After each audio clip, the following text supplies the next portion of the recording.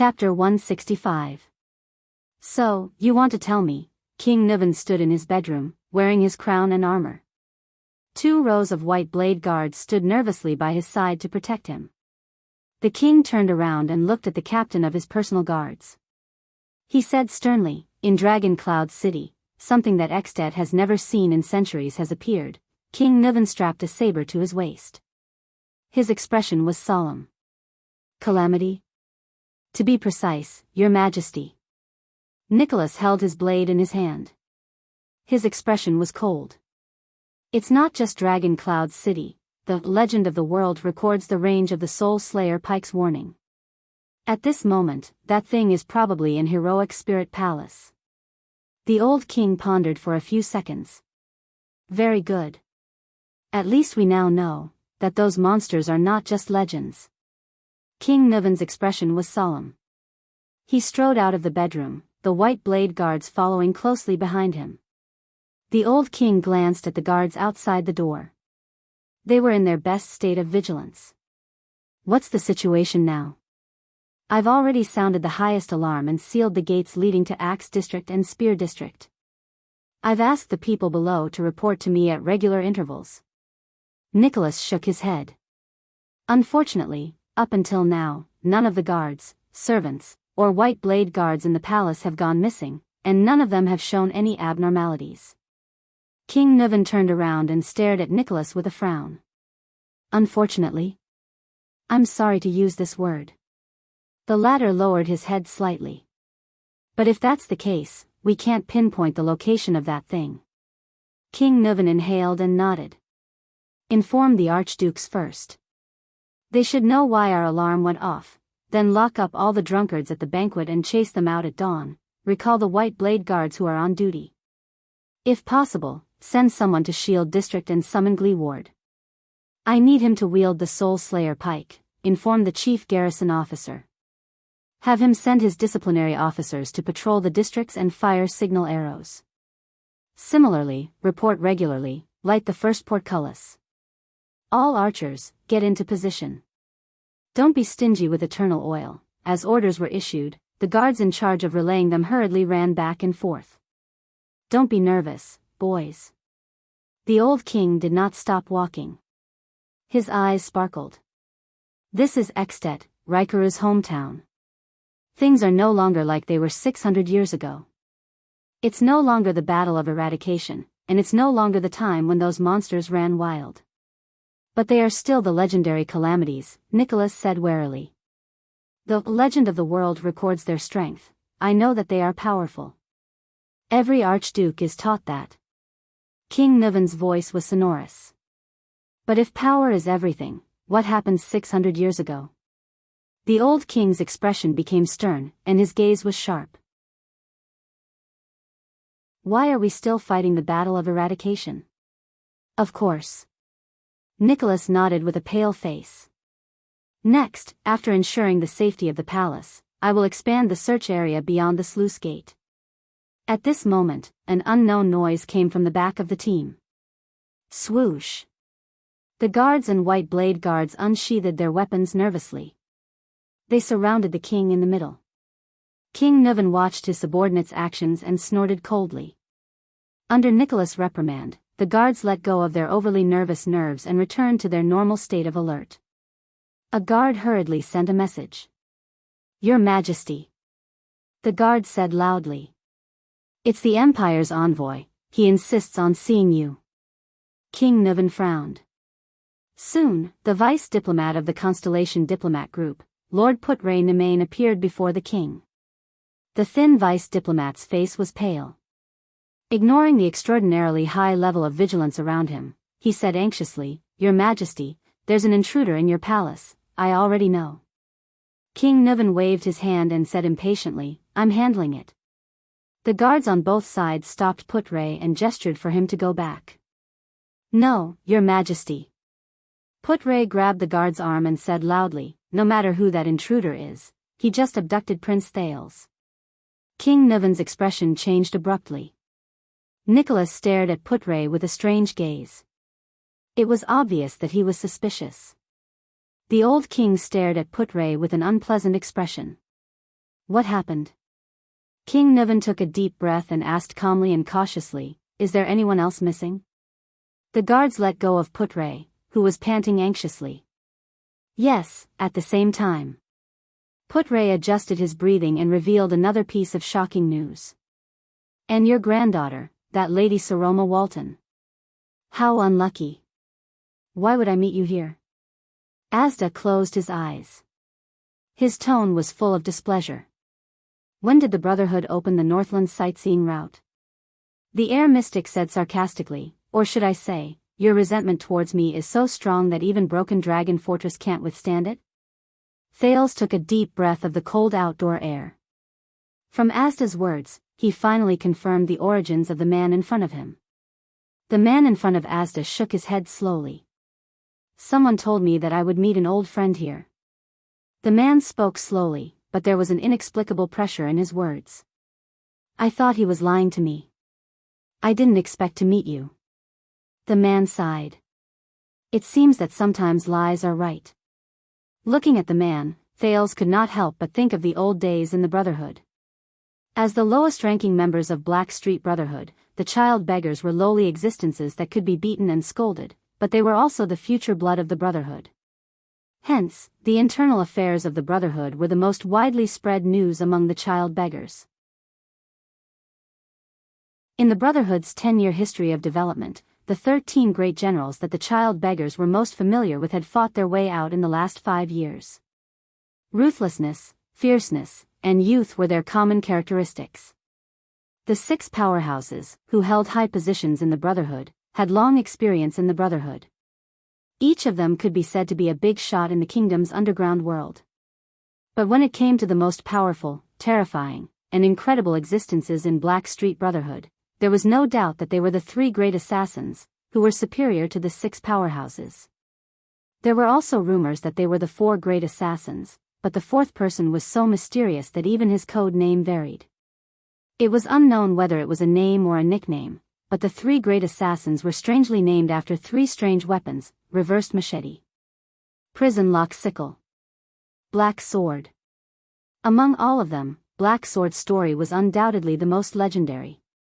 In the rumors that Thales heard, there was the one where he alone, with 1 sword, slashed the Black Street, where many forces occupied, until blood flowed like a river and the ground was covered with mutilated corpses. In the end, he obtained the first piece of territory for the newborn Brotherhood. There was also a terrifying story where the enemies of the Brotherhood joined forces and offered a large sum of money to buy Black Sword's life, but their heads all disappeared in their sleep. There was even a story where Black Sword sat alone in Sunset Pub and calmly drank and ate in front of the city defense team soldiers who came to capture him after receiving bribes. He was a hot-blooded legend who used his gaze and actions to force 17 police teams to retreat. The most bizarre thing was that the shrewd and ruthless Blood Bottle Gang had laid down layers upon layers of ambushes that they were determined to win. With a battle formation of hundreds of people, they surrounded and killed Black Sword. However, the next day, they were horrified to find that Black Sword was walking on Black Street once again, completely unharmed. From the stories of child beggars and thugs to the common people, Black Sword was like an omnipotent legend of the night with a myriad of faces. He was the embodiment of fear and a legendary symbol in the underground world. In the 10 years when the Black Street Brotherhood rose with his sword and dominated the kingdom, even the 2 mystics, whom the Blood Bottle Gang made a big deal out of, paled in comparison to the legend of Black Sword. And now, the legendary Black Sword was standing in front of Thales. Thales could not believe it. Compared to the ferocious, cold, and cruel figure in the rumors, Black Sword's face under the moonlight looked very ordinary. He had a flat forehead and a pair of small eyes. Even his body was slightly above average. He was neither fat nor thin. In the crowd, he was just an ordinary person who couldn't be any more ordinary. He didn't even have any distinguishing features that would make people remember him at a glance. It was as if there was nothing on his body that could be taken out. Except for his sharp gaze, which did not match his overall style. And his sword. Thales narrowed his eyes and watched the man slowly raise the sword in his hand. It was a strange sword. The pitch-black appearance of the weapon might have explained the nickname Black Sword, but that was far from the only strange thing about it. The strange sword was of moderate length. The body of the sword was slightly curved, but the tip was curved like a bird's beak. The blade of the sword was single-edged and had a deep and long blood groove. On the back of the sword, 1/3 of the blade was hollowed out to form a barb. From the barb on the back of the sword all the way to the hilt, it was covered with fine saw teeth. Looking at the strange legendary black sword, Thales could not help but furrow his eyebrows. The hilt of the strange sword was not aligned with the midline of the sword's spine. Instead, it was slanted to one side, just like a kitchen knife. Also, the sword did not have a crossguard. It only had a one-sided guard that extended down from the hilt, almost parallel to the hilt. It seemed to be able to fit 4 fingers except for the thumb. Looking at the sword, Thales thought to himself, it doesn't look like a sword at all. It looks more like a long and straight knife with all kinds of small designs on the blade. Thales could not help but think of the Swiss Army knife from his previous life. But at the same time, Thales also realized that the strange black sword was not Black Sword's only weapon.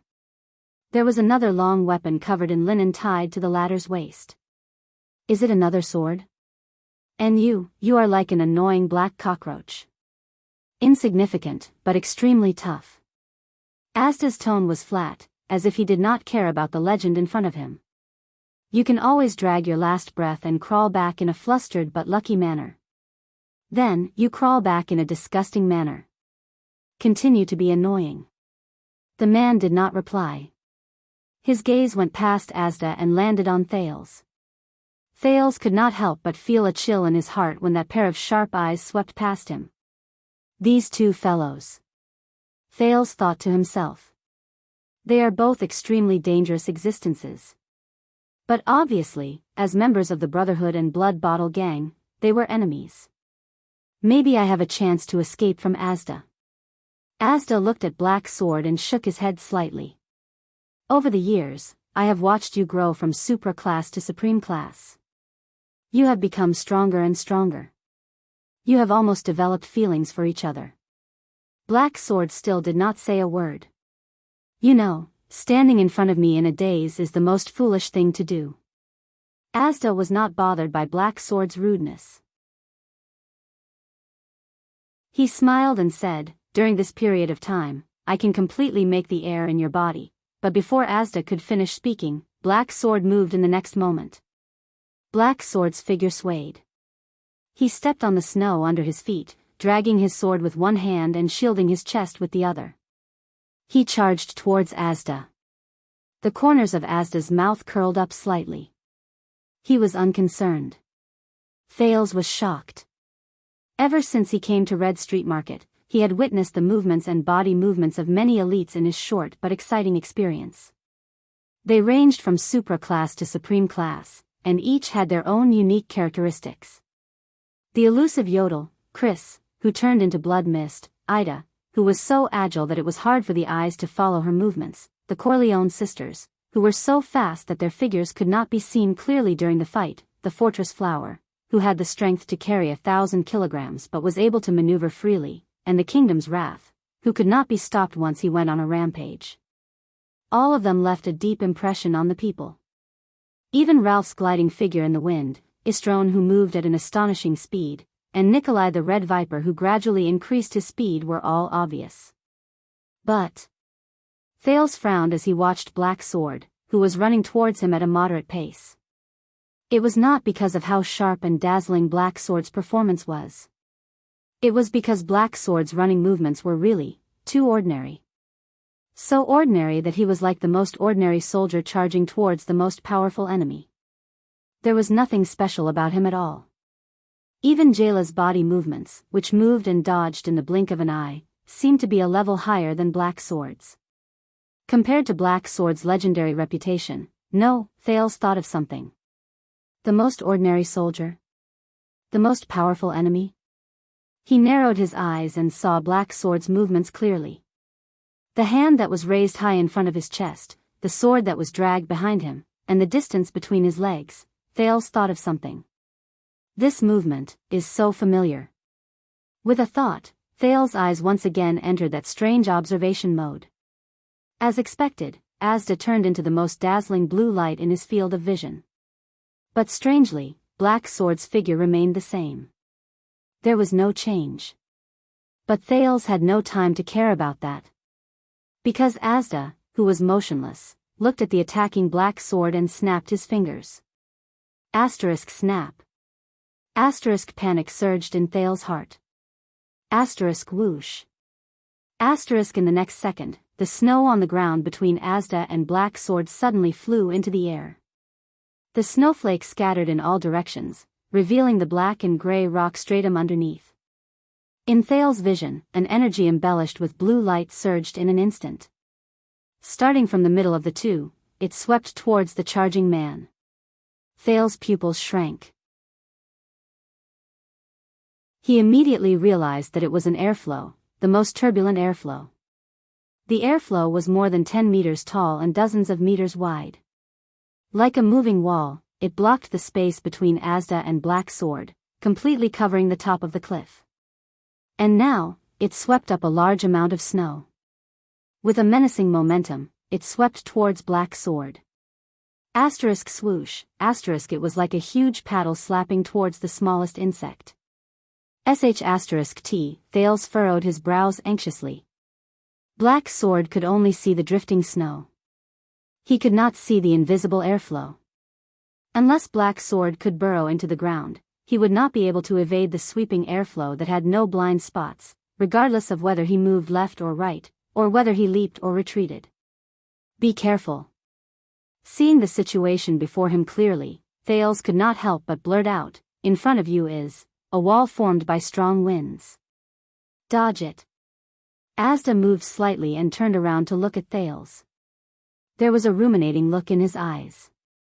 As for Black Sword did not seem to notice. He continued to charge forward. Thales clenched his teeth. Did he not hear me because the airflow is too strong? He will be blown away by the airflow. Then he will be blown off the cliff. He will fall from the highest peak of Dragon Cloud City and fall to the ground. Thales felt dejected. Black Sword might be my only chance to prevent myself from being captured by the mystic. At the very least, I have to let him live and send a message, but he could only watch helplessly as Black Sword charged straight at the invisible wall of air that he could not dodge. He did not retreat or evade. He was charging towards his own death. Finally, Black Sword charged into the turbulent airflow. His hair was blown backwards and his robes fluttered. He was about to be swept away by the airflow. But in the next moment, Thales opened his mouth wide in shock. Black Sword was not swept away. As he crashed into the airflow, he held the sword with both hands. The tip of the sword was pointed straight ahead, swaying in the airflow. Black Sword's body suddenly moved to the side. His feet began to move in a strange manner. He no longer attacked in a straight line. Instead, he began to move in a zigzag pattern in the direction where the tip of the sword was pointing. Just like that, Black Sword raised his longsword and withstood the airflow that could blow away boulders. He changed his direction occasionally, but his speed did not decrease as he continued to charge towards Asda.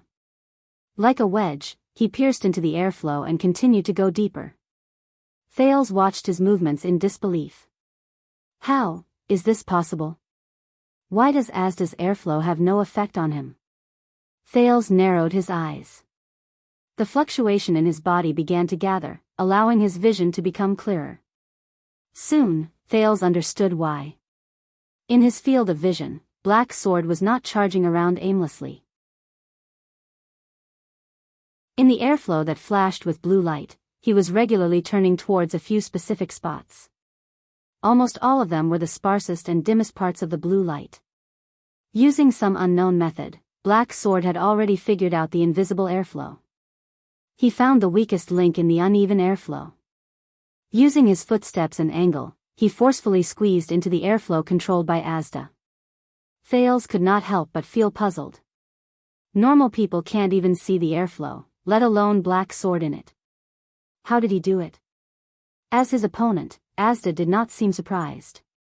He only moved his fingers slightly. In Thales' eyes, the airflow that flashed with blue light suddenly brightened. The airflow suddenly multiplied. Black Sword's advancing footsteps halted. He was about to be swept away. At the same time, Black Sword's arm turned. His strange longsword suddenly trembled. Black Sword slashed an arc with both hands in the oncoming turbulent airflow. Thales widened his eyes. In the instant that the blue light intensified, Black Sword's black sword, Thales really did not know how to differentiate between his nickname and his weapon, slashed at a weak spot. Asda's expression changed slightly. With this slash, the airflow's momentum was disrupted. Thales saw it clearly. In that instant, the airflow that was filled with blue light was actually, a gash was torn open by the man's sword. Although it was only for a moment, at that moment, Black Sword was like a legend who suddenly came to life. He tapped his feet on the ground and leaped up. In Thales' eyes, he squeezed through the narrow gap in the airflow that could last for an unknown period of time. In the blink of an eye, Black Sword was already 5 steps away from Asda. The man's eyes were cold as he stared at Asda. He did not stop moving. At that moment, Asda suddenly raised his arms. For some reason, Thales felt that Asda's actions seemed to be a little panicked. In the next moment, the air pressure around Asda seemed to explode. Asterisk bang. Asterisk with Asda as the center, a large amount of air shot out in all directions in the shape of a ball. In Thales' eyes, the only thing he could see was the blue light around Asda's body shooting out in all directions. At that moment, Thales thought of a funny analogy. Why was Asda like a porcupine shooting arrows in all directions? He charged at Black Sword in exasperation and retaliated angrily. A huge force surged in the air and Thales was pressed to the ground. He had no choice but to return to reality. Thales knew that this was Asda's doing. It was to protect him from being hurt by the explosive air pressure. He gritted his teeth and tried his best to raise his head to see the battle clearly. Snowflakes fluttered in the air. The majestic and turbulent air pressure erupted violently. Black Sword, who was a few steps in front of Asda, bore the brunt of it. Once again, Black Sword made an unexpected move. As if he knew what kind of threat was coming at him, Black Sword's body swayed as he moved forward. Started spinning. Thales' shocked gaze was fixed on Black Sword. Asterisk hiss, asterisk his entire body brushed past the terrifying air pressure, producing a violent and ear-piercing sound. The man's body continued to spin like a strange dancer as he spun and moved forward amidst the explosive air pressure. However, he cleverly reduced the pressure he had to bear to the minimum. Black Sword's body spun twice. With each spin, he maintained a perfect balance and took a step towards Asda. The air pressure did not affect his speed at all. Under the ear-piercing sound of the air explosion and Asda's solemn gaze, Black Sword took a step in front of him. At that moment, the air mystic and Black Sword's eyes met in the air. In the next moment, Asda, who had an unpleasant expression on his face, raised his right hand and clenched his fist.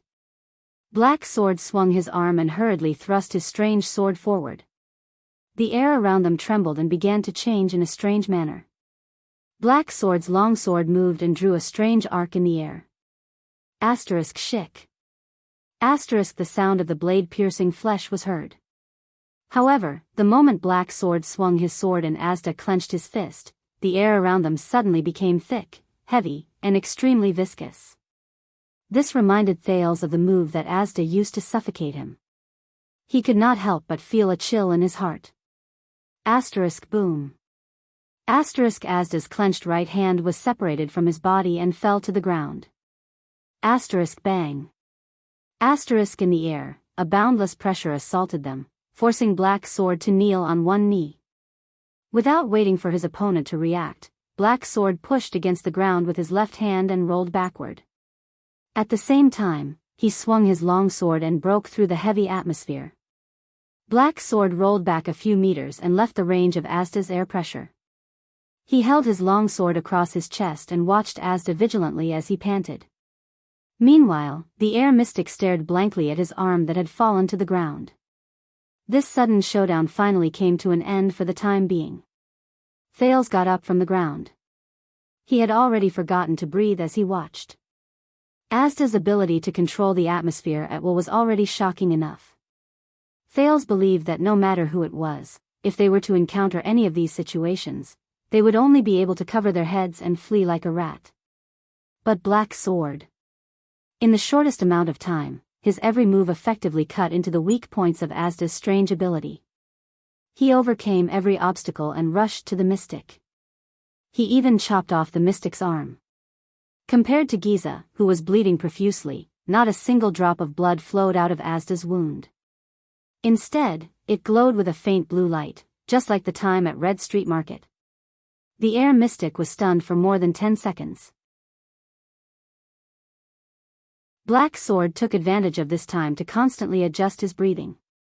His panting slowly calmed down. Finally, Asda heaved a deep sigh. This strange mystic slowly opened his mouth.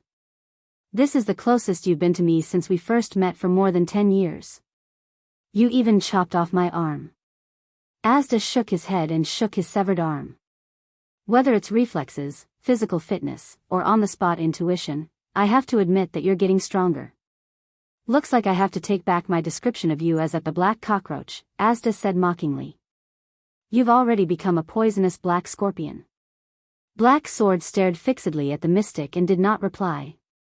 Asda thought to himself, since we first met 12 years ago, this guy's strength has been rising rapidly, as if there were no bottlenecks or obstacles.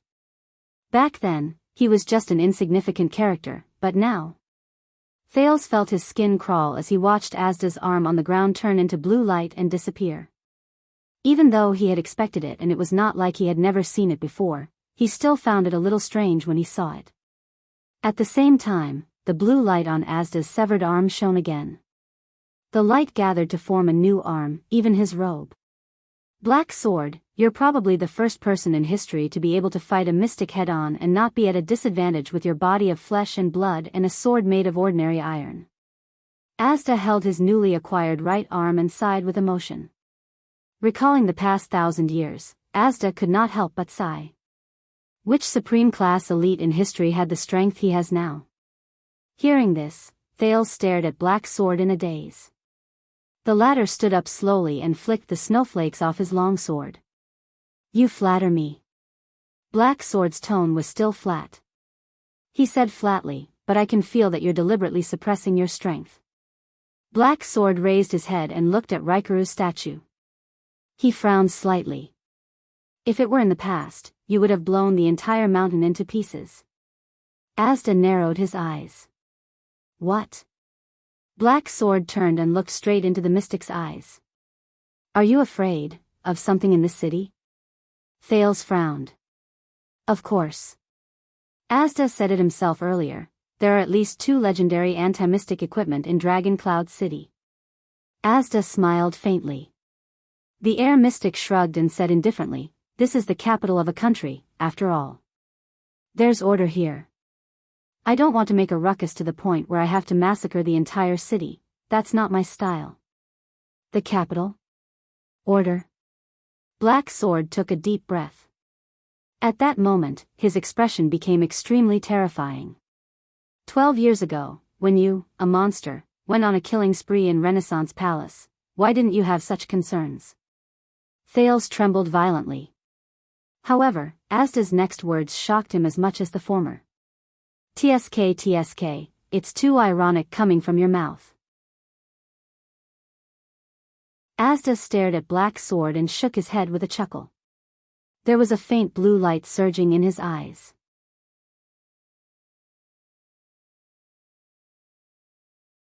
Chapter 166. Under the moonlight, the two stood facing each other quietly. Thales looked at Asda in disbelief, then at Black Sword. What? Renaissance Palace, started a massacre? Killed the Crown Prince? In Thales' memory, the only thing that fits these two descriptions was. Thales gulped. His brain was working furiously. What roles did these two guys play in the bloody year? Asda maintained his chilling smile, but this time, his smile seemed to be mixed with other emotions. It's time to get down to business. A strange blue light appeared in Asda's eyes, and it grew brighter. "This time, I will get rid of you once and for all." As soon as he finished speaking, Asda changed. Thales was dumbfounded as he watched the blue light in Asda's eyes overflow from his eye sockets. Like the water in a stream, it split into a few tiny branches and covered his face. From afar, Asda looked as if his skin was chapped, and blue light flashed under the cracks. It was very strange. Thales felt a chill from the bottom of his heart. At that moment, he felt that not only did Asda's appearance change, but his entire being had also changed. "What's going on?" "Your luck ends here," the mystic with the blue light flowing on his face said slowly. But this time, it was as if all his emotions had faded from his words. There was not even a hint of fluctuation in his tone. "You will not have the chance to get close to me again." Just like a puppet with a stiff face. Black Sword's eyebrows gradually furrowed. Obviously, he had seen Asda like this before. Black Sword's left hand slowly stroked the ridge of his sword. He bent his knees slightly, lowered his body, and made a posture that Thales found extremely familiar, but completely different from what he remembered. "It was just a test just now," Black Sword said flatly, pointing the tip of his sword at the strange Asda. The mystic's face was expressionless and lifeless. Blue light flowed from his lips from time to time. "No matter what you want to test, it ends here." The next moment, Black Sword did not say a word. He stomped on the ground with his hind legs and charged forward again. The mystic with the flashing blue light did not even look at his opponent. He stared blankly ahead. This time, Black Sword's charge was obviously faster than the previous time. In just a few seconds, he was already 10 steps away from Asda. The mystic only raised a hand slowly in the direction where Black Sword was charging from. Black Sword let out a low growl. His upper body leaned forward, and a surge of power surged from his legs. The speed of his charge increased once again. "Air is everywhere." The mystic's unusual and apathetic voice rang slowly. "It fills your entire body, inside and outside your body." Thales widened his eyes. He felt that something had happened. Sure enough, the moment Asda raised his right hand as if he had sensed nothing, Black Sword's attacking figure suddenly swayed. His speed suddenly slowed down. The blue light on the air mystic's face grew brighter. "The air in your lungs has been frozen. It cannot enter or exit. You can't breathe anything." Black Sword's expression changed, and he clutched his chest with his left hand. Thales opened his mouth in surprise. "What? The air in the human body? Could Asda do this?" As expected, Black Sword seemed to have suffered a heavy blow. His face and eyes began to redden. His movements changed, and his footsteps began to sway. Thales looked at him worriedly. He looked at his only chance to escape. Black Sword supported himself on the ground with his sword. He lowered his head and gritted his teeth. But in the next second, the scene around Black Sword suddenly blurred in Thales' vision. At that moment it was as if some power had blocked Thales' vision, and the latter was a little surprised. But reality did not allow Thales to think too much. Black Sword had already pulled his sword out of the ground. His stagnant movements became strangely smooth again at that moment. Black Sword's body moved. He actually regained his original speed and continued to charge towards Asda. Thales was puzzled. What did Black Sword do? Not a bad response. The mystic's calm and emotionless voice rang again, answering Thales' question. "Using the power of eradication to strengthen and stimulate all the muscles related to breathing, you forcefully inhaled a small amount of air." Black Sword's body swayed, and he staggered as he rushed towards Asda. Like a drunkard, his movements had long since lost the fluidity of his first charge. Thales was very worried that he would collapse at any moment. Thales frowned. If there's no legendary anti-mystic equipment, then wouldn't Asda? The mystic did not seem to care about Black Sword in front of him at all. He was heard saying in an extremely calm voice, "But it can only let you live for a little more than 10 seconds. Black Sword looked at Asda, who was shining with blue light in front of him. He clenched his teeth, as if he was enduring unprecedented pain. He raised the strange sword in his hand towards Asda. The light path on the mystic's face flowed with another wave of blue light. The next moment, the mystic's eyes shone with blue light. No one could see his gaze clearly. Thales saw that the air around Asda was glowing with a faint blue light. A heavy pressure descended on the air again.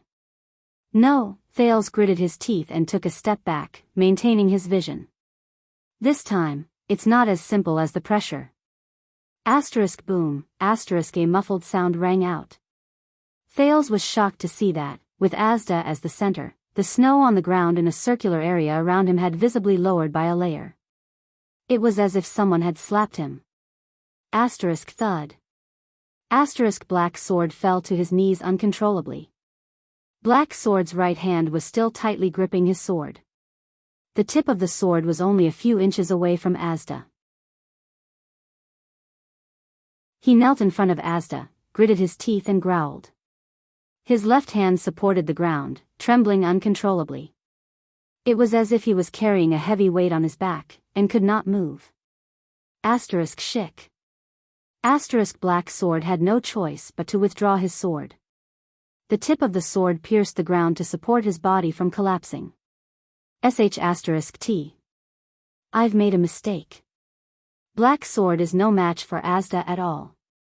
Thales clenched his fists, feeling anxious. But with such a huge commotion, someone should have noticed, right? The mystic spat out the words mechanically. His voice was lifeless. Look, once your body is pressured and your reaction speed is slowed down, you become much easier to deal with. Black Sword knelt on the ground and let out a low, furious growl. The luck of surviving a great disaster has allowed you to live for a whole 12 years. Every time, you can escape with your life. But this time, you don't have a companion who sacrificed his life to create an opportunity for you to kill me. The blue light on the air mystic's face flowed again as he slowly said, and you don't have a companion who sacrificed his life to save you. At that moment, Black Sword raised his head with difficulty. His eyes were filled with hatred and anger. Monster. He bit out the word with all his might. The mystic shook his head slowly, indifferently. He stretched out his right hand and silently clenched his fist. In Thales' eyes, the blue light in the air began to brighten. The air around Asda slowly tightened with terrifying force. Asterisk clang. Asterisk Black Sword's strange sword, which was stuck in the ground, was pressed down by a few inches. The sawtooth on the sword rubbed against the rock layer violently, making a piercing noise. Black Sword's body was slowly pressed down. His left hand and legs, which were propped up on the ground, uncontrollably shrunk towards his torso. Thales' scalp went numb. He remembered the mystic's favorite technique, forming a human ball. I've experienced it myself, haven't I? Black Sword's body trembled more and more violently. His body also shrank under the compressed air pressure. His bones began to crackle. Black Sword let out a painful roar. However, his right hand was still tightly gripping the hilt of his sword. It was as if it was his life. It's over. Thales sighed. But at that moment, Black Sword and Thales' vision blurred again. The second prince's heart skipped a beat. Based on his previous experience, this meant that Black Sword, asterisk crack, asterisk a strange sound came faintly from the ground. The mystic seemed to have realized something. His eyes flickered and a blue light flashed across his face. In the next second, the ground where Black Sword was crawling, starting from the point where his sword was stuck in the ground, let out a crisp cracking sound. Asterisk bang. Asterisk the ground beneath Black Sword suddenly cracked. Asterisk crash, asterisk his entire body sank into the cracked rock layer. The air mystic turned his head abruptly. The blue light in his eyes flickered rapidly. At that moment, Thales saw everything clearly through his vision. Black Sword twisted his sword, unwilling to let go, and pulled horizontally on the ground. He forcefully pulled out a hole in the rock layer. The terrifying air pressure seemed to have found a vent. It drilled into the hole and broke the entire rock layer. Then, more and more air seeped into the gradually cracking rock layer. The heavy pressure in the air suddenly lessened. Thales was stunned. If that's the case, sure enough, Black Sword, who was curled up on the ground, was no longer restrained by the air. He stepped on the continuously sinking rock layer and suddenly leaped up. At that moment, Black Sword's eyes were clear, pure, and determined. He looked at the expressionless mystic in the latter's eyes, which were glowing with a blue light. Black Sword took another step forward and approached Asda's range. The mystic suddenly raised his hands slightly. His body was pushed by the air and floated backwards. It was as if he was escaping from Black Sword. But before he could float too far away, Black Sword's right hand trembled in a terrifying manner. A strange power surged. Black Sword's blade pierced Asda in a steady, powerful, and accurate manner amidst the turbulent airflow. Thales inhaled sharply and watched Black Sword's instant counterattack. The blade pierced towards Asda's head.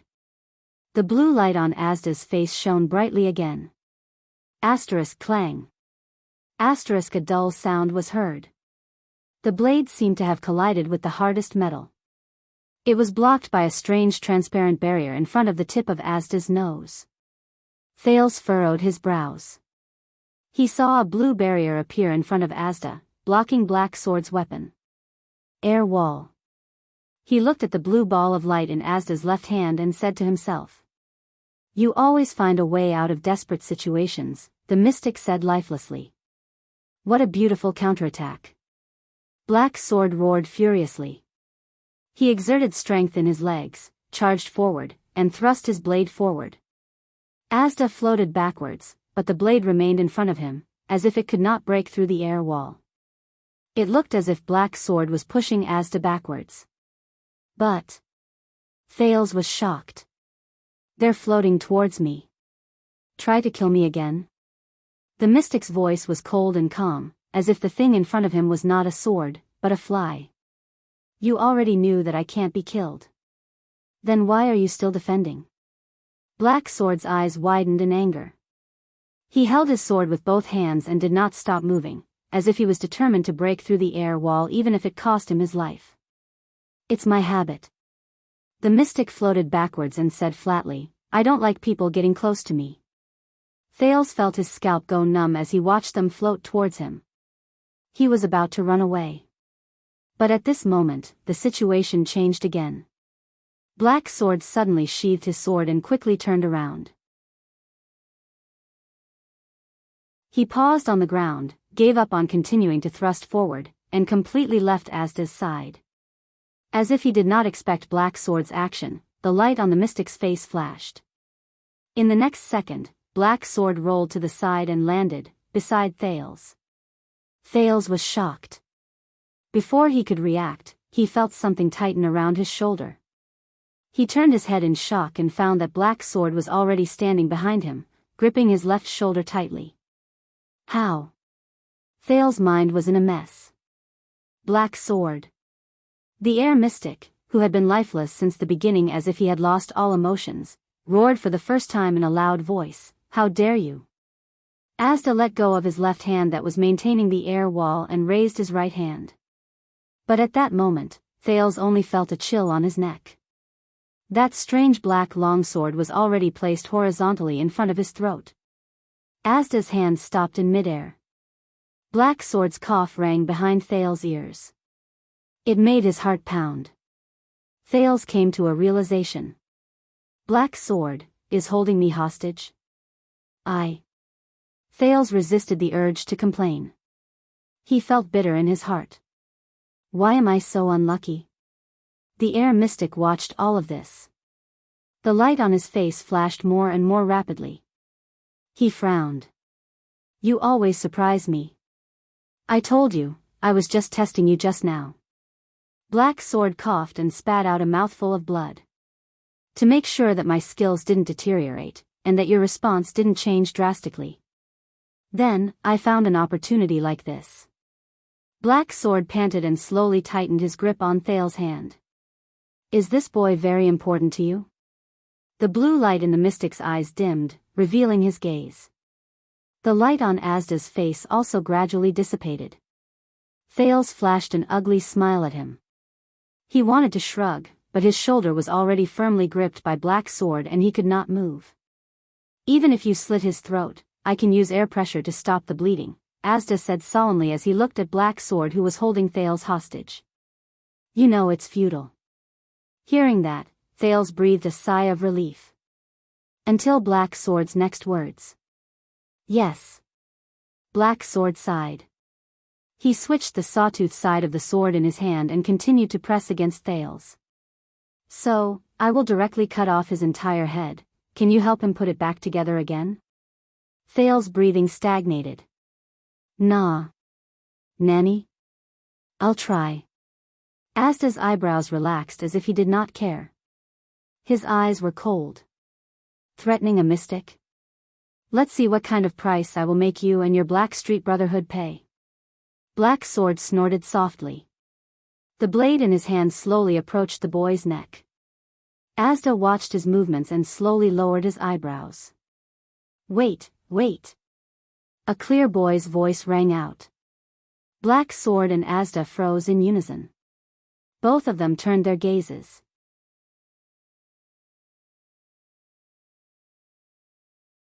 Chapter 167. Mr. Sakern. Beside the blade, Thales tried his best to control his heartbeat and breathing. He looked at the mystic with difficulty. I don't think you want to waste time here. Yes, Asda said flatly. Just get rid of this guy. That's the fastest way. Humph, Black Sword sneered. Same here. Thales felt a headache coming on. Mr. Black Sword? Thales panted and said to the person holding him hostage, You know that this guy can't be killed, right? Behind him, Black Sword's breathing gradually calmed down. Who knows, Black Sword said flatly. Maybe next time, I can kill him. Asda snorted mockingly and stared coldly at Black Sword. The two people who did not give him face made Thales extremely embarrassed. Thales exhaled. I say, I have a suggestion for the two of you. Feeling the chill on his neck, Thales smiled awkwardly. Maybe you, Mr. Black Sword, don't have to cut off my head. Asda narrowed his eyes. His gaze was subtle. Look, you've already exchanged blows. Thales could not see Black Sword's expression, but he knew that it must be terrible. But Thales could only try his best to raise his voice in the cold wind. Mr. Mystic has the upper hand, but Mr. Black Sword, you always surprise us. Asda and Black Sword stared at each other. Their eyes were filled with merciless murderous intent. If you continue to be in a stalemate here, you will only attract Dragon Cloud City's attention. Thales trembled slightly. Mister, why don't you let me go and just disappear? Then, Mr. Sakern. Thales smiled awkwardly. Since my life is in his hands, why don't you be magnanimous and let him go? Most importantly, I have to get myself out of this. Thales thought to himself. I was hoping that Black Sword's sudden appearance could help me, but in the end, neither of them are good people.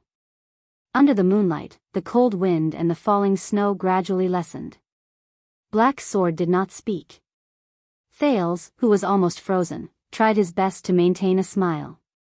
What do you think? Asda and the prince's eyes met in the air. Thales felt a chill run down his spine. Even though being a mystic was much better than when he was in his emotionless glowing mode, just now, he could still feel the chill in Asda's eyes. I refuse, Asda said coldly. I've had enough of this cat-and-mouse game. He must die here today. The smile froze on Thales' face. Hey, Thales stared at Asda in disbelief. What happened to the love between mystics? What about helping each other? Asda ignored Thales' gaze. At that moment, the mystic's heart was cold. Black Sword's performance just now proved that he was fully qualified to be one of the disaster hunters from 600 years ago. As long as he had a legendary anti-mystic equipment, in the past, the supreme-class fighters who were carefully selected from various races were all terrifying existences who had gone through countless hardships. They held the greatest nemesis of mystics and hid on the battlefield, waiting to deliver a fatal blow.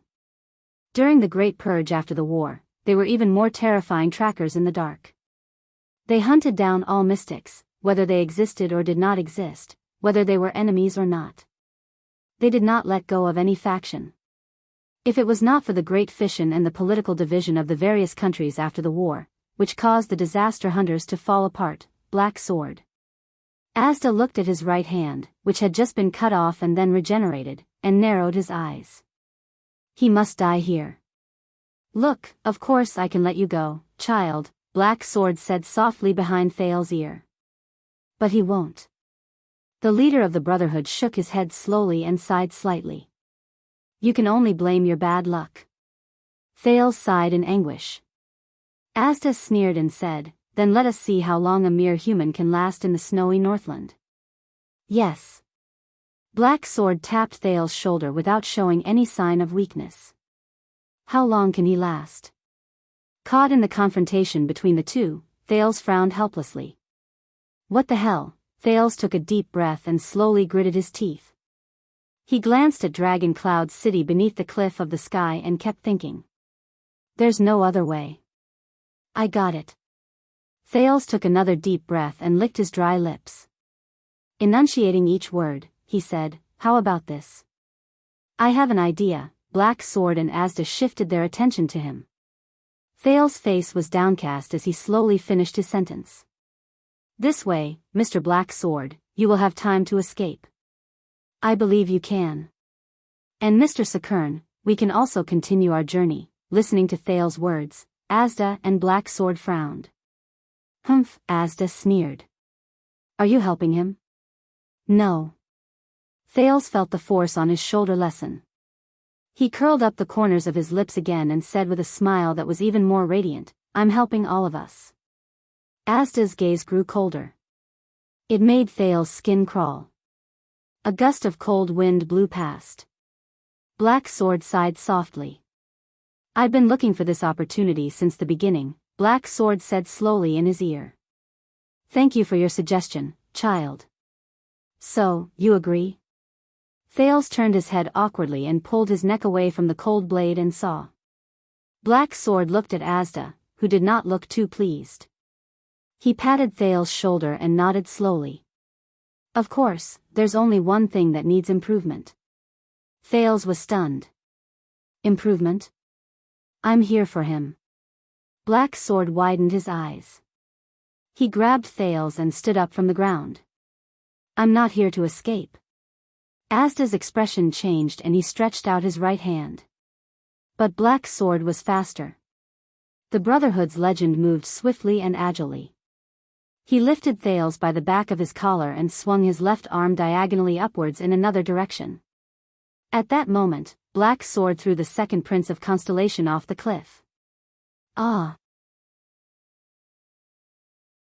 Thales only had time to open his mouth and was immediately swallowed by the wind and snow.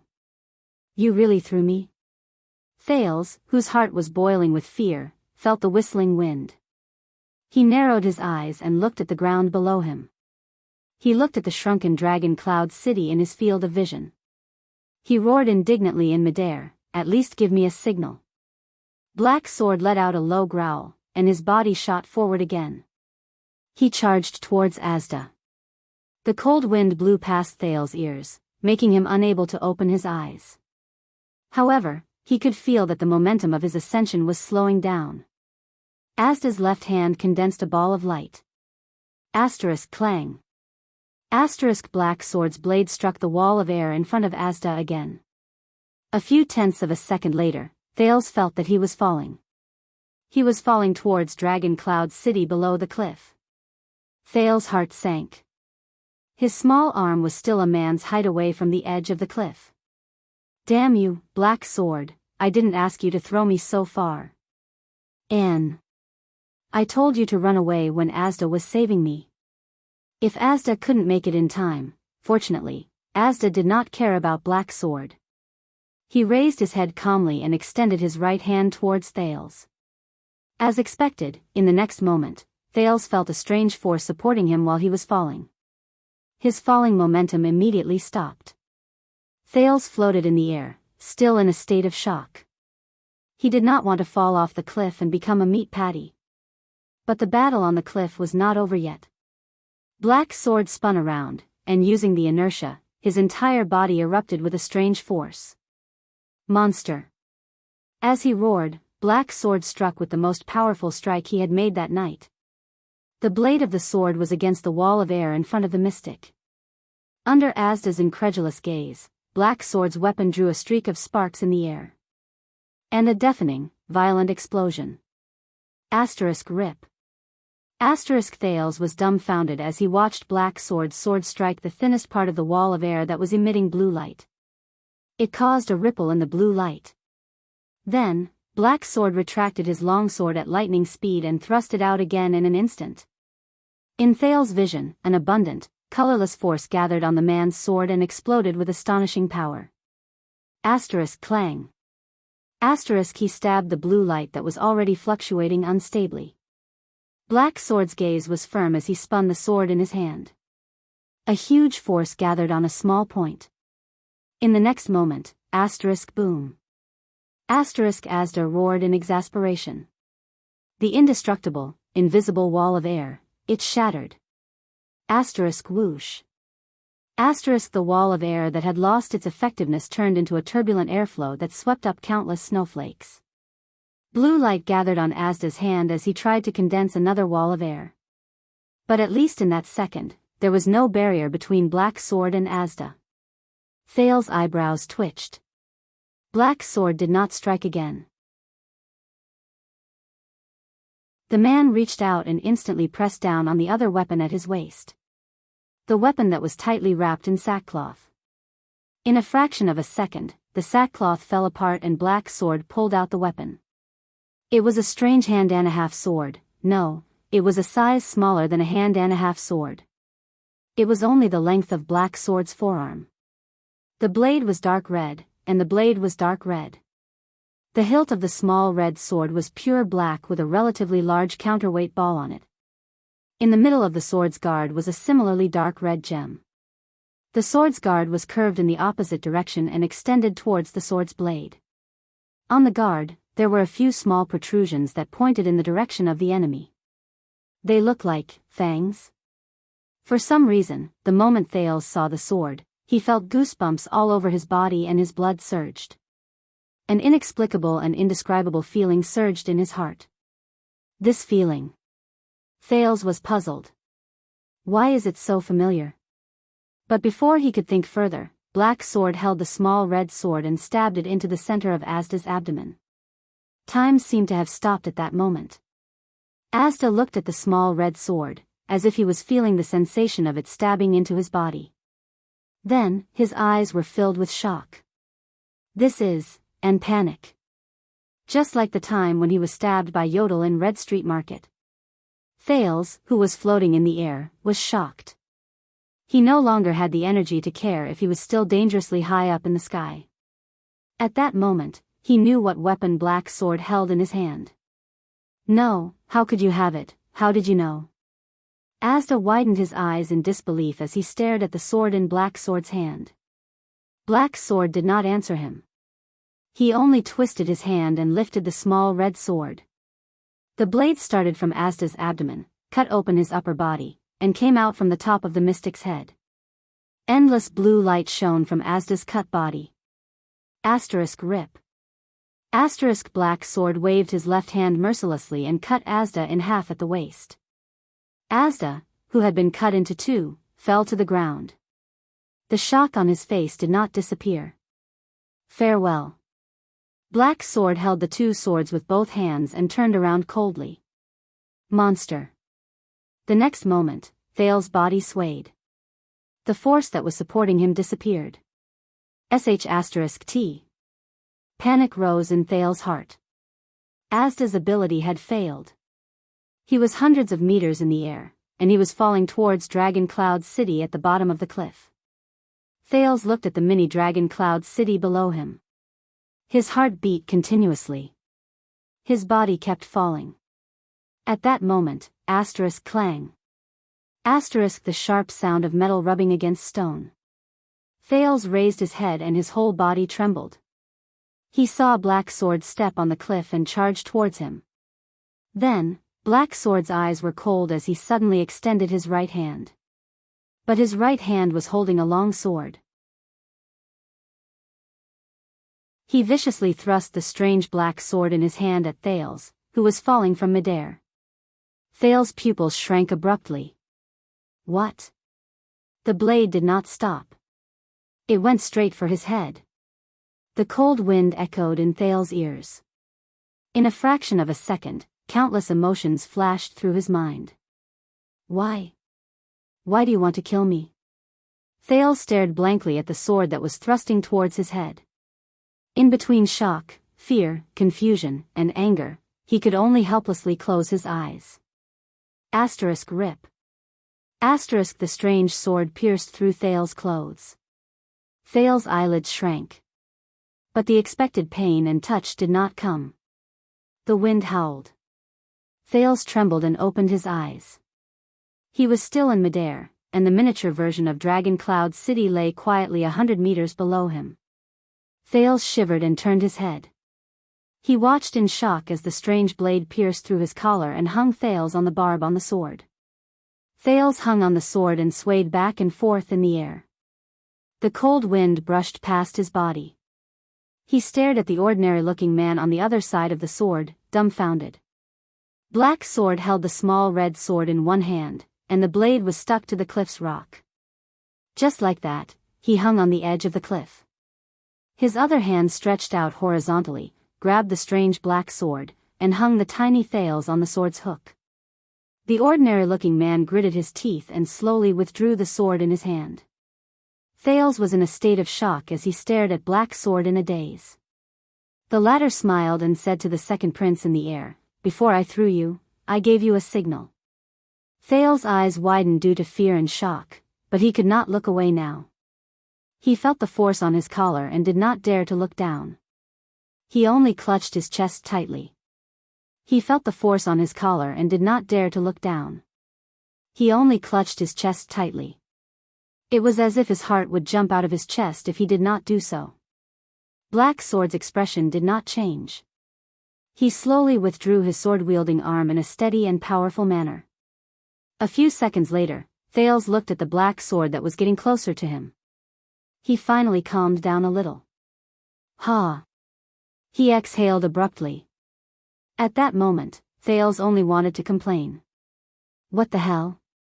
Thales panted violently and said weakly, "Next time, can you?" However, before he could finish his sentence, Thales widened his eyes again. He raised his head in horror and looked behind Black Sword. No way. There, a strange blue light slowly gathered. Under the moonlight, the blue light formed a strange figure.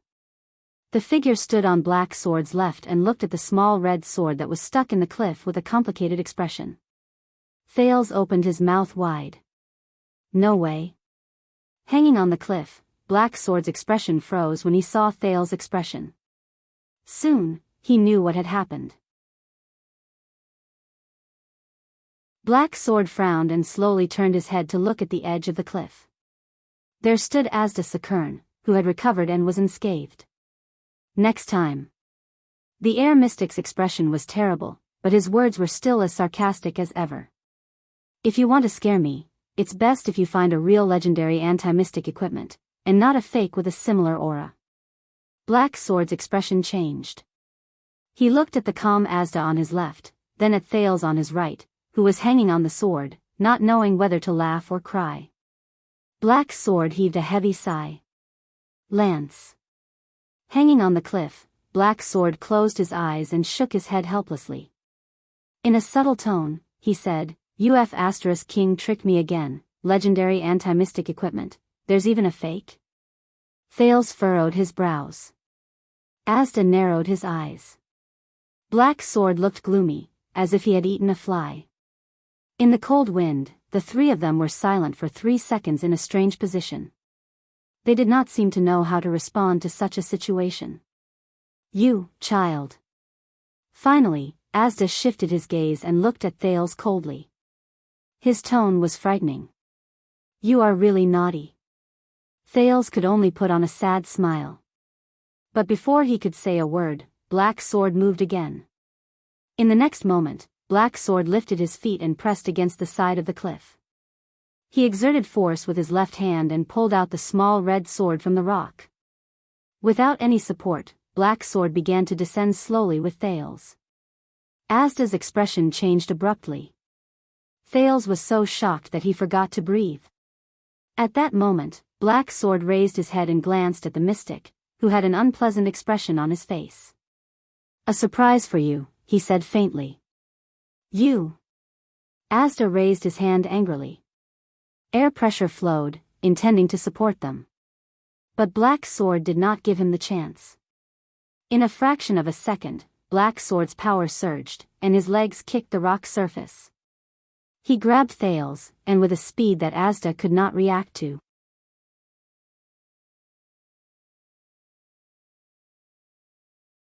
Chapter 168. Thales finally knew what it felt like to fall from a great height. That was, not feeling it. It was because the feeling of weightlessness, having nothing to rely on and nothing to rely on, could instantly take away all one's thoughts and take away one's autonomy and control of one's body. Only panic, bewilderment, and absent-mindedness remained. Cold wind blew against their faces. Asterisk whoosh, asterisk Thales was held in Black Sword's embrace with one arm. His lips trembled, but no words came out. In the high-speed wind, even breathing became difficult. Thales' mind was blank. At that moment, that strange fluctuation surged through his entire body, and even time seemed to slow down. But this time, that fluctuation did not bring him a miracle. The violent airflow blew past their sleeves. They were still falling. Dragon Cloud City beneath them grew bigger and clearer. And he could do nothing. Thales could only close his eyes and wait for his death with an empty mind. At that moment, Black Sword, who was behind him, suddenly moved. Asterisk hiss, asterisk the sharp sound of metal scraping against the rock surface exploded in his ears again. Thales felt his body fall, as if gravity had returned. He opened his eyes abruptly. What greeted his eyes was a flash of fire. Thales watched in shock as an arm stretched out from behind him. It was holding that strange black sword and scratching the cliff wall, creating a string of sparks. As they fell, they kept decelerating. In the next second, Thales felt a violent jolt. There was a sudden weight beneath him. The feeling of his torso being torn apart and the dizziness in his head assaulted him at the same time. Thales could not help but retch a few times. He panted and found that his breathing had become smooth again. Huh! The Prince of Constellation was shocked to find that they had stopped. Thales could not help but suck in a cold breath. Their falling momentum had been stopped, and they were now suspended on the cliff wall. And he, who was falling head first, was now upside down. I survived? Thales looked up in disbelief and saw the situation in front of him clearly. Black Sword's strange sword was long gone, and his right hand was now firmly gripping a thin rope. The other end of the rope was firmly tied to a thick nail, which was nailed deep into the cliff wall. They, who had no one to rely on, were firmly suspended in midair.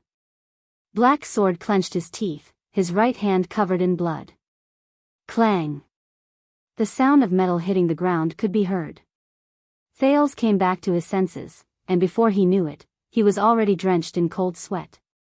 This rope, the Prince of Constellation asked in disbelief, was prepared by you from the start? Black Sword smiled coldly. We chased Asda here to fight. Black Sword loosened his grip and they slid down the rope at a uniform speed. It was to have a way out. Although the rope in Black Sword's hand was thin, it seemed extremely tough, as if it was specially made for this activity. Thales stared at Black Sword's hand in astonishment. He stared at the blood that flowed out from the high-speed friction just now, but the latter did not seem to notice it at all, as if it was not his hand. Boom! They fell on an irregular outcropping of rock at the edge of the cliff. He looked at Dragon Cloud City below him. He could already clearly see the roofs of many residential houses.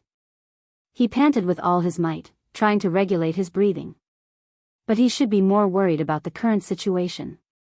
Thales began to think about his relationship with the person in front of him, as well as his options after he got rid of Asda. How would he deal with her? Does he know who he is? Thales' breathing slowly quickened. If Black Sword was the murderer who killed Crown Prince Midir 12 years ago, Thales thought, that means he is. In Mindy's hall, Gilbert told him that it was the assassins of Shadow Shield who killed the eldest son of the king. In Heroic Spirit Palace, before Archduke Poffert died, he said that Shadow Shield had always desired his life. When he thought of this, Thales' heart skipped a beat. Thales gritted his teeth and glanced warily at Black Sword, whose back was facing him. This person is very likely, but at that moment, the moment Thales stared at him, Black Sword suddenly turned around. Thales was so frightened that he trembled and clenched his fists. His scalp went numb, as if he was being targeted by a powerful hunter. Black Sword gave Thales a deep look. His eyes were filled with murderous intent. Thales did not dare to breathe loudly. He only forced a smile with an ugly expression. Black Sword furrowed his brows and inhaled. When he realized that the person who was looking at him with hostility was just the boy in front of him, the coldness in Black Sword's eyes faded and he turned around expressionlessly. Black Sword picked up the black sword that had just fallen and readied himself. Thales' palms were already covered in cold sweat. Does this guy have eyes in the back of his head? How can he even sense my gaze? Thales lowered his head and clenched his fists. After escaping from Asda, he had to face such a dangerous and terrifying gang leader. The uneasiness in his heart only increased. No, I better not expose my identity. I still have to think of a way to escape safely and return to Heroic Spirit Palace. Thales tried hard to regulate his breathing. However, unpleasant things would always happen. A familiar voice rang in Thales' ears. Why have you been gone for so long? A figure appeared from behind the rock. His voice was full of anxiety. Under the moonlight, Thales saw the person's face clearly. His eyes immediately widened. No way. Am I that unlucky? Hearing the voice, Black Sword did not even turn his head. His tone was flat. I ran into some trouble. Is the rope ready? It was ready 5 minutes ago. You can slide down to Shield District if you follow it. The old man who had just appeared on the rock lay on the edge and stretched out his hand to pull out a similar thin rope. You got yourself covered in wounds again. The old man saw Black Sword's disheveled appearance and frowned. Didn't you say that you were just going back to Heroic Spirit Palace to get something? The old man's words came to an abrupt halt. He saw Thales standing beside Black Sword. The old man's mouth opened wide in surprise. Thales blinked and flashed an awkward smile. He raised his hand and waved reluctantly. Hello, Mr. Ramon. Ramon, the Brotherhood's Black Doctor and suspected inheritor of magic, who was supposed to be in Heroic Spirit Palace and Constellation's diplomat group, was now holding onto the rock wall in a daze and staring at the Prince of Constellation in shock. Thales' heart felt as if it had fallen into an ice cave. This is bad. Is Black Sword here to save Ramon? Ramon knew his own identity very well. And, he's definitely not on good terms with me. Him. As expected, Ramon's first reaction was to point at Thales and turn to Black Sword. His face was full of disbelief. Why did you bring this guy here? Thales shrugged. There was no emotion on his calm smiling face. However, his brain was in a state of panic and thought continuously. What should I do? If Black Sword knows that I'm a Jade Star, if he really was, then he definitely wouldn't be so unresponsive. Thales clenched his fists. I can't gamble on his attitude. The strange doctor sighed. Ramon covered his head and looked like he was about to cry. He's like an eternal oil barrel. He'll explode at the slightest touch. How are we supposed to escape now that you've kidnapped him? You know him? Black Sword grabbed a triangular metal buckle from beside him and seized the time to test the hanging rope. His expression was the same as usual. Who is he? He's At that moment, Dr. Ramon Thales suddenly spoke. He seemed to be very happy. Ramon raised his eyebrows. When he thought of Thales' mind-reading ability, his expression immediately turned unpleasant. However, Thales' next sentence caused his expression to change drastically. Speaking of which, I just found out about the history of Soul Tower yesterday, Thales said with a smile. I was about to tell you about it. It turns out that Soul Tower was established after the Battle of Survival during the era of multiple kings. A wizard named Ili Shinua. Ramon widened his eyes in shock. While Black Sword had yet to turn his head, Thales winked at him, pointed at his head with a threatening expression, and crossed his arms. Ramon was stunned. Soul Tower is a twin tower located in a place called Tripping Peninsula. There seems to be a huge research branch in it called Seat of All Magic. Maybe we should find a time to sit down and have a good chat. Ramon's eyes widened and his hands trembled slightly. Thales shook his head firmly at him. He only hoped that the strange doctor would understand what he meant.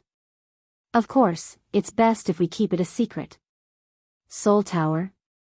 Black Sword narrowed his eyes and turned around. He's in the same field as you? Ramon snapped out of his daze. He looked at the nonchalant and energetic Thales, then at Black Sword, who was moving his hands non-stop. This guy, he's... Ramon's expression darkened. As if he had thought of something, he looked at Black Sword and could not help but stop talking. The youngest son of a suzerain in heroic spirit palace. He's interested in magic. Nowadays, it's not easy to meet a noble who knows about and is not averse to magic. Ramon rubbed his hands together and chuckled. I plan to rely on his resources for a long time after he grows up. Thales heaved a sigh of relief and felt at ease. He had experienced Black Sword's perceptive abilities. He did not dare to move at all. He only sighed silently in his heart. Magic? Black Sword did not care about their quarrel, nor did he ask in detail. So, this is the reason why Asda kidnapped him. This sentence seemed to freeze the already cold air. Asda, him? Ramon's expression changed drastically. He looked around. This is Extet, Dragon Cloud City. You met the air mystic? I was just greeting him, Black Sword said nonchalantly. Speaking of which. After Black Sword installed the metal buckle, he pulled the rope hanging down. With a cold expression, he drew out the small red sword from his waist and tossed it to Ramon. This is the weapon lance found in Azure Ambition. I almost let that monster eat it. Other than scaring people, it's useless.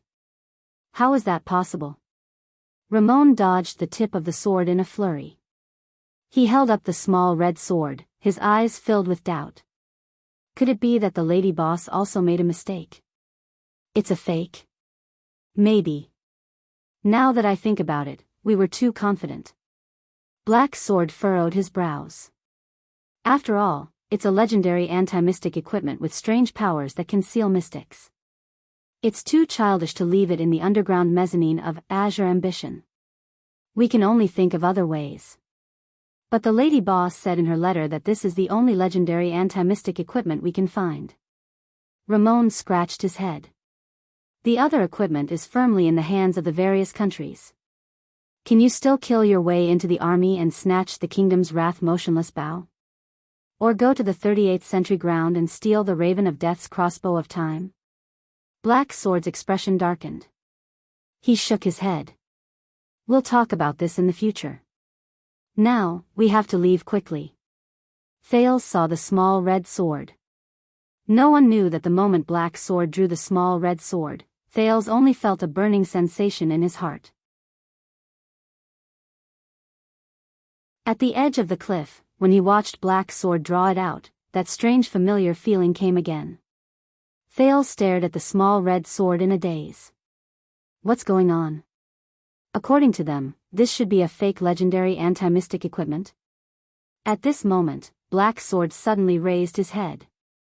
He looked at the sky above his head and his expression became extremely terrifying. Black Sword lowered his head, grabbed Ramon and Thales, and pushed them down the rope. "Let's go." Ramon's face paled. "How, go?" Black Sword's words suddenly sped up. His tone was filled with anxiety. "He found us." Thales was stunned. He realized what Black Sword meant. Him? Ramon shuddered violently. Even in such a heavy snowstorm and such a long distance. Black Sword wrapped the rope around Ramon's waist and tied him and Thales together without any explanation. "I underestimated a mystic's ability." Thales furrowed his brows. "Damn it, I still haven't completely escaped from Asda." "I'll stop him," Black Sword said coldly. "But..." Ramon's face was filled with panic. He wanted to say something. "Take him with you." Black Sword shoved the slide buckle into Ramon's hand. Without waiting for Ramon's pale face to react, Black Sword lifted his leg without warning. "Go down first." "Wait. We..." Ramon raised his eyebrows and looked at Thales in disbelief. But before he could finish his sentence, Black Sword kicked him off the cliff. "Damn it, you." Black Sword. "Damn it." Amidst Ramon's indignant cry, Thales once again experienced the feeling of weightlessness. He continued to slide with Ramon. Thales took a deep breath. Fortunately, it was clearly not Ramon's first time doing this. Even though he was exasperated and cursed, he still skillfully controlled the slide buckle in his hand and slid down safely with Thales. They had just slid down more than 10 meters when the clear sound of swords clashing against each other rang above their heads, along with the rapid sound of air currents. "Damn it." As they slid down, Ramon looked worriedly above his head. He lowered his head and said fiercely, "Listen up, kid. Before you return to Heroic Spirit Palace, you must tell me about Soul Tower. Then, stay as far away from me as possible. You're practically a manure picker. Every day, you encounter new kinds of filthy things, hey?" Without Black Sword by his side, Thales was relieved. He grabbed the rope and protested in dissatisfaction. "Is this how you describe your savior? Anne. How did you escape from the palace?" "Savior?" Ramon's expression changed. "Come on, you cunning brat who is full of lies." Ramon thought of something and said in exasperation, "You still want to lie to me that you can read minds?" Thales' expression froze. "How did you know?"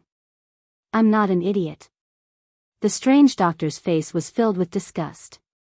"When you asked me about magic that day, I already guessed it." In their field of vision, the area beneath them was getting closer. This seemed to be one of the more dilapidated areas in Dragon Cloud City. Even though they could only see the roofs and streets, they could still clearly see the messy layout and dilapidated appearance of the area. Finally, they landed safely behind a small house and stepped on the bumpy stone ground that was unique to Dragon Cloud City. Thales relived the sense of security when his feet landed on solid ground. A sense of relief welled up in his heart. "You know." Thales pulled himself away from the rope. His thoughts churned as he said nonchalantly, "Black Sword can't stop him. It's best if we run first. Don't worry about Black Sword. That guy definitely won't die." Ramon pulled off the rope and nodded in agreement. "But I agree with what you said." The two of them reached a consensus. Without looking back, they scrambled to be the first to run. They ran up the empty street. "As long as we run into the patrol team." Thales panted and gritted his teeth. "At least we can inform Putre and the others." But before they could run far, they heard a loud noise behind them. Asterisk bang. Asterisk snowflakes filled the air behind them. Thales and Ramon were both shocked. They looked at each other. Not daring to look back, they only ran faster and faster along the street. They ran for a whole 3 minutes. Along the way, they woke up quite a number of residents. The window of a house behind them opened. A man yawned and stuck his head out curiously. A dog from a resident's house on the left was woken up from its slumber and barked at them maliciously. A woman's cursing came from the house in front of them. A basin of water was splashed out of a two-story house on the upper left in anger. A wine bottle was thrown out of a shop with a sign on the right behind them. The two of them did not care. They just kept running until they were out of breath. Thales had traversed many streets and alleys in the past. He was not slow when he ran on the chaotic streets. However, a child's physical strength was limited.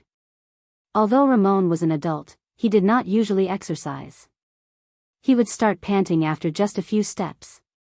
Add to that the poor visibility in the wee hours of the morning, and they inevitably slowed down. Finally, an urgent order came from the front. "What's with the footsteps in front? Follow me. Team 3 and Team 4, go patrol the street on the left. You must meet up every 5 minutes. Once you meet up, you must send a messenger to report. Team 6 and Team 9, immediately go to the place where the sound came from to investigate. It should be under the cliff of the sky. If any team members, soldiers, or residents report that they are missing, if you encounter any suspicious person, do not let them go. But the first priority is to report back safely. The higher-ups have given the order. If you encounter any inexplicable things or people, these are their exact words, immediately fire a signal arrow. There seems to be quite a number of people." A glimmer of hope rose in Thales' heart. Ramon's face turned pale. He seemed a little nervous. "It's okay," Thales comforted him. "As long as I reveal my identity," but at this moment, two hands suddenly stretched out from the alley beside them.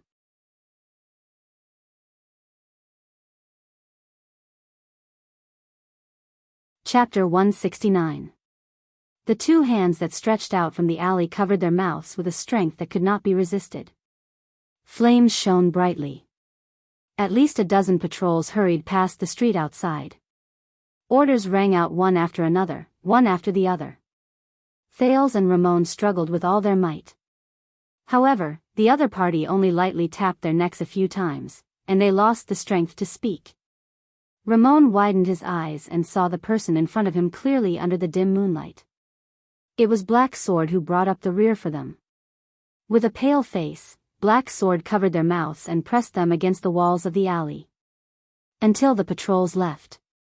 Thales sighed in his heart. "Go." Black Sword let go of their mouths and said weakly, "Asda is right behind us." Thales felt nervous again. Black Sword did not wait for them to answer. He dragged them out of another alley. "I've attracted at least 3 patrols. I don't know how long we can hold him back, but at least we can attract Dragon Cloud City's attention." Black Sword touched the wall and panted as he led the way. "We're going through the alley. I suspect that Asda is searching for us from the sky." Thales thought of something. "No."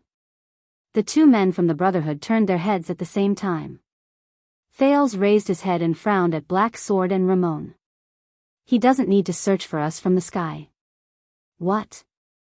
Black Sword did not stop. He furrowed his brows. Thales remembered what Asda had told him in the chess room in Red Street Market. The air mystic can sense all the air flow in an entire street. For example, Thales gritted his teeth and said, "Our breathing. He can track us through this." At this moment, Black Sword, who was leading the way, suddenly stopped. Even Thales and Ramon became nervous. At this moment, Thales suddenly realized that strangely, there was no sound coming from behind him, where Asda and the patrol team should have met. "What's going on? It's not just your breathing." A familiar and pleasant male voice that made Thales' skin crawl came from the front. "All the air flow in your body is a beacon, it's as bright as a lamp in the dark." Ramon shuddered and took a step back. Black Sword lowered his body solemnly and got into a stance that he was ready to charge. Thales sighed and looked at the entrance of the alley in front of him. Asda Sakern slowly walked out from the corner like a ghost. "Child, you are really disobedient." Asda ignored Black Sword and Ramon. He only stared straight at Thales. The coldness in his eyes became even more frightening. "I have to admit that your little tricks, along with this stinky cockroach, have indeed caused me some trouble." Ramon's expression was unpleasant. He took another step back and looked around. Black's sword was still at the forefront. He calmly placed his hand on the strange sword at his waist. That's because you're not very friendly. Thales exhaled and clenched his fists. This was a residential area. Would it help if he shouted now? Or would he kill those people who came out to watch the show? Oh, no. I'm already very friendly. Asda shook his head. He seemed to be in a stable mood. But you forced me, so I could only use some rough methods. Thales narrowed his eyes. He realized that there was something wrong with Asda's words. As expected, Asda crooked his finger. Behind him, a small figure floated out. A figure that kept sobbing. Thales' pupils shrank. No, it was a scruffy girl wearing glasses. About 8 or 9 years old. Under Asda's control, she floated in the air and occasionally let out a terrified tremble. Damn it. Thales stared at the girl in disbelief. The girl's glasses were tilted to one side. She watched in horror and panic as she floated in the air. However, the moment she saw Thales, it was as if she had found a life-saving straw.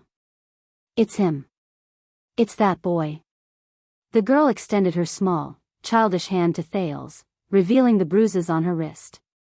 Tears of grievance flowed out of her eyes. She cried out loud. As he listened to the girl's cries, Thales took a deep breath. He lifted his gaze. With a complicated and indescribable feeling, he looked at the girl who was trembling in fear and sobbing in fear. Little rascal. Thales clenched his fists. That girl. Saroma Walton. Little rascal. Come back to me quickly. Don't be at odds with me anymore. Unless. Asda said softly and hooked his finger. Do you want to see this little maid die? Little rascal, who was in the air, suddenly flipped over. Her head was facing downwards. Thales held his breath. At that moment, Little Rascal was so frightened that she stopped crying. She just floated listlessly, sobbing in extreme fear and trembling. Even Black Sword furrowed his brows. Thales clenched his teeth. I know you won't go with me willingly. Asda seemed to know what he was thinking. He chuckled. So I took some precautions. Little Rascal, who was in the air, turned around again. The girl was already scared out of her wits. Tears streamed down her face, and she could not even speak. This is between us. Thales gritted his teeth. His heart was filled with complicated feelings. She has nothing to do with this. He looked at the terrified gaze behind Little Rascal's glasses. Before his eyes, Little Rascal looked at the convulsing Alex, covered her mouth, and retreated in fear. He then thought of King Niven holding Little Rascal's hand tightly and placing a black ring on it. He thought of Little Rascal's trembling hand when he pulled the girl away in the Hall of Heroes. She did not know anything at all. She was not prepared for anything. She was forced to face all of this. Of course, Asda said slowly and smiled. I noticed that when we were at Red Street Market, you cared a lot about your companion, didn't you? Then let's see if you care about this companion as much as I do. The scene from a long time ago appeared before Thales' eyes. Quide, who was grinning hideously, lifted Coria. He picked up the red-hot silver coin with one hand, laughed heartily, and pressed it against the beggar's face. Coria. Her struggle then. Her expression then. Her cries then. Thales sucked in a breath weakly and looked at Little Rascal. If I go with you, Thales said weakly, you'll let her go? No. Asda's smile slowly disappeared. He said expressionlessly, I'll keep her. Her fate will depend on your performance. Thales held his breath. Your previous actions have disappointed me, the air mystic said coldly. This is a punishment for your uncooperative attitude. Do not forget my seriousness because of my friendliness. Mystics are not existences that you can toy with at will. Do not offend the strong easily. Asda looked at him profoundly. There was an underlying meaning in his words. Unless you become equally powerful. Do you understand? Thales shuddered. He looked at the helpless little rascal and thought of that day again. That day, Coria, who had a high fever and a sickly red face, cried and laughed at the helpless Thales in the 6th house. I'm not afraid, because Thales always has a way. However, the moment the silver coin was pressed against Coria's face, the sizzling sound of flesh boiling seemed to ring again. Thales closed his eyes and clenched his fists tighter. An inexplicable grief and indignation rose in his heart. Thales always has a way. I always have a way. Asda. Thales closed his eyes even tighter. He took a deep breath and forcibly suppressed his trembling chest. You bastard. Don't be angry. Taking a hostage. Asda snorted coldly. I learned this trick from your friend in the Brotherhood. At this moment, Thales felt a tightness on his left shoulder. That girl. Black Sword sighed and placed his hand on Thales' shoulder. Is she someone important to you? Thales did not speak. Asda frowned slightly. Thales looked up. Sir Black Sword. Thales shook his head. His gaze was firm. Please place your sword against my neck. Thales' words made Asda frown. Let's make a bet. My life or her life, which one is more important to him? Ah, child. Asda sighed regretfully. Guess what kind of punishment you will receive for saying this. Silence. Only little rascal's sobs remained in the air. Until that ordinary man broke the silence. Black Sword slowly forced a smile. He patted Thales' shoulder. Black Sword turned his head and looked at Asda. I say, don't listen to that guy, he's full of sh*t. Thales raised his head in confusion. Powerful? Black Sword drew his sword from his waist and said disdainfully, this arrogant immortal monster? Does he deserve to be called powerful? Asda's expression changed. He may seem powerful. But don't forget. Black Sword smiled from ear to ear. His tone was calm, as if the person before him was just an ordinary enemy. In this world, hiding your head and showing your tail in this vast and boundless world, trembling in fear for more than 600 years, I've fled for my life in fear in countless battles. Thales frowned. Asda's expression changed. Black Sword did not place his sword against Thales' neck like Thales had said. He took a step forward and looked at Asda. His eyes were filled with killing intent. The weak should be afraid. Black Sword stepped back and bent his knees. His eyes shone with a cold light. It's you. Calamities. Don't get me wrong. Thales did not speak. Blue light flashed in Asda's eyes. Black Sword raised his sword and pointed it at Asda. Before you find this boy, monster, we haven't settled our score. The air mystic no longer smiled. Do you want my life? Black Sword taunted. Come and take it. You pitiful weakling. Asda narrowed his eyes. Blue light surged in his eyes. Little rascal slowly landed on the ground. Don't misunderstand, child, Asda replied calmly, your punishment will continue. After I kill this cockroach. The two of them stared at each other. It was as if this was the final duel. Thales held his breath. He quickly thought about how he could deal with the different outcomes of the duel. Although Thales was not optimistic about Black Sword. After all, the legendary anti-mystic equipment, at this moment, Ramon's cry of surprise came from behind. Thales turned his head abruptly.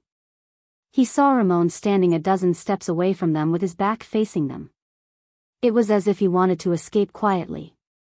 But at this moment, Ramon turned his head stiffly and looked at them. The strange doctor showed the greatest panic of his life. His eyes were filled with shock and fear. It was as if he had seen something terrible. Black Sword's expression changed, and he began to move. Black Sword no longer cared about the air mystic. Without hesitation, he rushed towards Ramon, who had encountered an unknown accident. Thales narrowed his eyes in confusion. What's wrong?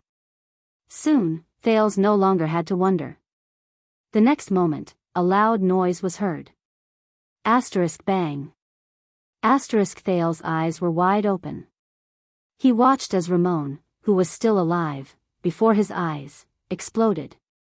The strange doctor, who had been alive and kicking just a moment ago, was instantly covered in blood, which scattered into countless pieces in all directions. Thales watched all of this in a daze. The force of the explosion stirred up waves of air and sent the walls on both sides of the alley flying. No! Black Sword roared.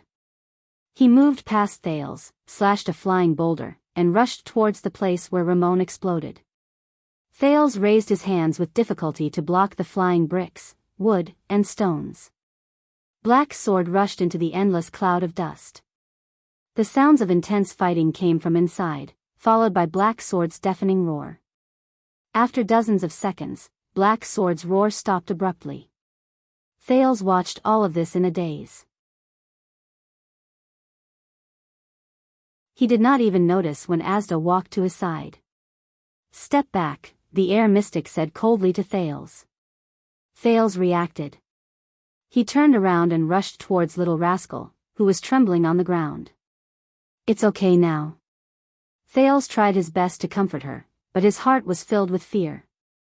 He looked at the cloud of dust. Little Rascal grabbed Thales' arm tightly.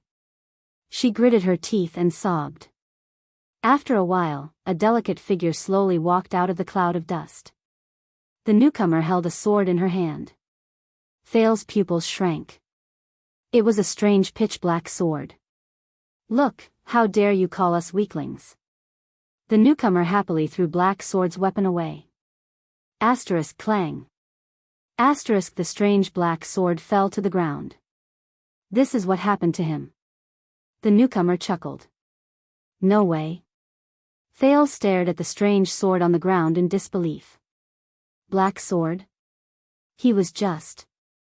The strange sword was still trembling. It was as if it was calling out to its departed master. The newcomer got closer and closer until she was completely out of the range of the cloud of dust. Thales' expression changed. He looked at the new uninvited guest with a frightened expression. It was a delicate young girl. She had a pleasant smile on her face. Thales' stomach churned. The newcomer evoked his most hated memory.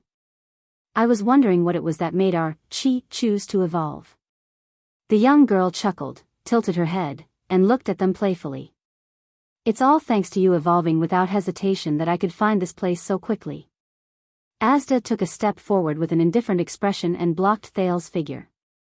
It's been a long time, my dear partner. The air mystic's expression did not change. He calmly said to the young girl. Giza.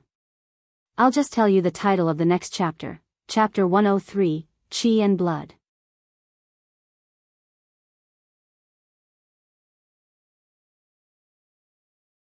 Chapter 170.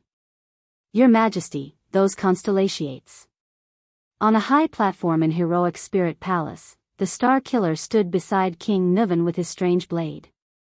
They requested to look for their prince on their own. King Nuvan propped himself up on the high platform and narrowed his eyes as he looked down at his city. This is Dragon Cloud's city that belongs to the Waltons. The king exhaled slowly. Let them go. King Nuvan's voice sounded a little tired. Maybe I can find my granddaughter on the way. Compared to the current situation, perhaps the Walton family is really secondary. King Nuvan sighed heavily. Nicholas nodded and turned to pass the order. Not long after, the Star Killer returned to the king's side. This time, his expression was solemn. The patrolling team has reported back. We have located the approximate location of the calamity. King Nuvan's expression changed. He turned to Nicholas, and his gaze regained its shrewdness and decisiveness. In Shield District, there were 2 teams that did not respond for more than half an hour. Then, their corpses were discovered.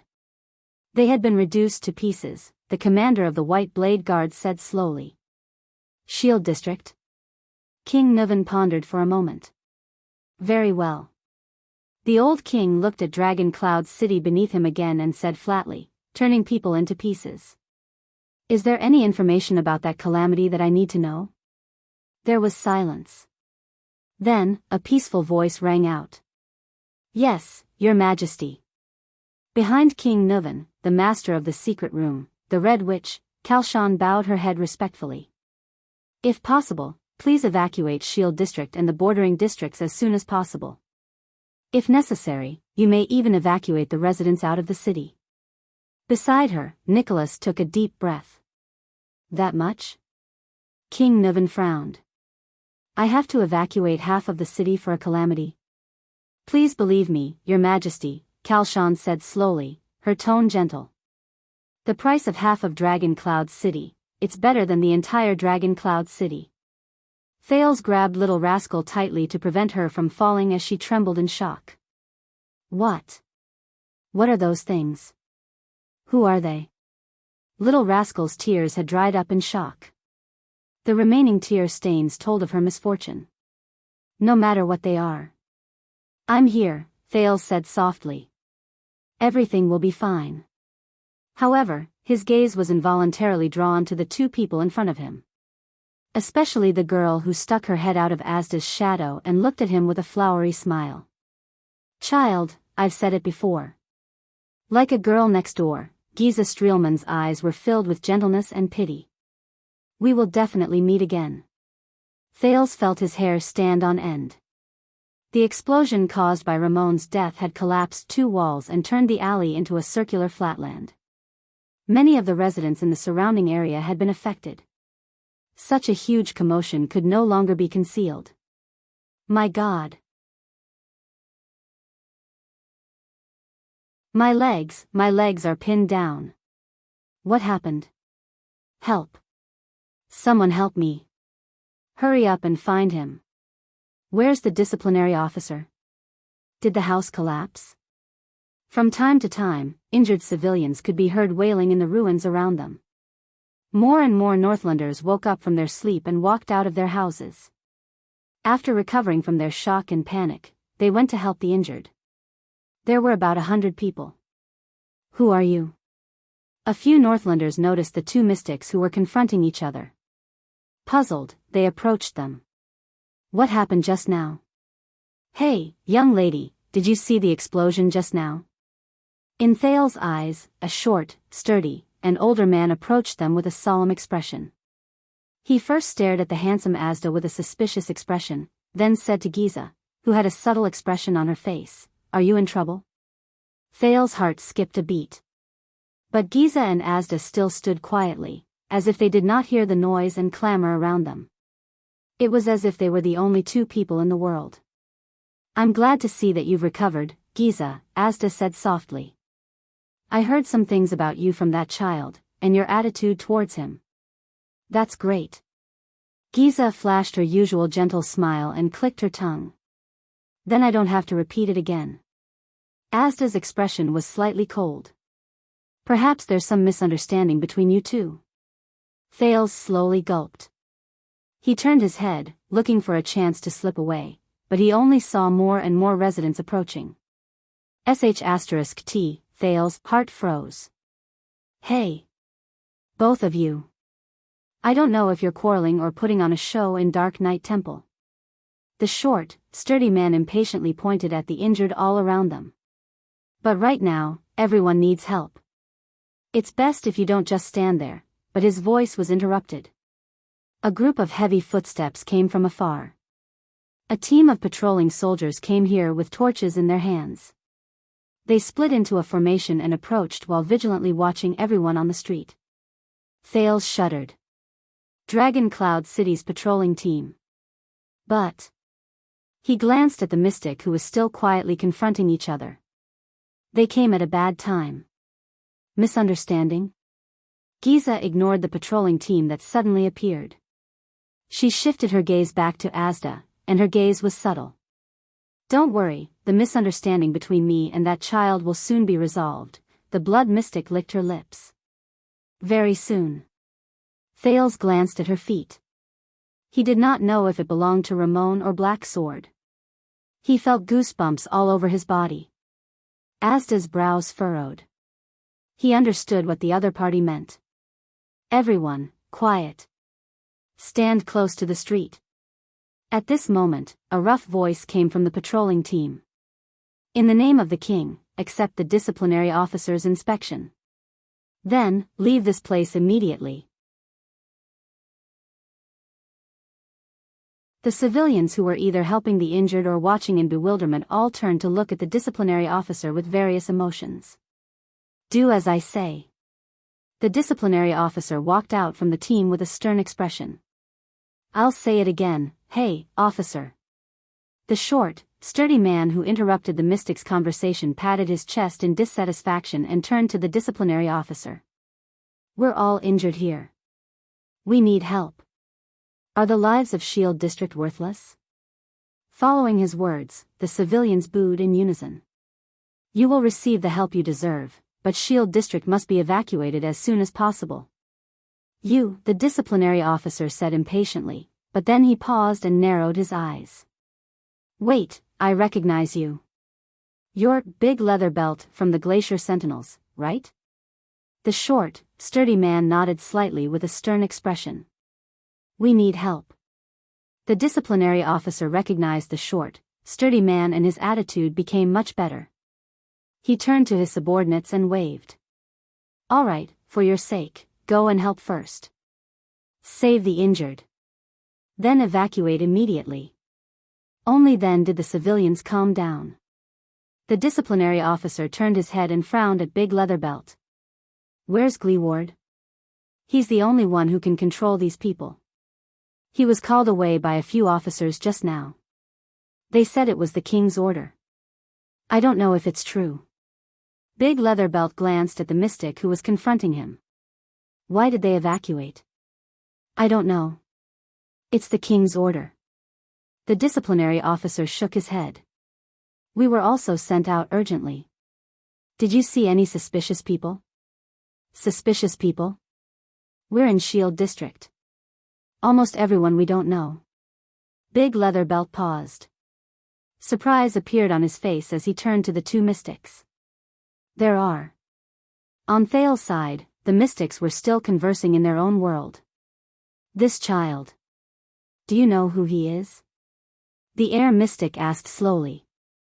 Do you know what he means to us? Of course, I know very well who he is. Giza smiled. There was a hint of coldness in her voice. Move, Asda. Asda's body did not move at all. His expression became increasingly grim.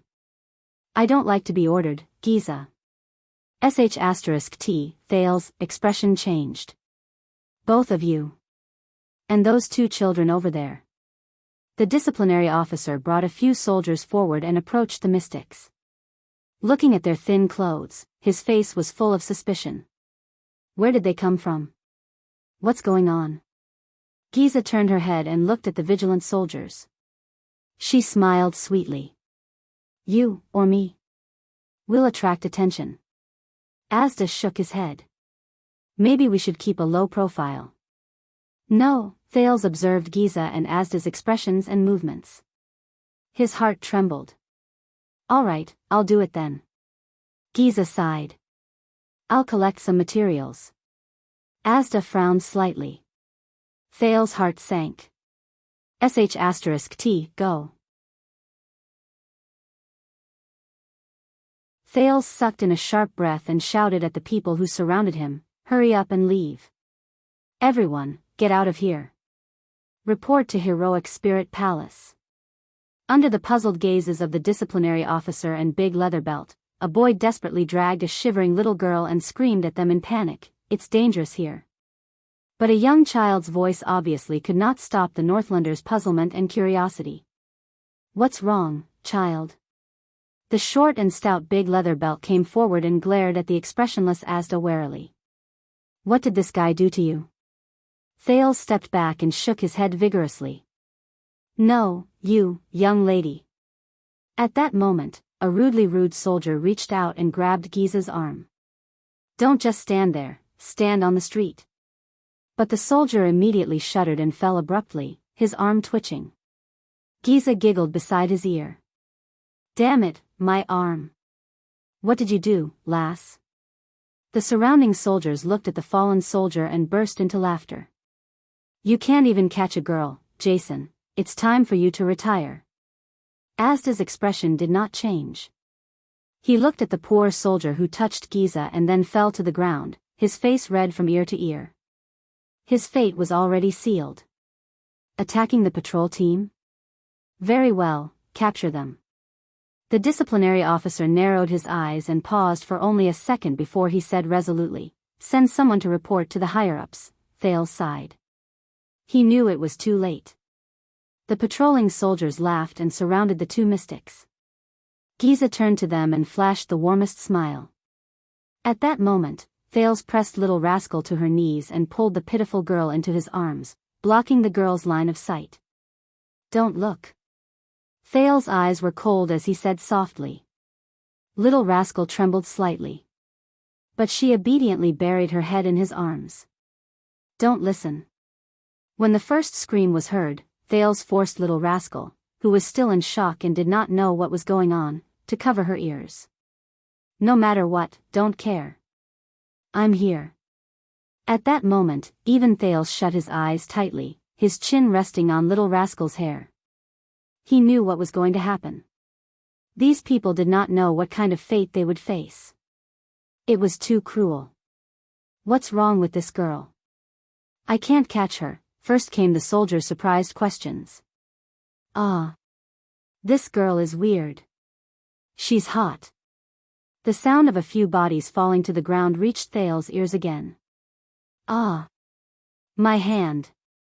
My hand. A few unusual screams came one after another. Jason. Oh my God, he's melting. His blood. Under the panicked reminder from the man called Big Leatherbelt, the patrol team noticed that something was wrong. Oh my God. No. What the hell are you? Under the disciplinary officer's anxious orders, the soldiers unsheathed their weapons. King bitch. I don't care what sorcery you're using, King stop. Or else I swear I'll kill you. This was the disciplinary officer's furious roar. But the screams grew louder. My back, there's something moving on my back, it's moving. Robbie. Hang in there. Hang in there. I'm going to chop this thing off right now. Boss, hurry up and kill her.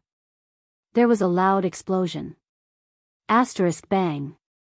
Thales, who was holding Little Rascal tightly, shuddered. This was the sound of flesh and blood exploding again.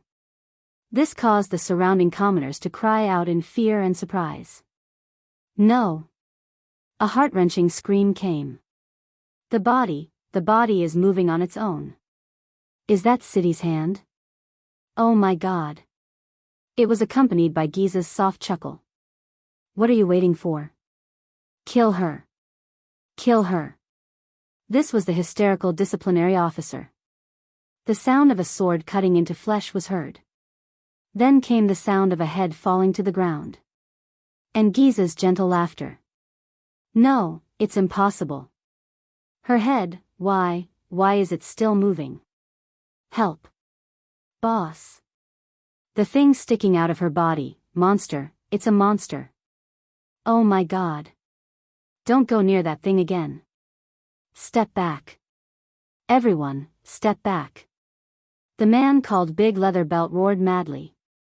Thales clenched his teeth and tried his best not to imagine everything around him. Little Rascal was in his arms. Even though she could not see or hear, she was trembling slightly. He had seen those nightmarish scenes in the birch tree forest in Constellation's northern territory. Retreat. Everyone, retreat. The disciplinary officer's voice finally began to tremble. Fear seized his brain and overpowered his courage. It was not just the patrol. Realizing that they were facing an unexplainable unknown and that the patrol could not control the situation, panic finally spread among the crowd. The people began to flee in terror. But it was too late. The sound of earth and rocks being broken could be heard. Watch out for the ground. What's coming out of the ground? Ah. Nina, don't worry about me. Take our son and run. Are these tree roots? I can't cut them. No, father, no. Don't. Stay away from me. Ah. Countless men and women cried out in fear. Boss. Boss. What do we do?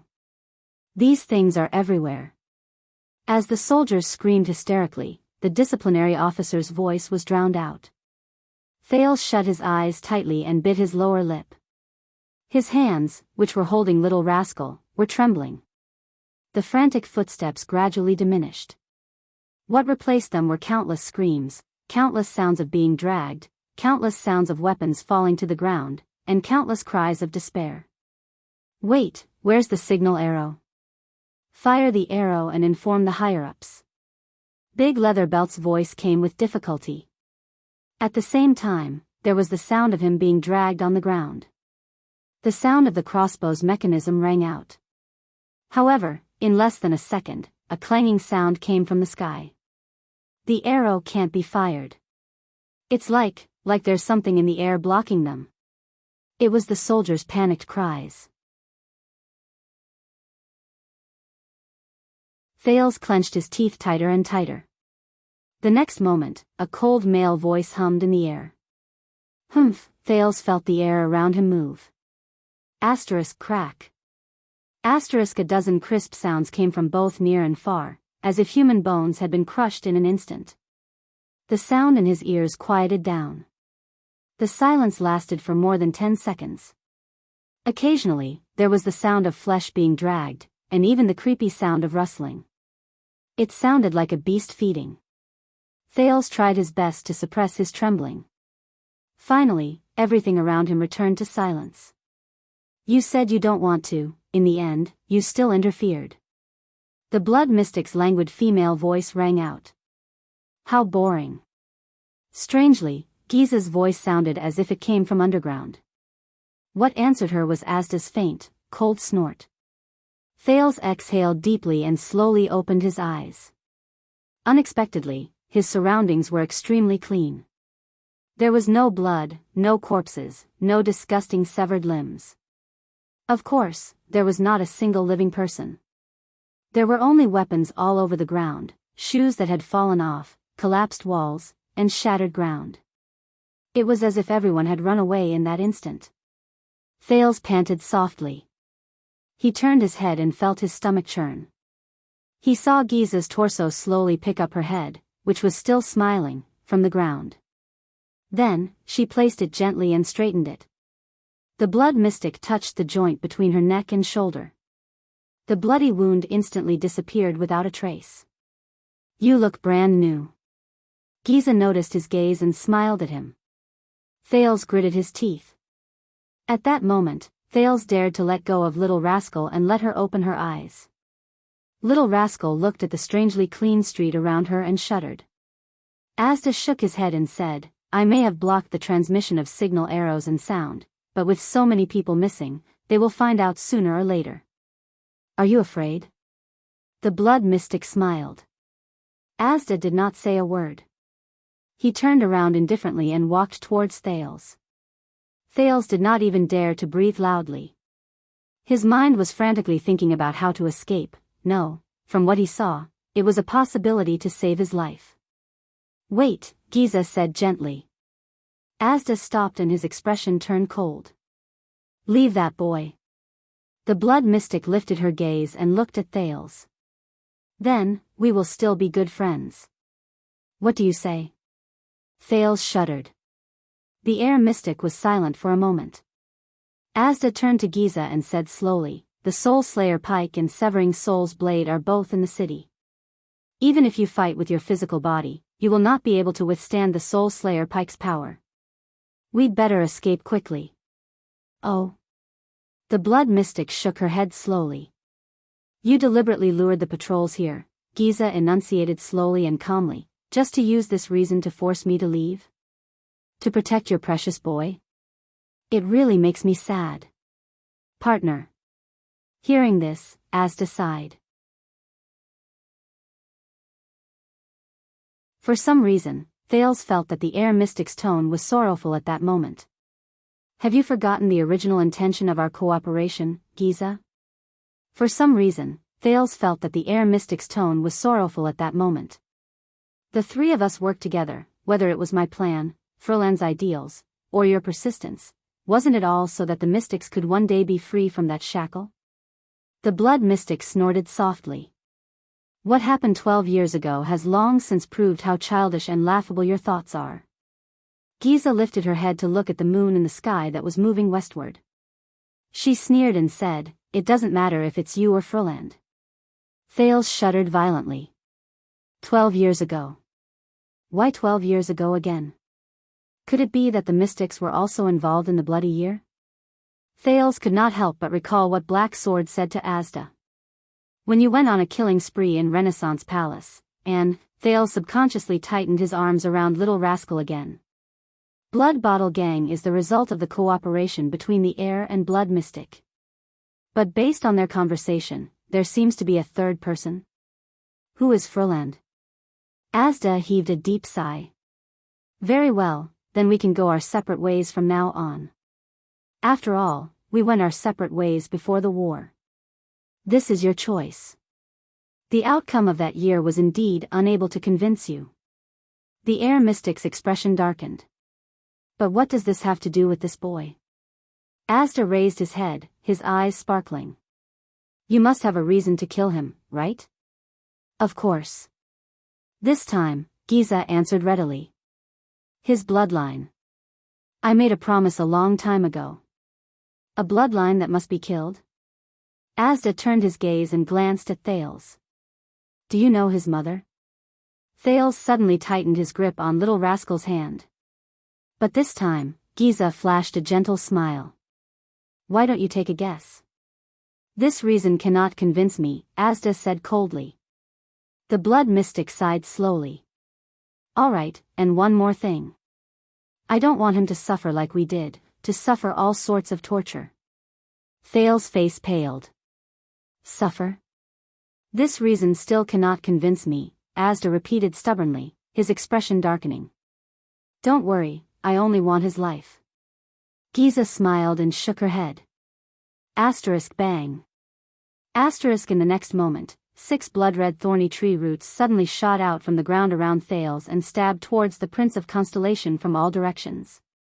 *T. Thales was startled. He could not react at all. Thud. Thud.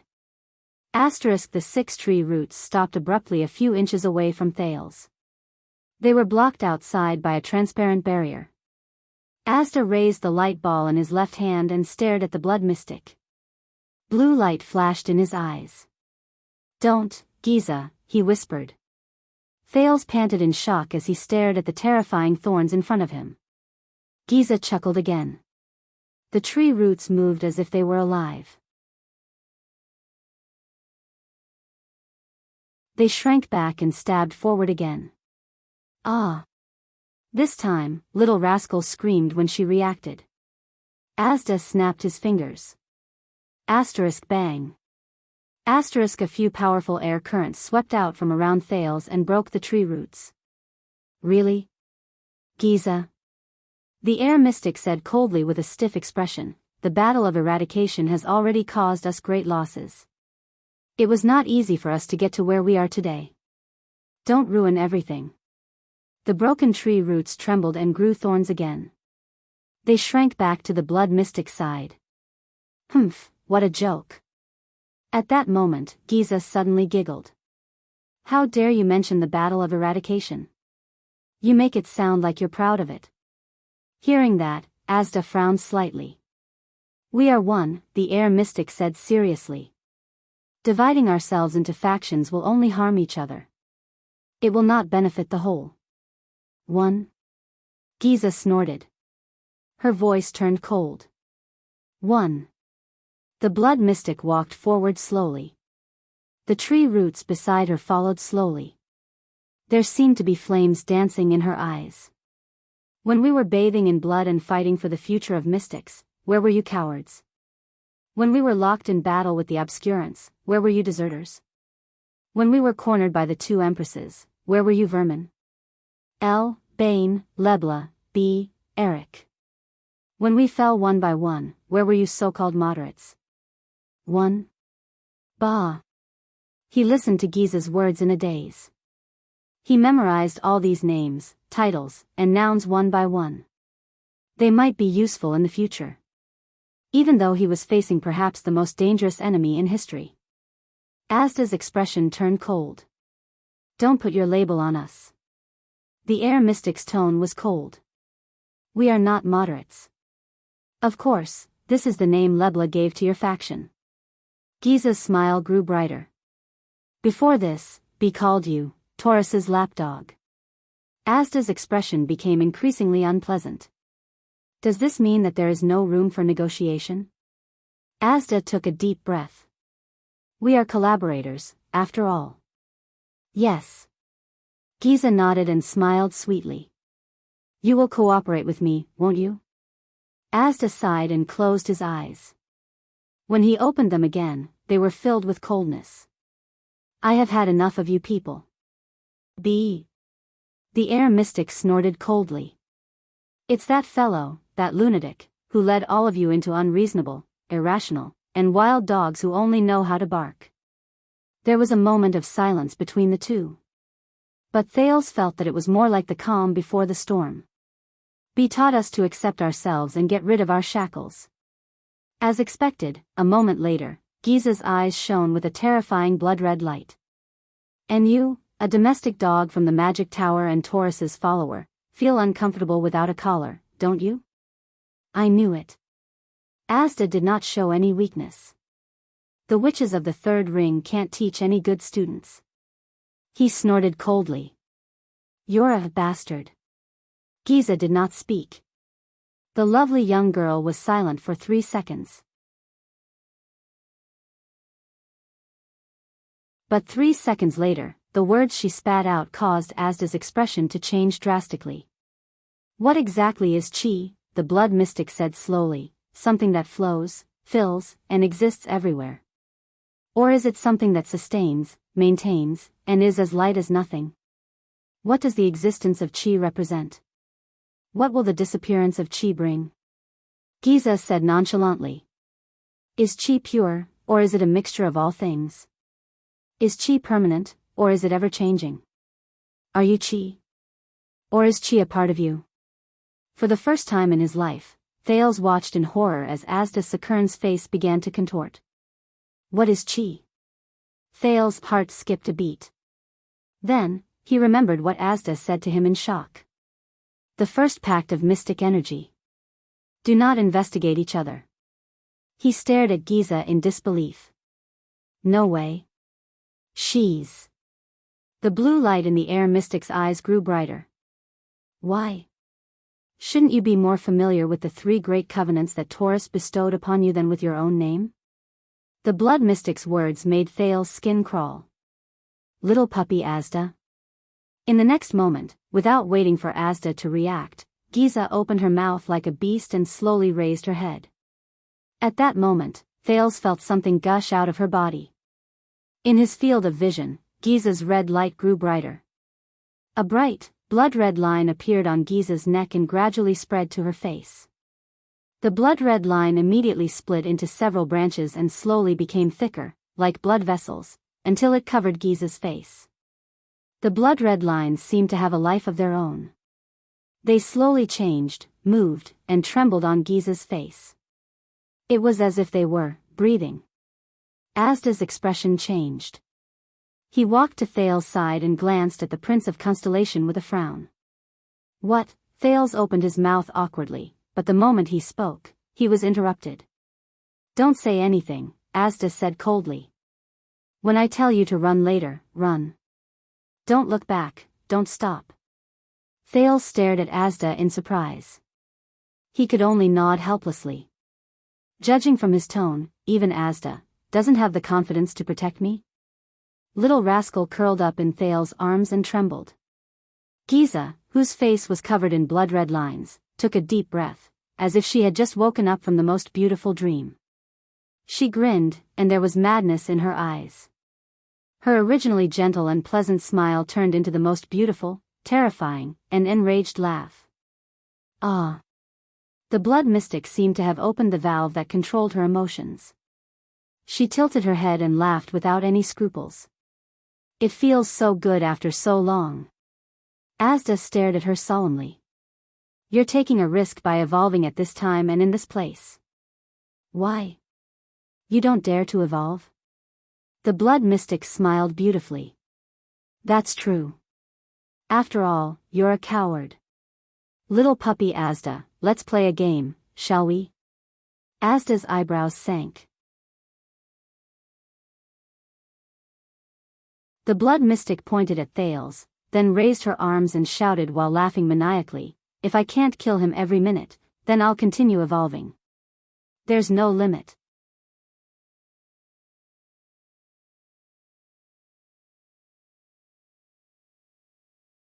Chapter 171. The moment Giza raised her arms, Thales felt the ground shake. Asterisk boom. Asterisk in the next second, the blood mystic rose from the ground. No, it should be said that a gigantic blood-red tentacle with a diameter of 2 people broke through the ground, rose from the ground, and lifted Giza up by force. It lifted her 7 or 8 stories high. Asterisk splat. Asterisk then, with the sound of flesh bursting, the gigantic tentacle exploded into countless smaller tentacles. They extended a terrifying surface area and stretched in all directions. Each tentacle seemed to have a life of its own as it slithered forward. A few seconds later, the blood-red tentacles trembled simultaneously, and covered the sky as they slithered towards Thales. There were hundreds of them. The tentacles covered almost his entire field of vision, even the moon was obscured. Thales looked at the scene before him with a pale face, while little rascal grabbed him in a daze. She had long since been scared out of her wits. Asda opened his mouth and roared, "Run! Run!" Thales shuddered, grabbed little rascal, and turned to run. He gritted his teeth. Just like Asda said, he did not care, did not turn his head, and just ran forward. Giza's maniacal and delighted laughter came from behind him. Thales had just taken 2 steps when he heard a loud bang behind him. A gust of air rushed towards him uncontrollably. Then, there was another loud bang. Asterisk bang. Asterisk in another direction, the air swirled up countless rocks and snow, sweeping them away. Thales' heart skipped a beat. *T. This is the situation when the air wall is forcefully broken. Bang! Bang! Bang! The loud bangs came one after another. The air flow became more turbulent and chaotic. Obviously, Asda's air wall was being broken again and again. At that moment, Thales felt a weight on his hand. Little rascal fell to the ground. Thales felt a chill in his heart. Before he could react, the 2 of them, who were a beat slower, felt a wave of darkness attack them. Countless tentacles attacked from the sky behind them, covering their heads like a huge bowl. Then, they blocked their way forward. In the darkness, Thales gasped. He had just pulled little rascal up when he heard the sound of flesh scraping against each other from all directions. In his field of vision, the tentacles glowing with red light attacked him from all angles. Little rascal hugged him tightly and cried out in surprise. No. Was there no more chance? In despair, Thales touched his waist and felt for JC's dagger. At that moment, the tentacles around Thales trembled at the same time. His field of vision was filled with red light. Suddenly, spots of blue light diffused from the red light. The tentacles stopped in their tracks. Bang! Bang! Paw! Strange explosions rang out one after another. In the next second, a ray of moonlight appeared in the darkness. It grew bigger and brighter until it dispersed the tentacles' concealment. Bang! Pop! Bang! Bang! Paw! Thales watched in shock as the hundreds of blood-red tentacles around him exploded from the inside one after another. Countless blood mists and fragments burst out. In the blink of an eye, over 100 tiny tentacles exploded from their roots. The gigantic tentacle that was connected to the blood mystic's body was also undulating internally. A large hole appeared on the surface of the tentacle, and countless drops of blood spilled out. Giza laughed heartily and gently stroked the tentacle beneath her. Immediately, the tentacles and limbs that were scattered due to the explosion struggled violently and began to change shape. Some of the larger limbs grew into countless appendages and legs, like spiders or scorpions. The smaller limbs extended their length and resembled tadpoles or snakes. Some of the limbs even shrank into a round ball and began to roll like the tires of his previous life. What they had in common was that the moment they changed shape, they ran, crawled, or rolled towards Thales and Little Rascal in various ways. Thales felt his skin crawl as he watched the hundreds of strange-looking, little animals chase after him with twisted bodies. He turned his head and ran for his life while tears streamed down his face. I really have trypophobia. Little Rascal seemed to understand the severity of the situation. She gritted her teeth and followed Thales' pace. However, they could not outrun the little animals. Soon, a monster with 6 legs, 1 eye, and 2 claws leaped to their side. Thales immediately had goosebumps all over his body when he saw it from the corner of his eye. However, in the next second, the monster suddenly shuddered and exploded like the tentacles before it. It was not the only one. Countless of its kind behind it exploded at the same time, spraying blood all over the place. Blood drenched Thales and Little Rascal's faces. However, before Thales could rejoice, he suddenly felt the blood on his head and face begin to move as if it had a life of its own. Like countless tadpoles, they became active and trembled on the surface of his skin. F***ck. Disgust and fear flashed through Thales' heart at the same time. Fortunately, in the next moment, an unprecedented gust of wind assaulted them and lifted them into the air. Whoosh. The wind seemed to have a mind of its own. It went everywhere and forcefully scraped off the blood that belonged to Giza from the surface of their bodies. Thales and Little Rascal fell to the ground again, battered and exhausted. The gust of wind grew stronger and stronger. With a rumble, it blew away countless houses and swept towards Giza, breaking her newly grown tentacles, scattering them, and exploding them from the inside out in the air. Thales did not stop. He immediately pulled Little Rascal up, and with the help of the wind, he ran forward with all his might. Run. He panted heavily. The fluctuation in his body had been activated for a long time. Because of this, Thales held Little Rascal's hand and ran for a while from time to time, in case she ran out of stamina.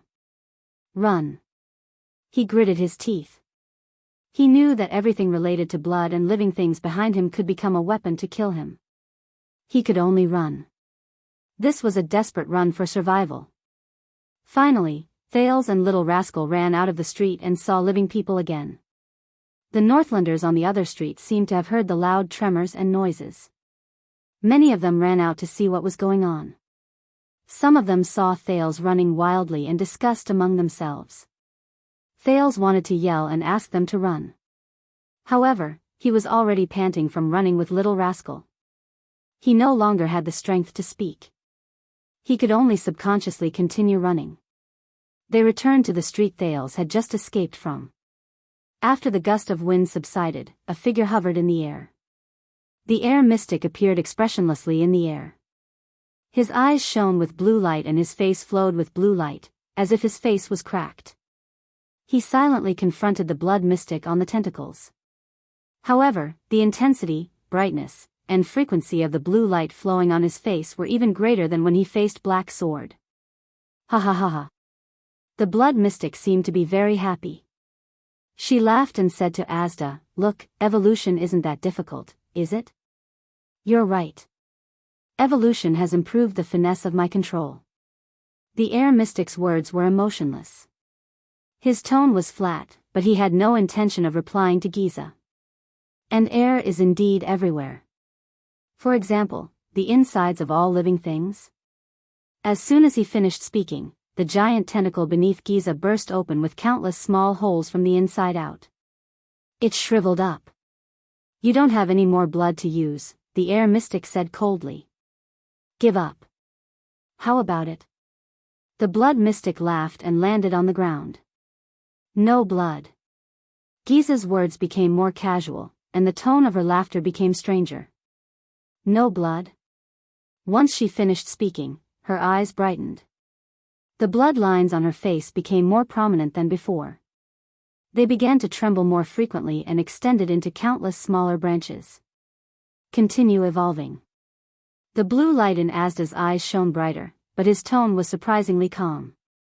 You're really crazy. In the next moment, Giza laughed wantonly. The ground beneath her feet suddenly cracked, and endless tremors spread. Asterisk rumble, asterisk the crack extended for nearly 100 meters, and the ground slowly bulged. Asterisk crash. Asterisk with Giza as the center, a giant monster that was dozens of meters tall burst out of the ground with a loud bang. Dirt, stones, and snow rolled off its body. The giant monster completely covered a circumference of 100 meters. As Giza laughed softly, the monster split into dozens of limbs that were comparable to the tentacle just now and plunged them into the ground. It was like an old tree taking root. It also looked like a gigantic, blood-red octopus. If Thales had turned around, he would have recognized that this was the terrifying, multi-headed snake in the birch tree forest. However, compared to its previous appearance, it was a dozen times bigger. The multi-headed snake's tentacles continued to penetrate the ground, its limbs twitching violently. Soon after, the ground trembled, and the tremors extended endlessly. Asterisk bang. Asterisk soon, in the streets and the city hundreds of meters away, several terrifying, giant tentacles burst out of the ground. One of them appeared on the street that Thales had just run to. Thales stared at the giant tentacle, which trembled as if it had sprouted from the ground. The residents around him cried out in alarm and scattered in all directions. But their luck was clearly very bad. In the next second, the giant tentacle split into countless smaller tentacles.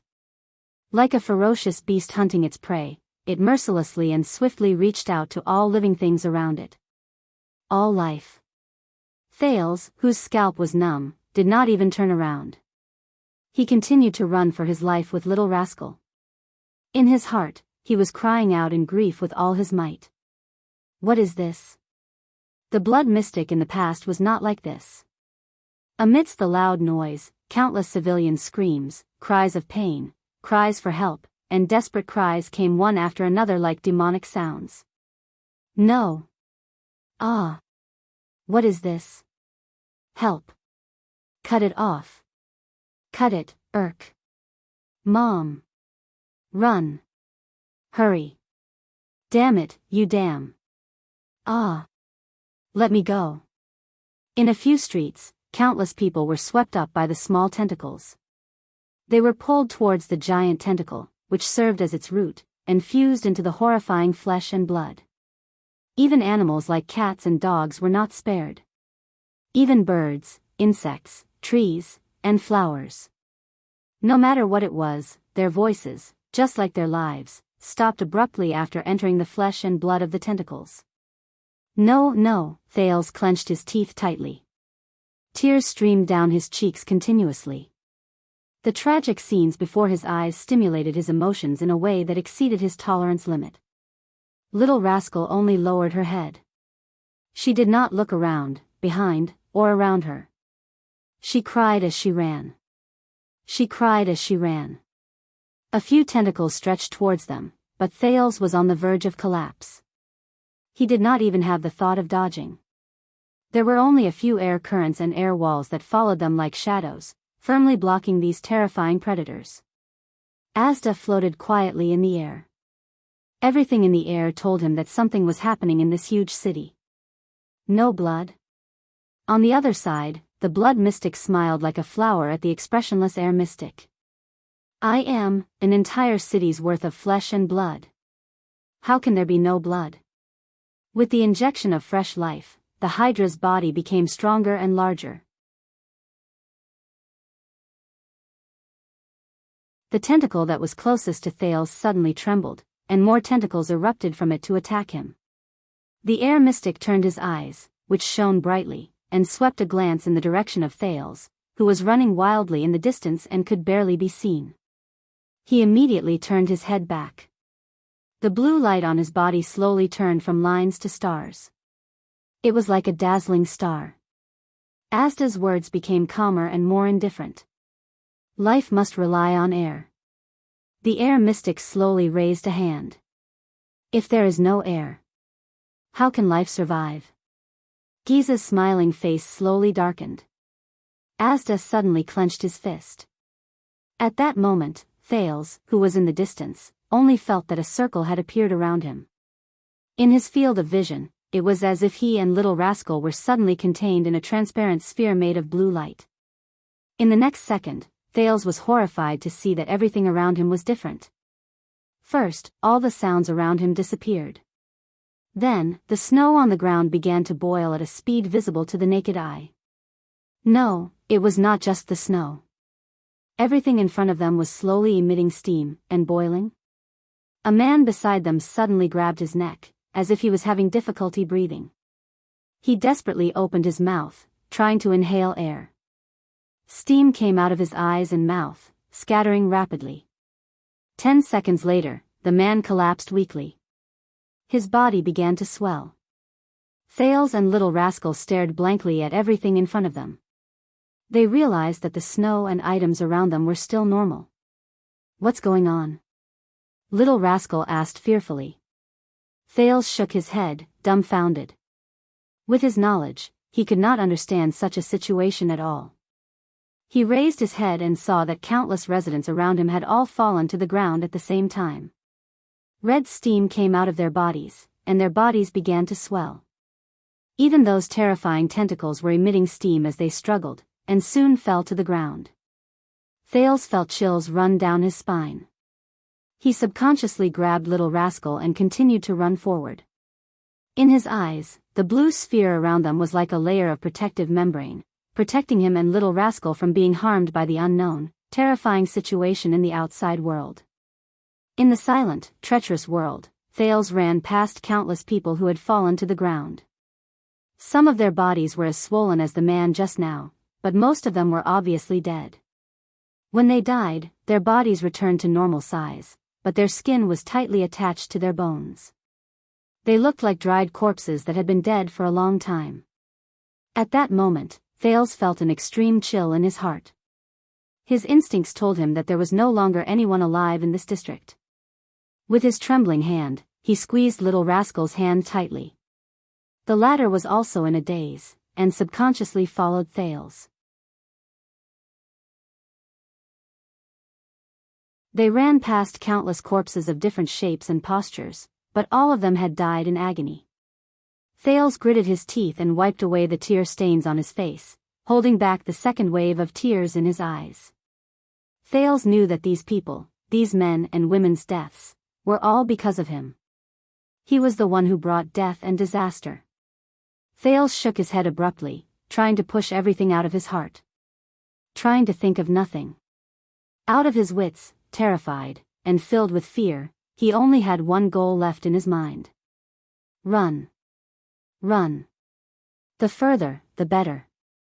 In the silent world, the air mystic floated quietly in the air. He watched coldly as the blood mystic and her pet fell to the ground, trembling and boiling. The blood in Giza's body was continuously evaporating. But the blood mystic still forced herself to smile at him. In the next second, the blood veins on Giza's body grew vigorously again. It was as if her entire body was enveloped in blood. The gigantic tentacle beneath her suddenly moved. Countless pieces of flesh retracted. The gigantic hydra, which was hundreds of meters long, rapidly shrank into a tiny, strange, dark creature. It extended smaller but extremely sturdy tentacles, which now looked more like black bone spurs. The air mystic was still expressionless, but his eyebrows twitched slightly. He still clenched his right hand tightly, and the blue light on his face flickered more and more rapidly. Suddenly, the creature shot out 3 fine bone spurs, which pierced through Asda's figure. Asda's body flashed with blue light, and he swayed. The air mystic's right hand loosened. At that moment, as if an infinite force had suddenly descended, the entire Shield district exploded with a loud bang. Asterisk boom. Asterisk all the houses, the ground, and everything around Thales exploded, as if they were suddenly slapped by a palm. Dirt and rocks flew everywhere, and debris flew everywhere. Many of them tried to attack Thales and Little Rascal, but they were blocked by the blue sphere. At that moment, Thales felt as if the entire Dragon Cloud City had been shaken by a giant, and then exploded. He and Little Rascal both fell to the ground. But then, Thales realized that everything before his eyes had returned to normal. First, at the moment of the explosion, the sound seemed to have returned. The snow no longer evaporated, and the shriveled corpses began to return to normal. Thales gasped for air, still in a state of shock.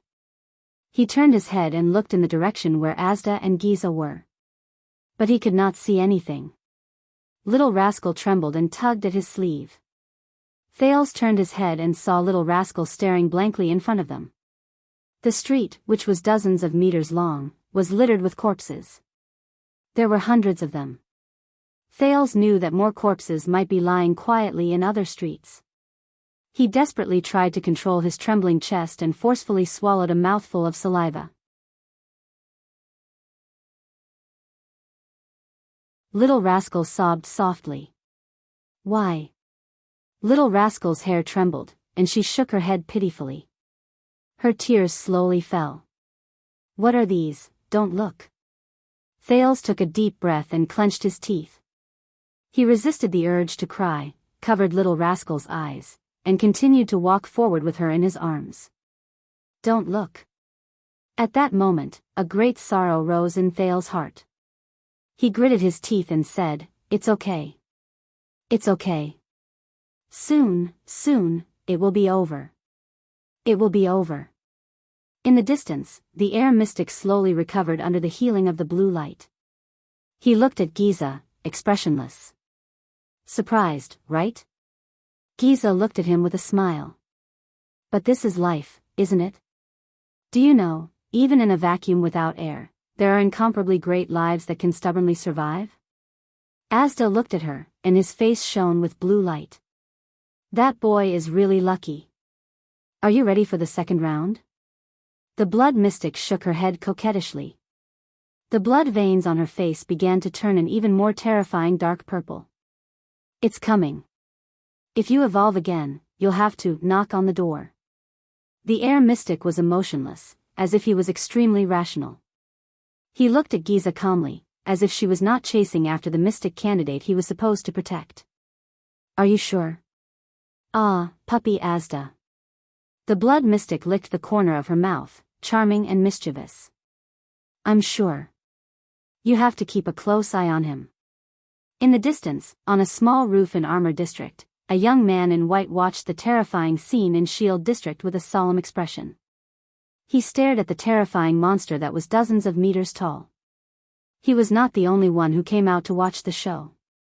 On both sides of the streets of the Armor District, residents of all sizes came out of their houses, pointing at the monster in horror. But this young man seemed a little special. He was strangely talking to the air. Yes, the young man in white said worriedly, it has already begun. But there is a small, no, a very big accident. The young man took a deep breath, raised his right hand, and said to the air, that homicidal maniac seems to be more violent than expected. Does Black Sword really have the ability to force that monster into such a state? The young man paused for a moment, then nodded. Yes, at this rate, I suspect that the entire Dragon Cloud City will be torn down by it. In the distance, the monster abruptly shrank. All right, I'll continue to observe. Oh, it seems that the commotion has quieted down.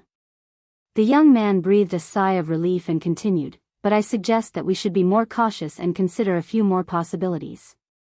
Perhaps there are some unexpected factors tonight. A few minutes later, asterisk boom. Asterisk a violent explosion suddenly came from Shield District. The young man widened his eyes. He stared at Shield District in the distance. It was filled with single-story houses of all sizes, but one layer of Shield District seemed to have been flattened. My God, you won't believe this. The young man said hurriedly, this is too ridiculous. That monster looks like it wants to destroy the world. Something unexpected must have happened. Whether it's Ramon or Black Sword, I don't believe that they can make that monster go this far. Are you sure this is okay? The young man froze for a moment. His expression was unpleasant. Yes. The young man exhaled. Then let's do this. The young man put down his right hand and did not speak anymore. Only his expression was even more solemn than before. Your Majesty, did you see it? Nicholas hurriedly rushed to the high platform and reported to King Niven. The old king stared at Dragon Cloud City beneath the high platform. He stared at the farthest, lowest, largest, and most populous district. Ah! King Niven gritted his teeth. His eyes were bloodshot. I saw it. Just now, a giant blood-red monster suddenly appeared there. It was followed by countless tremors and screams that could even be heard clearly in Heroic Spirit Palace. Then, the monster fell silent again. However, a few minutes later, another loud bang rang in the air. The entire Shield District shrank by a level that could be seen with the naked eye. This is really unexpected. King Niven's words were laced with deep hostility. Aside from Raikuru, I am probably the first Northland king who was lucky enough to see it in more than 600 years. King Niven clenched his fists. Anger and hatred surged in his eyes. The monster that can only be seen in pictures since I was young, the Hydra, Kilika. Raikuru's mortal enemy. King Niven slammed his palm on the platform. The veins on his hand bulged. Nicholas gritted his teeth. He glanced at his blade and slowly tightened his grip on the hilt. What happened to Shield District? King Niven controlled his tone and tried his best to ask calmly, how many residents were evacuated? What about the patrol team's report? Behind him, the Red Witch, Kalshan, walked forward with a solemn expression. She looked at the smoke-filled district in the distance and sighed slowly. When she raised her head again, the Red Witch's eyes regained their clarity and calmness. Your Majesty, the Red Witch said flatly, forgive me for being blunt. I'm afraid it has, Kalshan bowed slightly respectfully.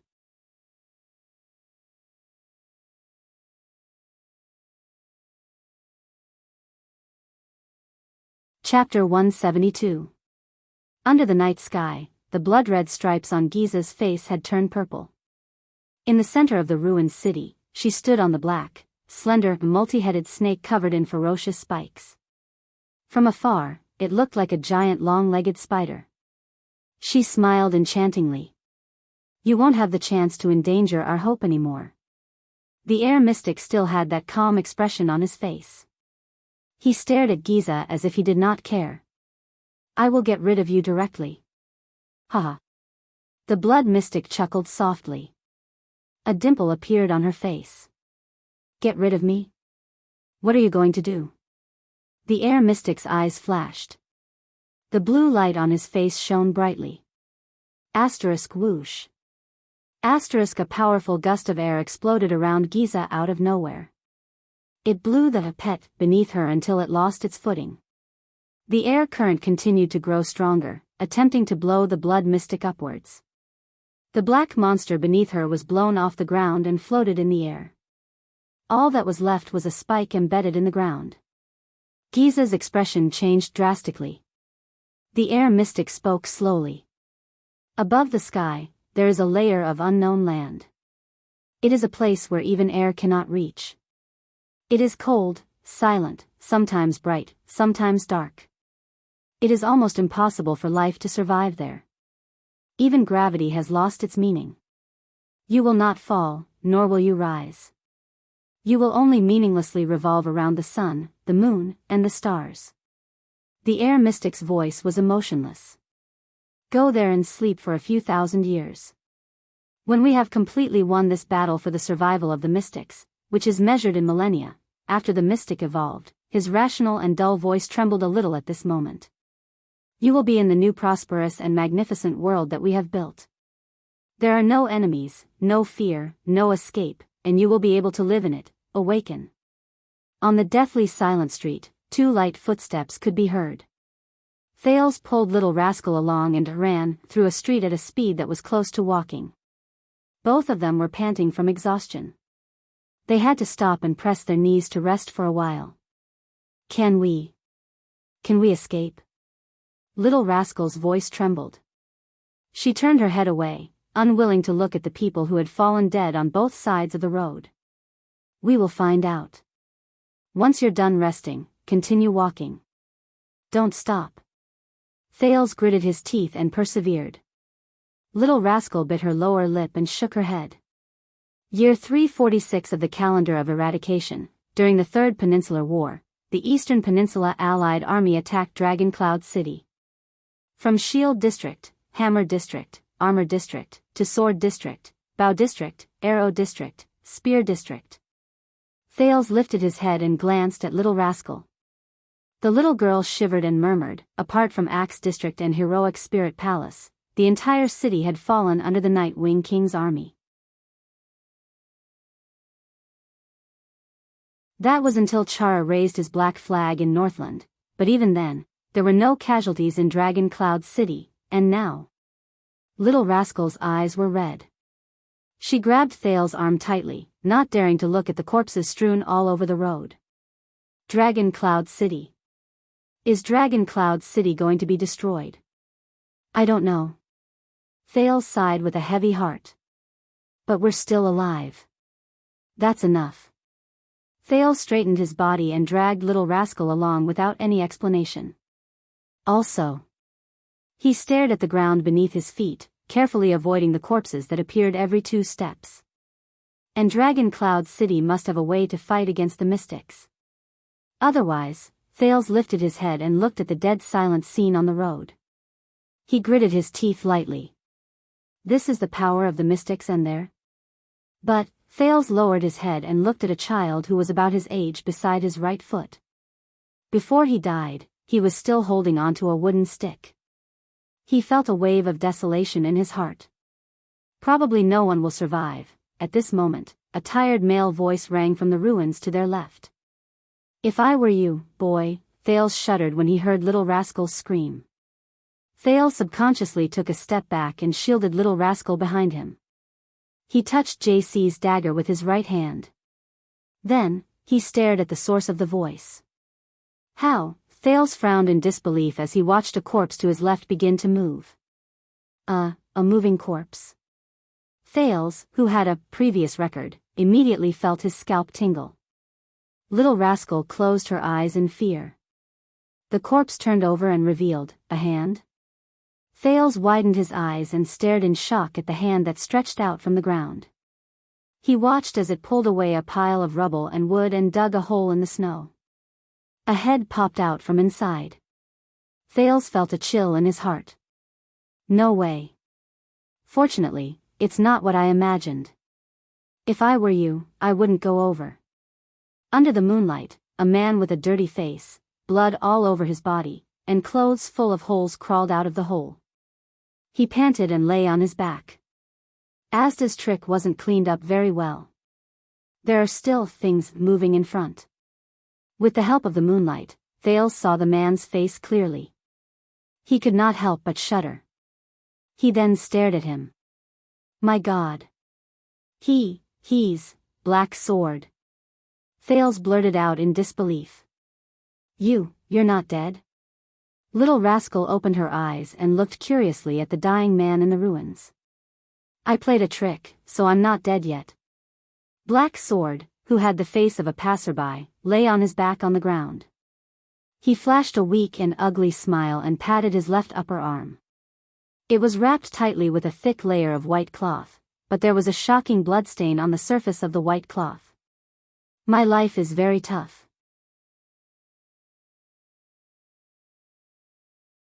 If one were to describe Black Sword's state as pathetic when he was hiding from Asda, then his current state could only be described as miserable. Just the large and small wounds on his body made Thales furrow his eyebrows tightly. Black Sword raised his head with difficulty and looked at the corpses on the street. He fell back on the ground and let out a long sigh. There's a tentacle, made of that thing, and it's still alive. Black Sword gritted his teeth. He broke out in cold sweat and trembled non-stop. At that moment, he seemed to be suffering from some kind of pain. Thales even felt that something was happening in the depths of his body. And, it's going crazy. You better not go over there. Thales narrowed his eyes and looked at the straight street. As expected, he found a frantically shaking blood-red tentacle in the distance. One of Giza's disgusting little pets. He began to worry. Is there another way? If not. Just as he pulled Little Rascal up and was about to see if there was another way, Black Sword's voice rang behind him again. Wait, kid. Thales hesitated for a moment. The second prince turned and looked at Black Sword, who was lying on the ground in a miserable state. You. Black Sword exhaled abruptly, as if he had just been freed from a wave of pain. He twitched the corner of his mouth and his gaze was sharp. Who are you? Thales looked at him and furrowed his brows. Little Rascal glanced at the prince and bit her lip. That trick of Asda's, the extraction of air, was really terrible. I'm afraid everyone in this street is dead. Black Sword gradually calmed his breathing. Lying on the ground, he fixed his gaze on Thales. I buried myself underground and desperately sucked in a small amount of air between the rocks and the soil. In the end, I survived and survived. You're really lucky. Thales shrugged and turned to leave. I'm used to racing against death. Black Sword's deep voice rang behind him. But you, kid, you shouldn't still be alive. Thales tightened his grip. Asda released a killing move that didn't differentiate between friend and foe, but he didn't forget to protect you, did he? Black Sword exhaled a mouthful of steaming white air. Are you really that important to him? Who are you? Thales was stunned. His heart began to race. Fortunately, Black Sword is heavily injured. I hope he doesn't have any spare energy to deal with me. But, Thales raised his head. Those two fellows should be fighting right now, Thales said coldly. You'd better run away quickly. Otherwise, when they decide the winner, no matter who wins, you won't have a good ending. Black Sword stared at him without saying a word. His eyes shone brightly on his filthy face. That gaze sent a chill down Thales' spine. It was as if Black Sword already knew what Thales was trying to avoid talking about. Little Rascal tugged at him timidly. You'd better be polite, kid. Black Sword's gaze shone with an unsettling glint. He said in a deep voice, because right now, I'm your only hope of survival. Hearing this, Thales was stunned. You should be hoping that I recover as soon as possible, get rid of that tentacle, and escape with all of you before the other things catch up. Thales was stunned. What? Finally, Black Sword's burning gaze became less piercing. If the two of them fight, you hope that the winner will be Asda, right? You think, at least you're still useful to him? You think he won't kill you? Thales raised his eyebrows, turned around, and prepared to leave. It's a pity. Just as Thales took a step forward, Black Sword shifted his position. This movement made him grimace. The winner will only be that disgusting little girl. Thales finally furrowed his brows. He turned to Black Sword again. Why? I fought with that little girl once. Black Sword sighed and smiled bitterly. I survived. That little girl has a special sense and control over living beings with flesh and blood. Maybe she has a killing move like Asda's just now. Under Thales' confused gaze, Black Sword shook his head and exercised his injured left arm. But that's not the scariest thing about her. She seems crazy, brutal, and unreasonable. Black Sword turned his head, his gaze extremely solemn. Deep down, she's someone who really knows how to fight and how to win. Compared to her, Asda is like a Hercules who has never fought before. All he has is terrifying brute force. In reality, he's weak. Thales and Little Rascal looked at each other. They saw question marks in each other's eyes. How do you know? Thales shook his head. You've never seen them fight. Besides, they can't kill each other. Killing is one thing, and winning is another. Black Sword snorted. Asda and I are old acquaintances. Although I can't kill him, I'm used to escaping from him time and time again. But, that little girl, Black Sword's injury seemed to be improving. He began to exercise his right arm. When Ramon was killed and I rushed towards her, I had already made up my mind to escape and find a place to recuperate. Thales sighed. And here I thought you were really going to step forward and protect us. You don't need my protection. Black Sword snorted. Asda will protect you when the time comes. Thales shrugged and averted his gaze. Anyway, I plan to pretend to be injured by her and use a piece of flesh to confuse her. Black Sword took a deep breath. Unfortunately, the first time we exchanged blows, I realized I didn't have to pretend to be injured at all. This is only the second time we've fought. Cold sweat broke out on Black Sword's forehead again. At that moment, Thales felt a strange power surging out of his body. She has completely absorbed the experience from our first fight and completely suppressed me. Black Sword clenched his teeth. His eyes were fierce. It's different from facing Asda. The second time I faced her, I didn't stand a chance at all. That kind of battle awareness and experience, it's the seemingly powerful air mystic who is actually safe and harmless. It's impossible to imagine. Thales furrowed his brows again. Safe and harmless? He thought of the people who were squeezed into balls and complained in his heart. You're using domestic quality inspection standards, aren't you? At that moment, boom. Thales turned his head in shock. On that perfectly straight street, a blood-red shadow suddenly sprinted towards them. Little Rascal's grip on his hand tightened. Ah! It's those things. Damn it. Black Sword stared at the wriggling tentacle that was coming towards him. He tested his legs while trembling and could not help but frown. How can it still run without its roots? In the blink of an eye, the blood-red tentacle was before his eyes. Thales stared at Black Sword, who was lying on the ground, unable to move. He felt Little Rascal on his arm and could not help but feel his soul leave his body. In the duel between the two mystics, Giza laughed maniacally. A new world? Ha ha ha ha.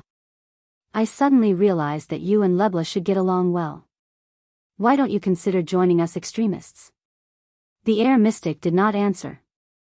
The next moment, the wind suddenly grew stronger. The blood mystic did not delay any longer. She crouched down and touched the huge, spider-like, pitch-black monster beneath her. The latter shuddered violently, and more black spikes extended from its main body, which was covered in spikes.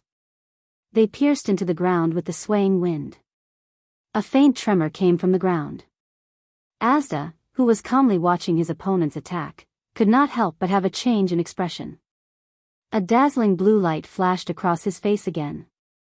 The blood mystic and her pet swayed continuously in the wind, but the former still smiled and met the air mystic's gaze. A black spike protruded from the ground. Crack, then, a shrunken version of the pitch-black monster, covered in spikes, broke out of the ground amidst flying soil and stones. Its speed was astonishing. 3 steps behind Asda, he launched a surprise attack at him. Bang. It crashed into a transparent barrier. The air mystic's expression did not change. He deployed the air wall in time and blocked the incoming monster from the back of its master's head. However, more and more rustling sounds and cracking sounds came from the air mystic's body. Crack. Crack, dozens of spider-like black spiky monsters swiftly and agilely broke out of the ground. They surrounded Asda and attacked him from all angles. The air mystic clenched his fist lightly. Visible water vapor immediately rose from a 10-meter radius around him. The dozens of monsters shuddered at the same time. But the shuddering only lasted for a moment. These monsters regained their mobility and rushed forward. The air mystic raised his eyebrows.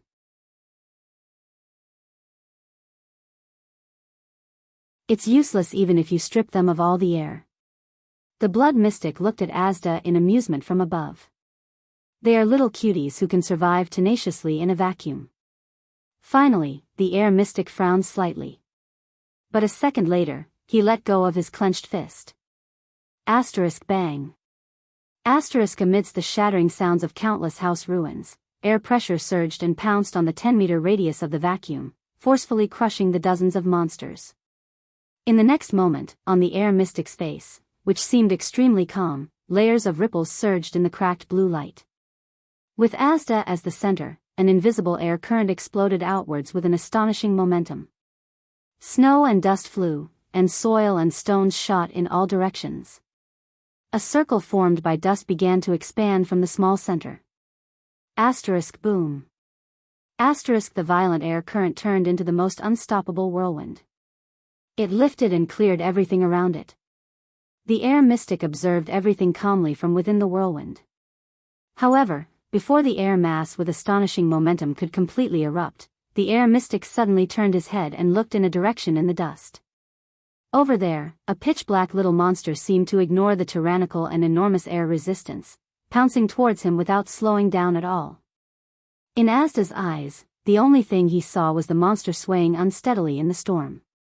It forcibly lifted a sharp spike and kept the other spikes behind its back. Like an octopus at the bottom of the sea, it sprinted forward with a strange posture. A hint of solemnity finally appeared on the air mystic's seemingly emotionless face. This posture and movement, it's how Black Sword dealt with it on the cliff just now. More and more pitch-black monsters used strange postures and movements to pass through his terrifying air currents and shot towards the mystic from all directions. At that moment, Asda hooked his left index finger and shot into the air like a bolt of lightning. But it was too late. A monster pounced in the air and shot out an extremely long spike from its abdomen. It pierced through Asda's left shoulder blade. It pulled him downwards. The mystic reacted quickly. With a snap of his fingers, an invisible air mass condensed into a sharp blade under high pressure. It exploded in a flat plane and cut off the spike. However, more and more monsters either shot out spikes or stepped on the bodies of their own kind and used the momentum to pounce on him. A monster pounced on his back. Her other hand wrapped around his ankle. Another released a spike and pierced through his left eye. Another landed on his head. Countless more of their kind charged forward one after another. They had a clear division of labor. At that moment in the air, dozens of black monsters pounced on the air mystic from head to toe, completely covering the blue light on his body. The next moment, their spiked limbs trembled back and forth like a loosened bowstring. Asterisk shing. Asterisk asterisk pft.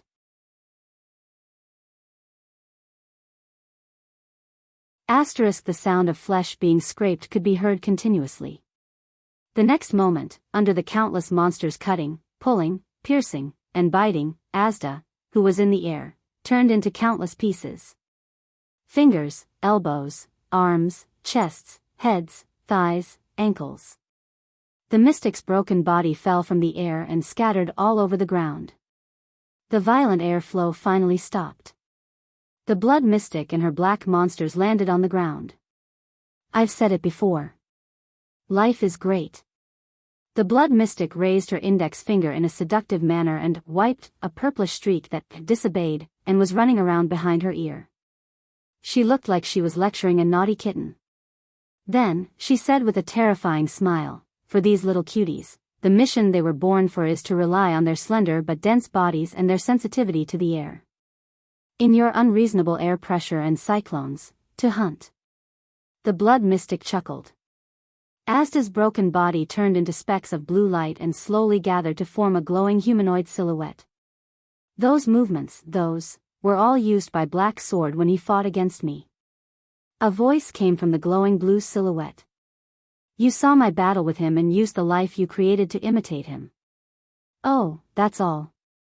Giza's body slowly descended. That fellow is very powerful. He actually tricked me with a useless piece of flesh just now. Such a powerful fellow, of course he's my role model. After all, I was once a witch. The blood mystic walked down from the back of the gigantic black monster and covered her mouth as she chuckled. Learning and research were my past vocations. The young girl with the purplish-red cracks on her face gently bent down and picked up a black spider-like monster that was heavily injured by the cyclones just now. Her gaze was so gentle that it was as if she was stroking a kitten next door. But in the next moment, the blood mystic's gaze sharpened. The little monster in her hand leaped out and pounced on the air mystic's unformed blue light. As if they had received an order, countless black little monsters pounced on the blue light. Some of them exploded into broken limbs and blood, causing the blue light that was taking shape to fluctuate. Mystic energy interference? The glowing silhouette's tone was doubtful. You know that this won't work. At most, it can only delay my rebirth. But Giza's reply made it silent. That's enough. Asterisk bang. Asterisk a gigantic blood-red tentacle suddenly burst out of the ground under the blue light. Countless smaller tentacles spread out and bound the other monsters in the blue light tightly. Giza, you. The glowing silhouette spoke amidst the fluctuations. It seemed a little surprised. The blood mystic laughed heartily. Tell me, how much air is there under the ground that is a few hundred feet, a few hundred meters, or even a few thousand meters? How much time do you need to use that pitiful amount of air to return to the surface?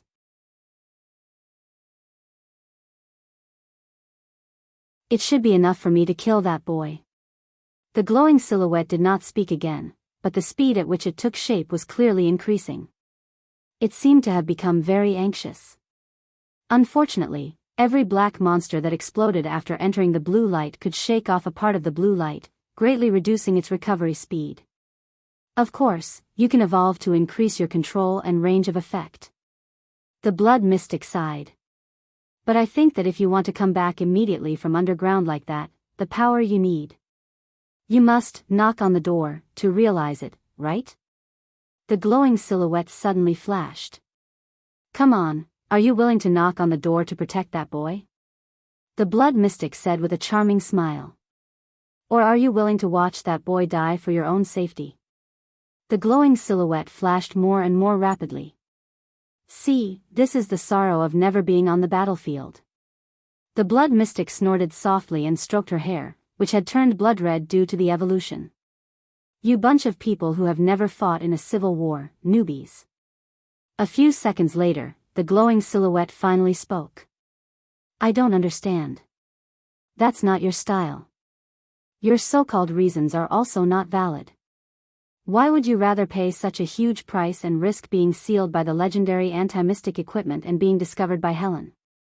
Asda's voice, which had yet to take shape, sounded illusory. You still want to kill that boy? Just because you don't want him to suffer? At that moment, the two mystics were silent for a moment. Finally, the blood mystic replied flatly, You won't understand, except for me. None of us will understand. In the next moment, the huge blood-red tentacle dragged the black monster and the blue silhouette along with the blue light, which had yet to take shape, into the bottomless ground. Countless stones and soil tumbled down again, filling up the hole where the tentacle broke out of the ground. The tremors lasted for a long time. Until it became smaller and smaller. Until it disappeared. Only Giza was left. She silently stared at the ground where Asda disappeared. Her gaze was filled with thought-provoking and complicated emotions. The huge black monster behind her crawled forward. It extended its head or thorny limbs to her hand and intimately nudged the blood mystic. Yes. The purplish-red spots on Giza's face gradually faded. Her emotions also returned to normal. She gently stroked the monster beside her and said softly, At least I still have you.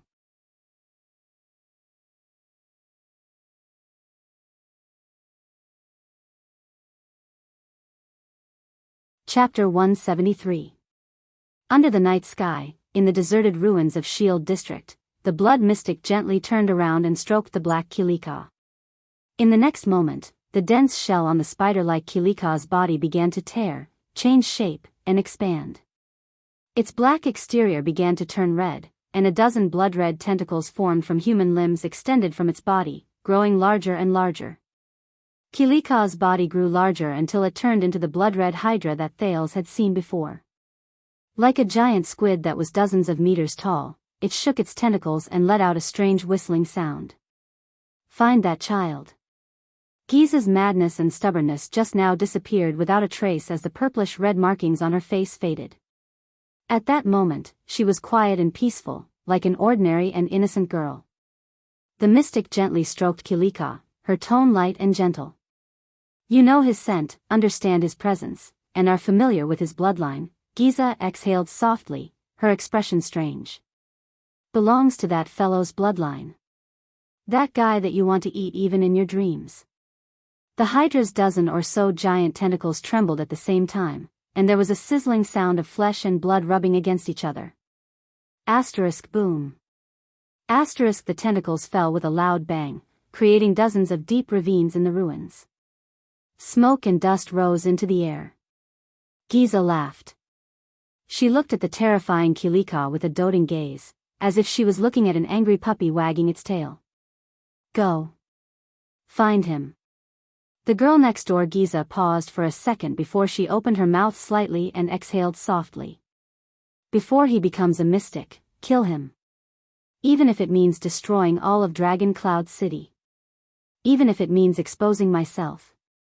Even if... Kilika's huge body once again let out a strange, unsettling sizzling sound. In the next second, its dozen or so blood-red tentacles plunged into the ground one after another from different directions. Asterisk bang. Bang.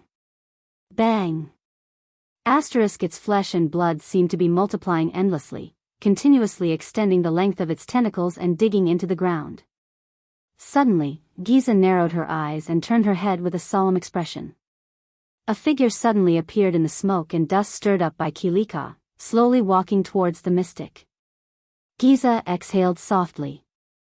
As expected, I've wasted too much time. The silhouette in the smoke and dust approached slowly, one step at a time. The blood mystic closed her eyes and shook her head gently. He actually evacuated the people in the surrounding districts. Rikuru's descendants aren't completely useless. At this moment. Boom! A medium-sized tentacle suddenly shot out from the ground beside the figure. Amidst the smoke and dust, tentacles broke through the ground and attacked the uninvited guest. However, the figure in the smoke only moved slightly. Chi! The sound of a weapon piercing flesh could be heard. The next moment. Giza's expression changed drastically. She fell to her knees. Ah! Ah! Ah! The blood mystic screamed in pain. Boom! In the districts adjacent to Shield District, more than 10 huge, blood-red tentacles broke out of the ground again. For example, in the Sword District, which was the closest to the few noble districts, there was a huge tentacle like this. After it destroyed a stone house on top, it broke through the soil and rocks, and shot towards the sky. The moment it came out of the ground, the heads of these terrifying tentacles, which were formed by bloody human bodies, suddenly burst open and scattered into countless smaller tentacles. The small tentacles first stopped in the air and slowly turned around, occasionally trembling once or twice. It was as if they were sniffing. Not long after, these small tentacles trembled at the same time, and then quickly grew, proliferated, and extended in all directions. At this moment, a thin figure in a white cloak suddenly appeared from a corner and instantly landed in front of the roots of all the tentacles. The tentacles sensed the approaching flesh and blood. In that instant, countless tentacles attacked the cloaked figure like a wild beast with its hair standing on end. The figure turned around gently and brandished a special white-hilted blade.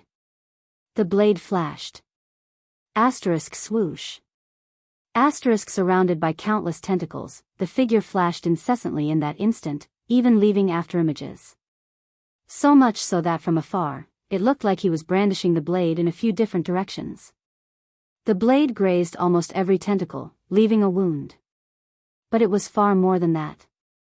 The next moment, the tentacles that were grazed by the blade trembled violently.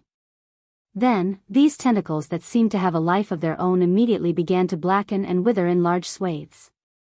Finally, as if they were burning, the entire tentacle turned into flying ash and scattered. Flesh and flying ash instantly floated into a ball. The cloaked man swung the blade again. This time, the strange blade stabbed into the roots of these small tentacles, the big blood-red tentacle. The huge tentacle shook violently, and bubbles and a large amount of steam began to emerge from the place where the blade had stabbed. Then, it also began to blacken and wither, until it completely turned into flying ash. Left the roots? The small tentacles that fell on the ground seemed to have sensed something and immediately trembled violently. Like snakes, they scattered in all directions, escaping from that terrifying man. At this moment, countless hurried footsteps could be heard. Dozens of masked figures in gray appeared at the corner of the street. They wore special equipment, arm shields, light crossbows, and streamlined long blades with white hilts. They stepped swiftly and skillfully, blocking almost every tentacle that tried to escape. Their movements were swift, their bodies agile, and their minds calm. Then, they raised their hands and swung their blades. Shing.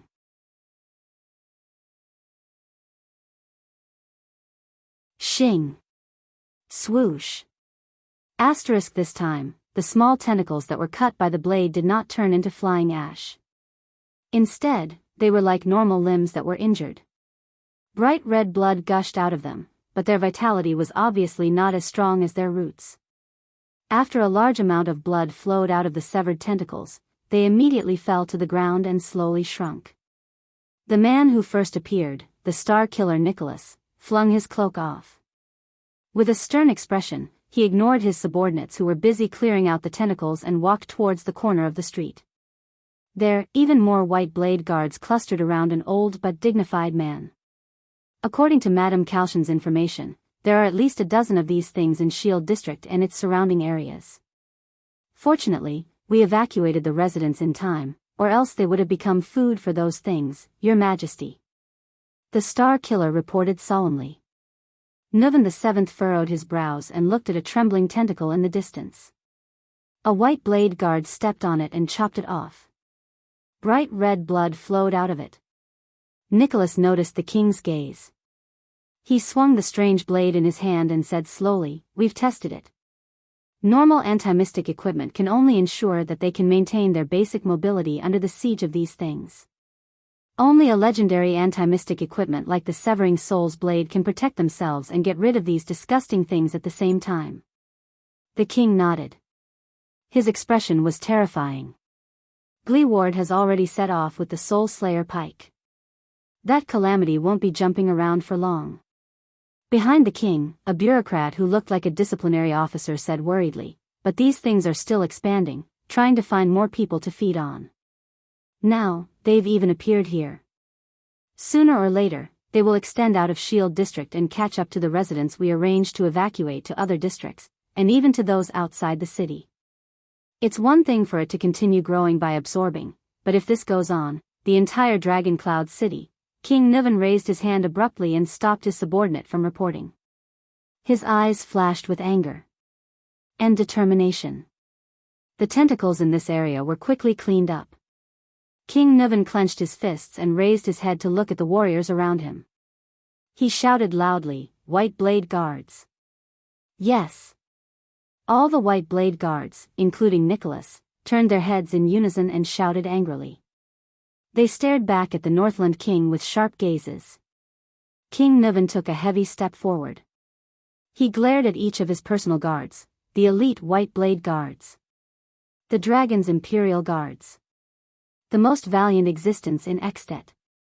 The sound of earth and rocks collapsing came from afar again. King Niven took a deep breath. The flames in his eyes burned brighter. "Tell me, boys."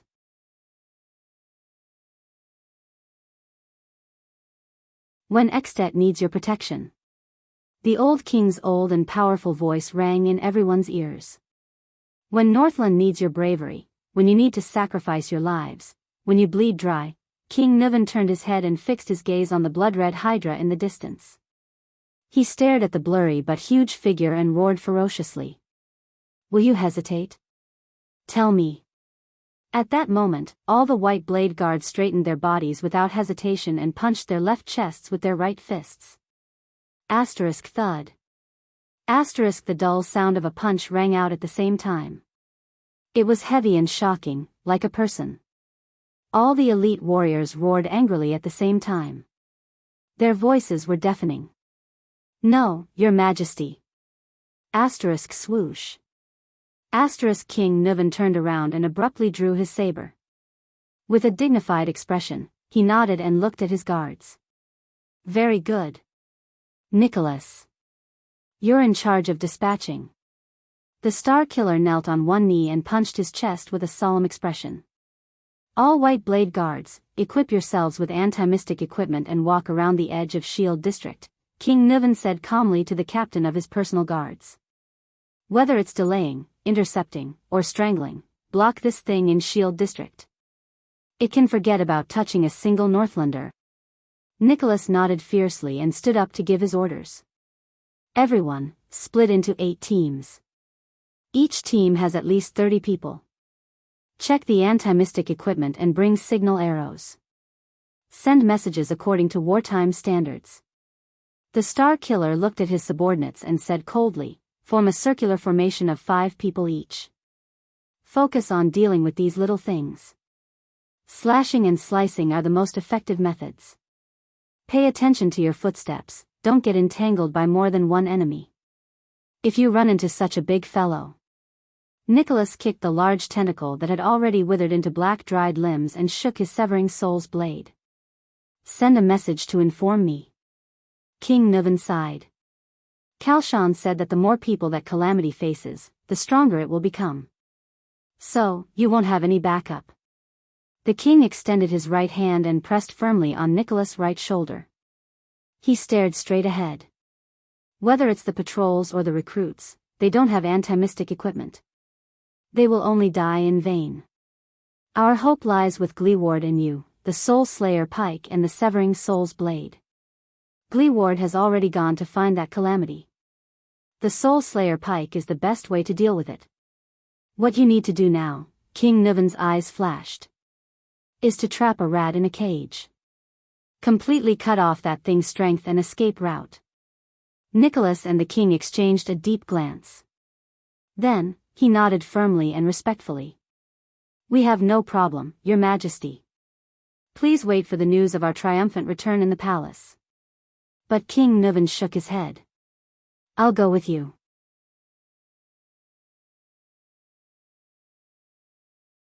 In that second, Nicholas widened his eyes. Your Majesty, it's not safe ahead. King Nuvan raised his hand sternly and stopped him from speaking. Most of the White Blade Guards are here. Heroic Spirit Palace may not be as safe as here.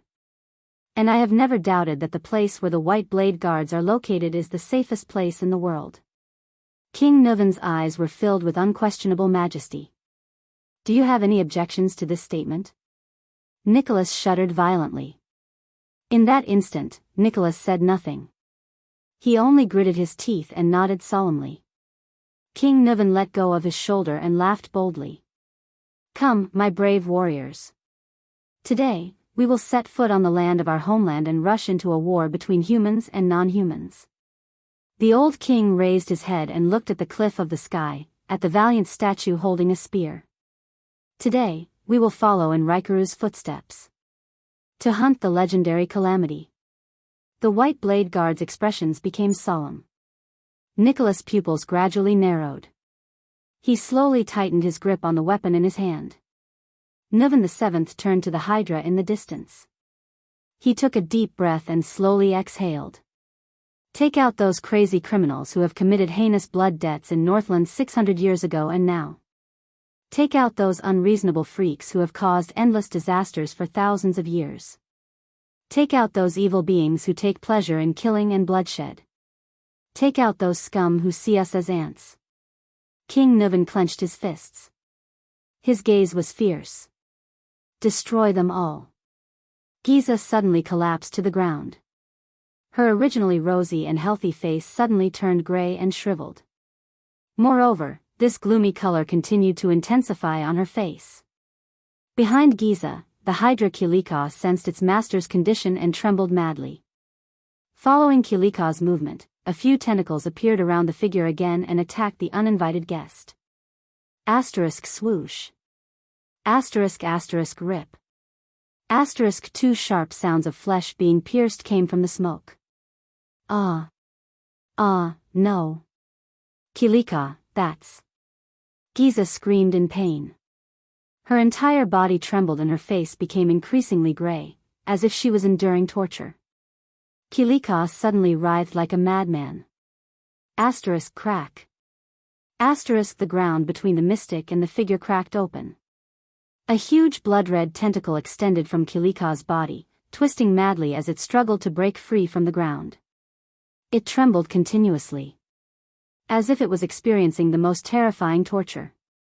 The bright red tentacle formed by severed limbs started to blacken and wither at an extreme speed, starting from the figure in the smoke. Like a fine cloth dyed with ink, the blackening and withering of the tentacle spread all the way to its roots. It extended to Kilika and Giza.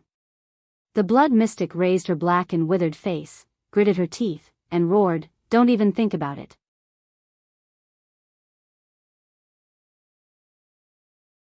In the next moment, before the blackening and withering tentacle reached Kilika with that terrifying momentum, it swelled up by itself from its roots and suddenly broke.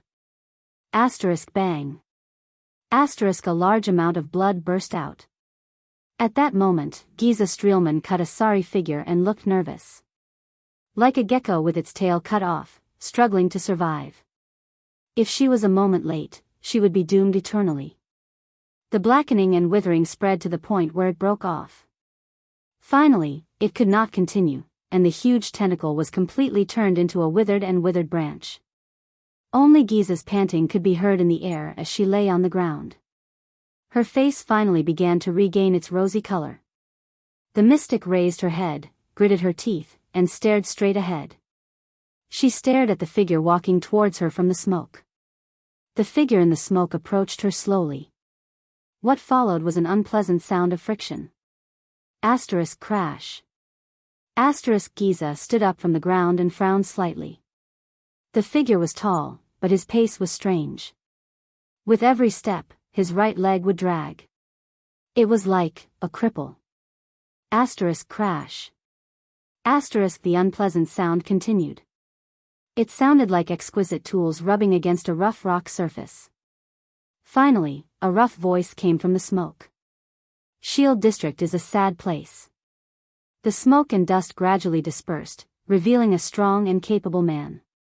Under the Northlander's forthrightness, generosity, optimism, and positivity, it hides the darkest and most obscure colors of Dragon Cloud City. Asterisk crash. Asterisk the noise continued.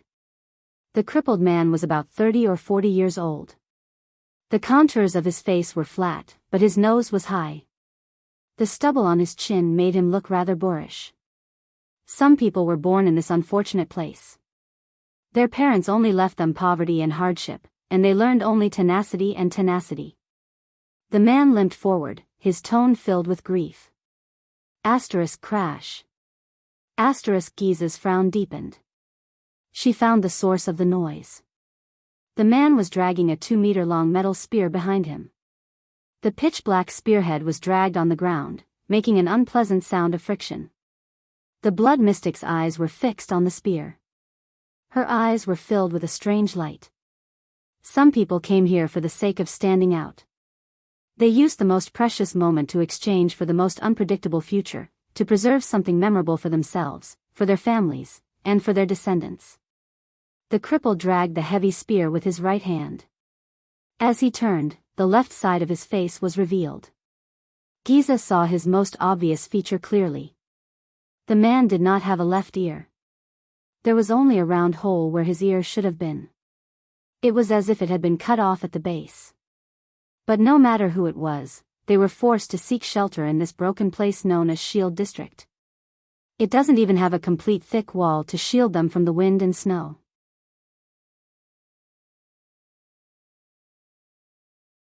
Here, some people are busy, petty, and unscrupulous. Some are illiterate and tremble in fear. Some are lonely and despairing, and covered in wounds. Some are impulsive, hot-tempered, and hot-tempered. Asterisk crash. Asterisk the man limped forward. His expression was sad, and his voice was low. They are just ordinary people, but they are also pitiful people.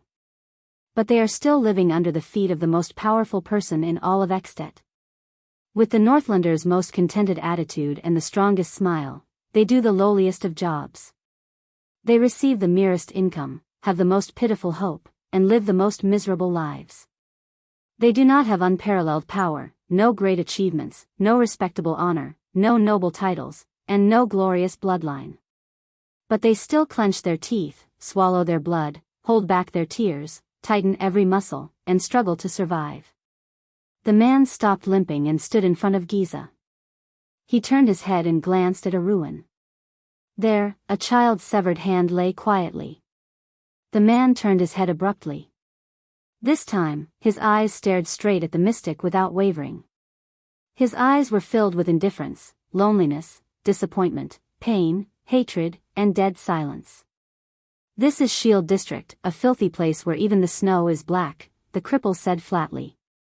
"In the great Ekstedt, in the majestic heroic spirit palace, under the dazzling glory of Northland." The man's gaze swept across the ruins around him, and there was a hint of pain in his eyes. "We struggle bitterly, struggling at death's door. We are more like Northlanders than the strongest Northlander." The crippled man with only one ear had a cold expression. He raised the spear in his hand and looked at Giza. "But you, even this tragic and unfortunate chance, this chance to grit our teeth and fight for hope, had to be taken from our hands, which were empty to begin with. Stripped of everything. We are in your eyes." The man closed his eyes gently.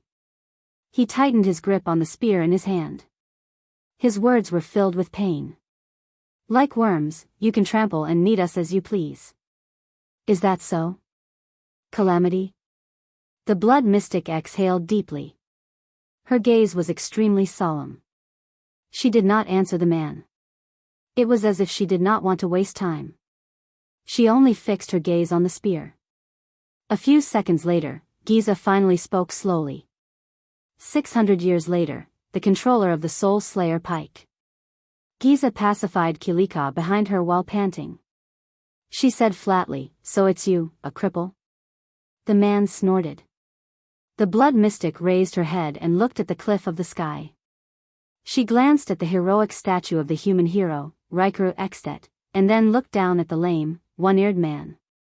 She frowned. It was as if he was making a comparison. A moment later, Giza heaved a long sigh. "Isn't that too far off?" The man stared at her without saying a word.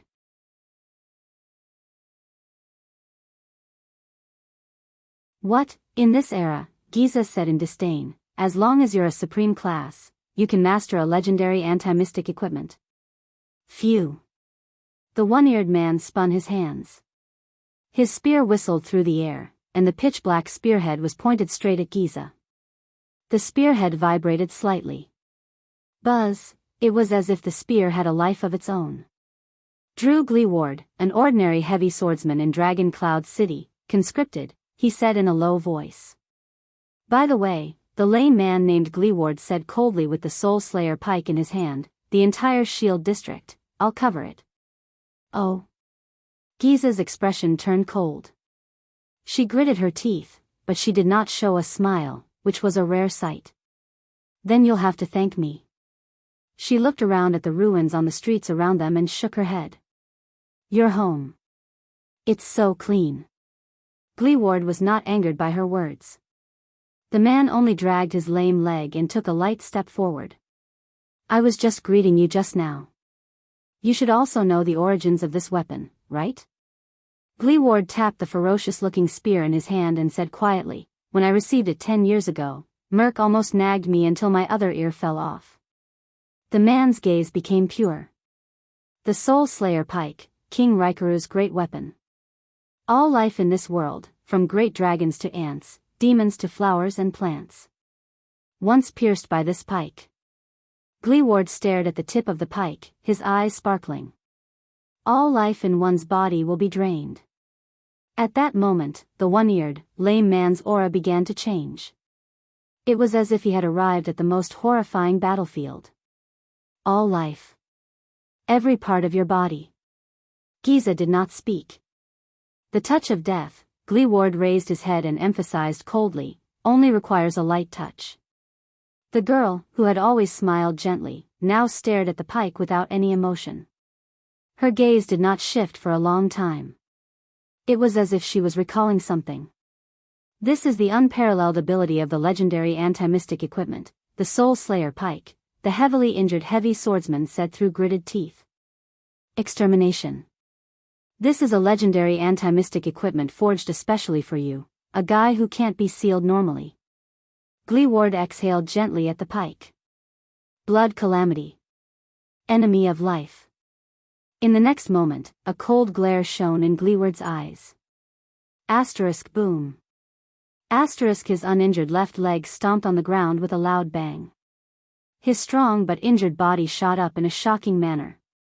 He charged towards Giza, who had an unpleasant expression on her face. The ferocious Soul Slayer pike thrust forward with an invincible momentum, as if it was charging on a battlefield.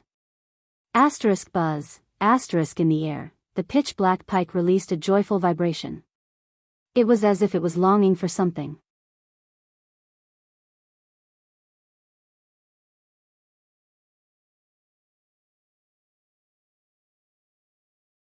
Chapter 174. The moon was gradually setting in the west. Asterisk bang. Asterisk a loud rumble came from the center of Shield District.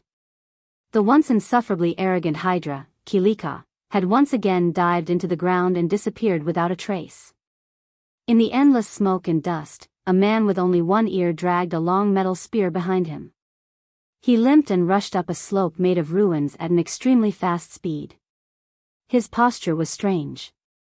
Gleeward swept his gaze around him. He could only see a few blood-red tentacles scrambling to crawl into the ground.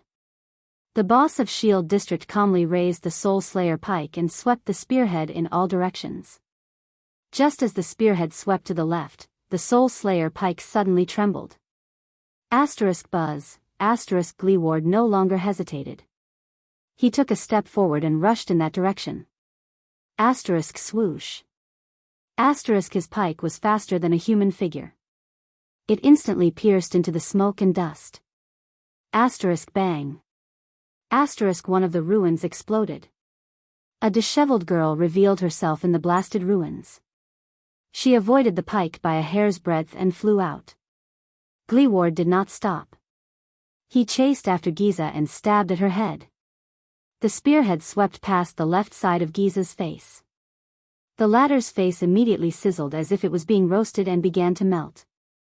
Damn it, as the blood mystic cursed softly, a few tentacles suddenly extended from under Giza's simple dress. They struck the ground violently and pushed her away. Away from Gleeward's pike. Very well. Gleeward stopped in his tracks. His eyes were filled with coldness, and he said calmly, "Hide, run, hide, this is the attitude you should have, Calamity." Giza gritted her teeth and glared at Gleeward with a furious expression. Then, the latter charged at her again. Giza moved. She rushed through a ruin without stopping. The many tentacles under her dress swung swiftly, allowing her to leap as if she was running on flat ground.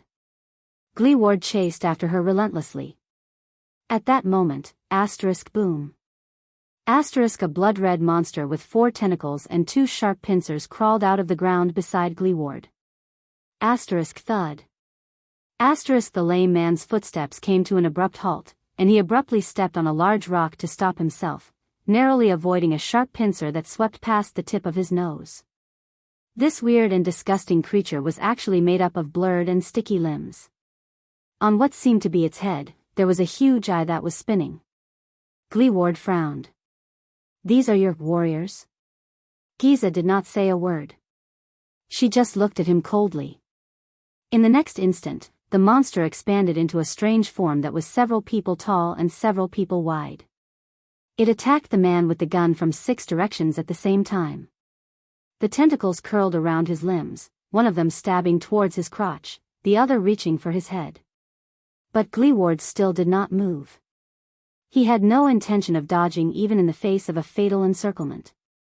He just stared at the mystic. That's a bad idea.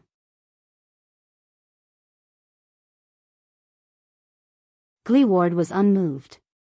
His tone was flat as he continued to observe his opponent. A second later, the crippled man's eyes flickered, and he swung the Soul Slayer pike in an arc. The moment his opponent's killing move was about to reach his body, the pike lightly brushed past one of the monster's tentacles. Shick. The monster shuddered violently. Its shockingly powerful tentacles and sharp pincers began to tremble uncontrollably. Giza's expression changed as she witnessed all of this. Then, her body swayed as well. In the next moment, Gleeward quickly rushed down the slope. Behind him, the monster had already changed its shape and color as it trembled. It cracked open like a piece of charcoal and fell down. 5 meters away from Gleeward, Giza screamed uncontrollably again. She covered her face with her hands as she trembled and contorted. Her face, which was starting to turn black, was filled with pain. How does it feel to be killed? Gleeward's voice was heavy, and his footsteps were steady as he swiftly approached his inhuman opponent. Whether it's Kilika or these monsters you created, they're all essentially you, right? In pain, the blood mystic raised her left hand with great difficulty and extended it towards the dying monster. She gritted her teeth in hatred. Shick. Before it completely turned into black ash, the monster that was stabbed by the Soul Slayer pike exploded into pieces. Blood splattered everywhere. As the monster sacrificed itself, Giza's pained expression lessened as well. However, in the next moment, Gleeward, whose expression did not change but whose killing intent was hidden, had already rushed in front of her. He thrust the pike mercilessly. Giza's expression was ferocious. She screamed and quickly retreated. But it was too late. The power of eradication in Gleeward's body surged freely. His pike suddenly sped up. Whoosh. The wind howled. In the next moment, the Soul Slayer pike's black pike twisted in the air in a bizarre manner as if it had a life of its own. The body of the pike bent in a terrifying arc. It stabbed Giza's left hand. The blood mystic screamed in pain. This time, her screams were far louder than before. A visible blackness spread from her left arm to her entire body. Gleeward rotated the pike with ease. He knew that extermination had taken effect. The moment she was stabbed by the Soul Slayer pike, Giza did not hesitate. Her right hand immediately turned into a blood-red blade. Crack. Before the blackness spread to her chest, the blood mystic's expression was fierce. She chopped off her left arm. Her left arm fell to the ground. Then, before it completely turned into charcoal and ashes, it swelled and exploded. Giza clutched her severed arm and took a painful step back. Beautiful. But do you feel pain as well? Gleeward was the one who praised her, but he did not have any intention of showing mercy. His cold eyes reflected the girl's image.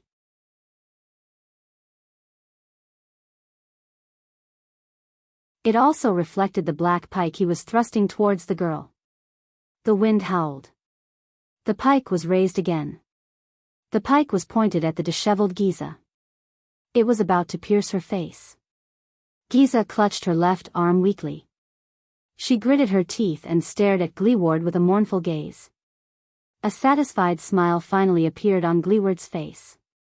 But it was also at that moment that a few blood-red lines that looked like the branches of a tree and blood vessels slowly rose on Giza's face. The pike thrust forward. It was unstoppable. In the next moment, a figure burst out of the ruins on the ground. Boom. It stood between Giza and Gleeward. Thud. It was a dull thud, not the muffled sound of metal piercing flesh. Gleeward, who held the pike with both hands, frowned deeply.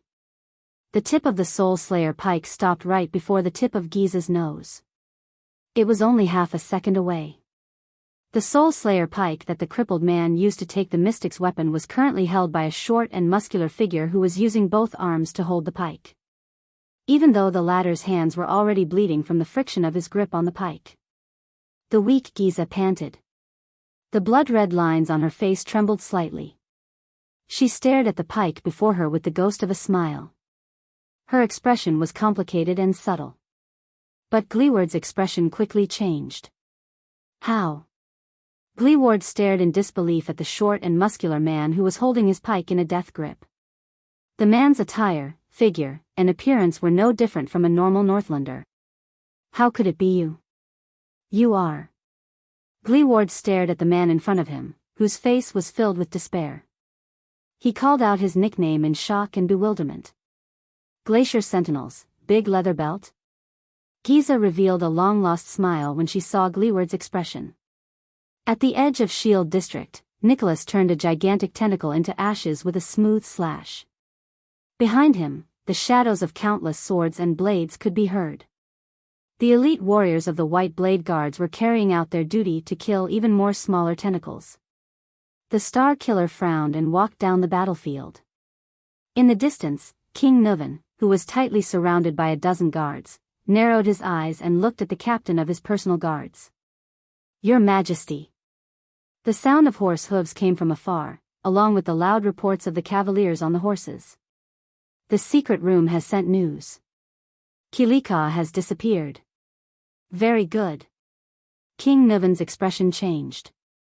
He nodded and said to a noble behind him, "This proves that our strategy is effective. That calamity, it does not dare to face the Soul Slayer pike head-on." Nicholas, who had just gotten rid of a tentacle, came forward. We used the best strategy against the Blood Calamity. On one hand, we used a small number of elites and legendary anti-mystic equipment to attack its vital points.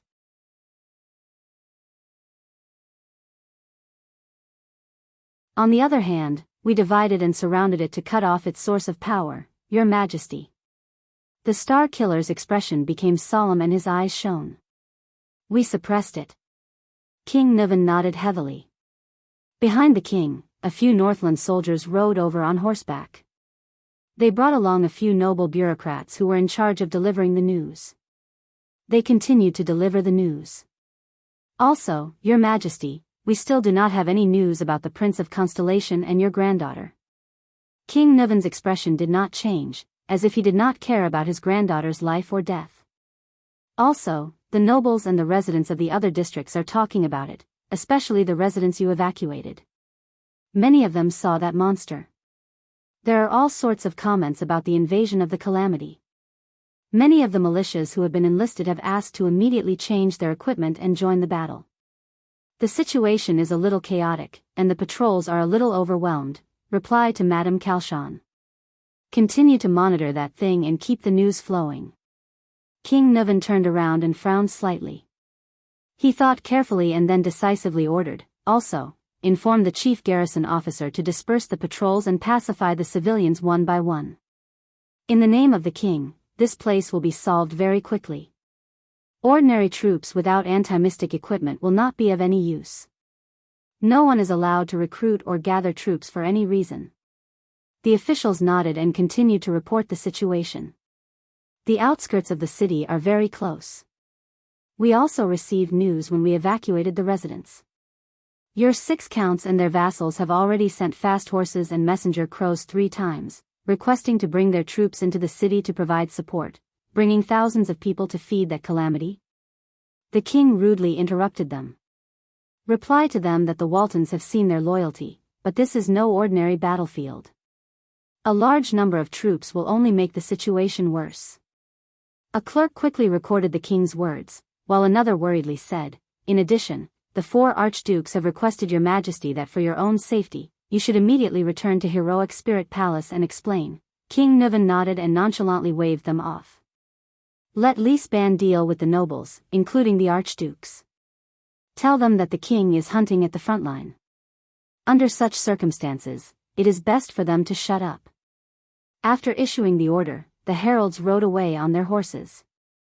You know, they actually have a point. You should stay in Heroic Spirit Palace, Your Majesty, the Star Killer said calmly. The king shook his head. Almost all the White Blade Guards have been mobilized, and we can't summon troops into the city. Staying in the empty heroic spirit palace with 4 archdukes and their personal guards with ulterior motives? King Niven snorted coldly.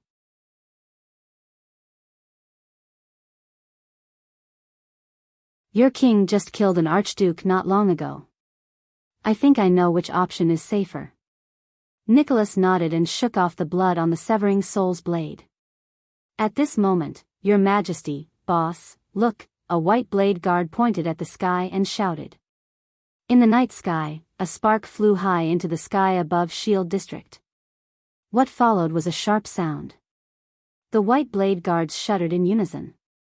A signal arrow. This means. Nicholas' gaze flickered. It's the first group from the east. They found a big guy that's hard to deal with. We have to immediately. At the same time, a similar spark bloomed in the sky from another direction.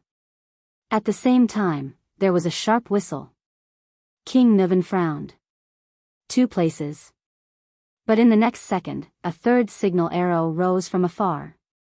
At the same time? That's not right. King Niven stared at the spark and frowned. We've strictly assigned the routes. We split them into 2 directions, east and west, and gradually surrounded them from the edge of Shield District. While the 1st and 5th groups were clearing the route in front, the troops at the back shouldn't have met the big guy. Just as he spoke, a 4th signal bolt appeared not far away. Nicholas' expression changed drastically. So many signals at the same time. There's only one explanation, Your Majesty. A few seconds later, Nicholas panted and said, a new monster broke out from the ground, so other than the 1st and 5th groups, the others also met it. He could not finish his sentence. Asterisk bang. Asterisk a loud rumble was heard. Amidst the smoke and dust, a blurry, indistinct, gigantic creature appeared in the center of Shield District, swinging its countless tentacles. Everyone present stared at the monster, the multi-headed snake, Kilika, dumbfounded. How could this be?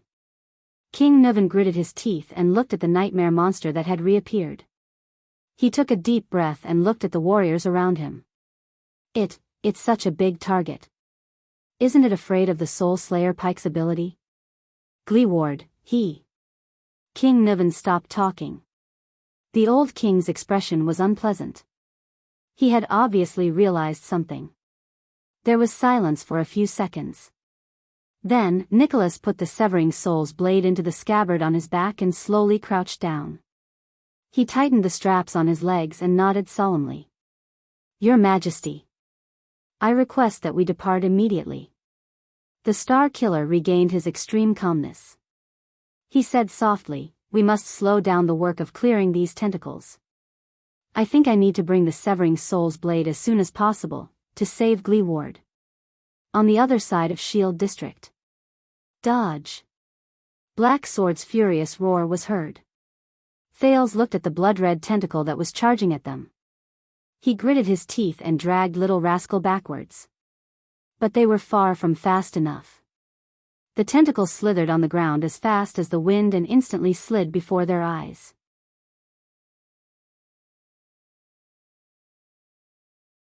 Then, it suddenly bounced up and shot towards Thales with the sound of the wind. It was as tall as a person. Asterisk whoosh. Asterisk damn it. Thales cursed in his heart as he watched the tentacle lunge at the tip of his nose. I can't dodge it. Little Rascal cried out in surprise. At that moment, that strange fluctuation surged through Thales' body again. Thales felt time slowing down again. In this time that seemed to be playing in slow motion, he could clearly see that the tentacle lunging at him was made up of countless bloody human tissues, from skin to muscles, from blood vessels to bones. In the air, it began to fork from the tip, revealing a section of sharp teeth. It was like a large, abnormally shaped snake lunging at its prey. A wave of nausea surged in Thales' heart. What the hell is this? At the same time, a new surge of strength was born in his body. Thales felt the new strength in his body and calculated where the tentacle would land. The next moment, he pushed Little Rascal away. Then, he pounced on the other side. The tentacle brushed past Thale's right hand and little rascal's glasses. The two children rolled to the sides and fell to the ground. Asterisk thud. Asterisk the blood-red tentacle missed its target and crashed into a wooden plank in the ruins. It no longer had a chance. Because in the next moment, a small red sword pierced through the air and spun towards it. Asterisk thud. Asterisk the blade was powerful and accurate, nailing the tentacle to the wooden plank. It was unable to move. The hilt of the small red sword was still trembling. Although the tentacle struggled continuously, it was nailed by the blade and could not break free. Thales fell to the ground. He seemed to have overexerted himself. His right hand was sore, and he was panting in shock. He turned his head and looked at Black Sword, who was lying on the ground covered in wounds. The latter's right hand was suspended in the air, maintaining the posture of throwing the flying sword. Only then did little rascal let out a startled cry. She quickly stepped on her legs and crawled backward. She did not even dare to look at the disgusting tentacle. Thales sat up from the ground and stared blankly at the tentacle struggling weakly by his feet. "Well done, little one." Black Sword exhaled weakly and his head fell back to the ground. "Your reaction," but Black Sword did not finish his sentence. The part of the tentacle that was nailed to the ground suddenly split open from where the blade had pierced through. Then, it slapped the ground and the tentacle broke free from the blade. Thales shuddered. "T, be careful," Black Sword yelled. But this time, Thales could not react in time. The tentacle pounced on him and wrapped itself tightly around him. From his left leg to his waist, from his chest to his head. Thales' eyes were also tightly wrapped, and he immediately lost his vision. "No!" Little rascal screamed. Thales only felt a shiver run down his spine.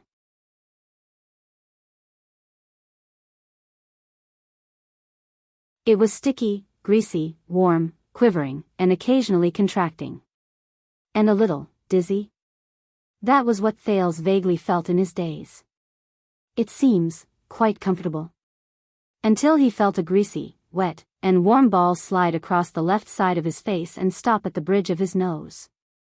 The ball began to tremble continuously, as if massaging his face.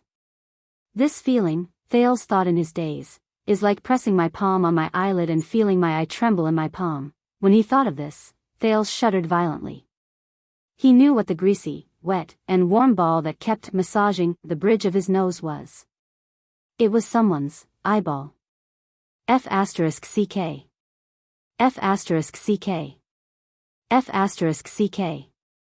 F***. An unprecedented disgust engulfed Thales, immediately waking him up from his hallucination. In extreme panic and nausea, Thales desperately shook his right arm, the only part of his body that was not covered by the tentacle, trying to pull that disgusting thing off. But the tentacle only tightened its grip.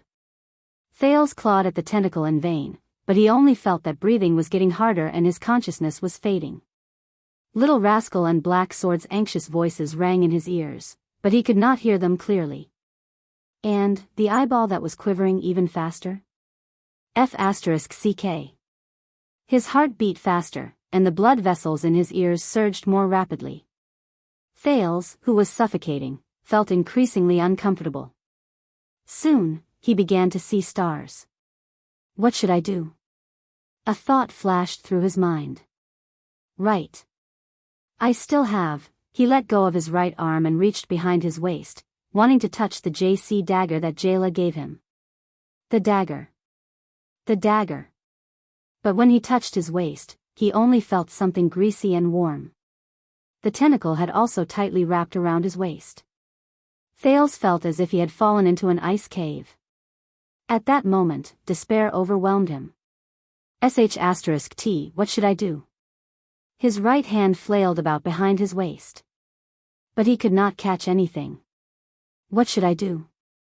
Then, a hard object brushed past Thales' right hand while he was flailing about. The pain brought Thales, who was on the verge of fainting, some clarity.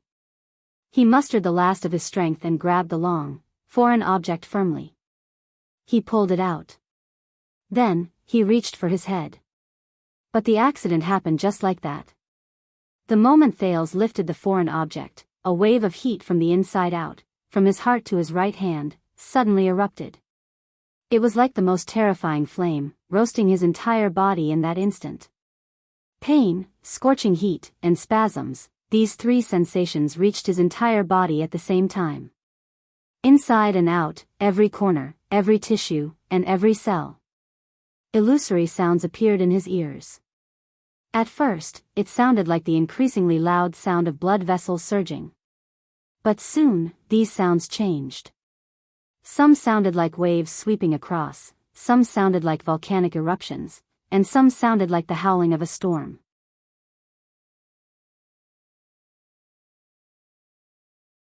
Thales opened his mouth, but nothing came out. The only thing that entered his mouth was the fishy, salty taste of the tentacle. And the disgusting organs that slid past his tongue, pieced together from an unknown person. But at that moment, he no longer paid attention to the disgusting tentacle and the restraint. There was only a burning sensation left in his senses. But in the next moment, Thales felt his entire body tremble. Then, he relaxed, and his vision reappeared. His breathing began to become smoother. His chest was no longer heavy, and the restraint on his face slowly loosened. The tentacle let go of him. Then, it slid down silently. At that moment, the burning sensation from the bottom of his heart to his right hand gradually disappeared. Thales panted hurriedly. He struggled to sit up from the ground, gasping for air after surviving a disaster. Then, he saw two pairs of shocked eyes. Black Sword and Little Rascal stared at him in a daze. It was as if they had seen something incredible. Thales was shocked. Then, he realized that they were not looking at him. He lowered his head and looked at his right hand. Then, he could not help but narrow his eyes. At some point in time, Thales' right hand had firmly grasped the weapon Black Sword threw at him. It was the small red sword. But at that moment, the dark red blade of the small red sword was actually emitting a dazzling red light. Thales stared at the small red sword, dumbfounded. He watched as the blade, which was originally dark red and lusterless, gradually became lighter and brighter, becoming a color similar to the blade. It was as if it had just been sharpened. That was not the only abnormality. The disgusting tentacle began to change from the point it approached the small red sword. Thales had seen this change before. It was in the birch tree forest, when the fortress flower was facing the blood mystic. The entire tentacle, which hung limply on Thales' body, began to dissolve, wither, and turn black. Then, it turned into ashes and dissipated in the air. It was as if it had met its natural enemy. All that was left on Thales' body was black ashes. "What did you do?" Black Sword frowned. He stared at the sword in Thales' hand and murmured, "Could it really be a legend, a legend?" Little Rascal blinked. She did not understand. At that moment, before Thales could react, he heard the sound of a raging tide, which resembled the surging of blood vessels. Whoosh, it seemed to be surging from afar. But the raging tide soon changed, turning into a low murmur of a human. Thales shuddered and jumped in fright. He raised his head and looked at Black Sword and Little Rascal, but both of them only stared at him in a daze. Black Sword's gaze kept shifting back and forth between Thales' face and the sword in his hand. He did not bother to hide his deep suspicions. However, the two of them acted as if they hadn't heard the voice at all. This scene is so familiar.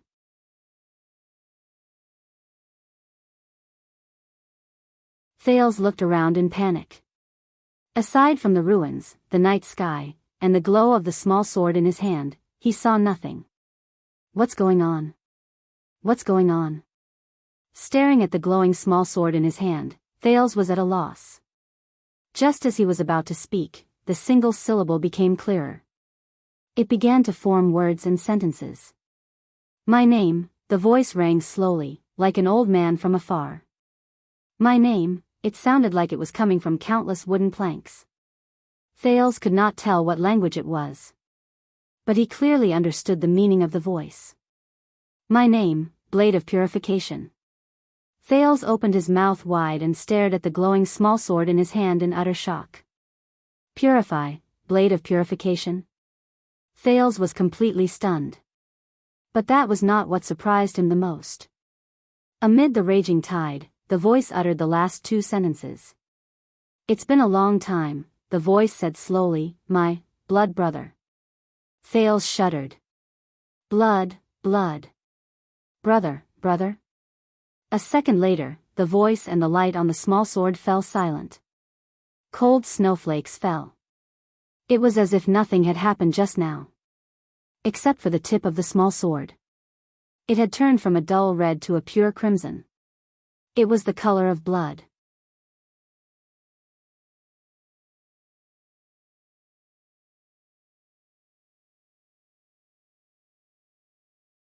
Chapter 175. Dragon Cloud City, the border between Armor District and Shield District. A series of loud roars came from the direction of Shield District, as well as faint tremors. We should evacuate together with the residents. A valiant swordswoman with black hair, light armor, and thick black gloves stood on a roof. She frowned as she stared at the tall figure in front of her. It's not our duty to be nosy, and it's not in line with our principles to look for trouble. But the figure just stared at the sky of Shield District in the distance, taking in the crazily rampaging, unusual giant blood-red monster. Is this the reason Raphael asked us to leave? Cohen pursed his lips with a worried expression, his eyebrows constantly moving. This is what the Secret Intelligence Department wants to do? Did you hear what the residents said? That's the legendary Hydra, Kilika. Cohen clenched his fists tightly, displeasure flashed in his eyes. It's those calamities, the mystics, those legends that we can only read about in family records and dossiers. Raphael, Cohen looked at the ruins of Shield District, his breathing quickened. Did you do this? Is this your plan? Miranda frowned and looked at her colleague with a complicated expression. The disciplinary officers didn't evacuate the area for no reason. This is not something you should worry about. Dragon Cloud City definitely knows how to deal with calamities. Miranda looked at the Hydra flinging out another giant tentacle in the distance, sighed and shook her head. And, no matter what Raphael did, or what he wants to do, it's not something we can interfere with. Cohen was still staring at the Hydra, his golden hair was covered in snowflakes, but he did not notice it at all. That's Shield District, Big Leatherbelt lives there. We even sat in his house before. Do you remember the man who fought against the orcs in the Glacial Sentinel? Listening to the sounds of destruction, Cohen's eyes were filled with sorrow. Him and his daughter. Miranda did not say anything, only lowered her eyelids slightly. After a while, she said quietly, we can't do anything. Cohen was silent. In the distance, as the Hydra Kilika's movements intensified, the tremors grew stronger. Do you know what's the most ironic thing?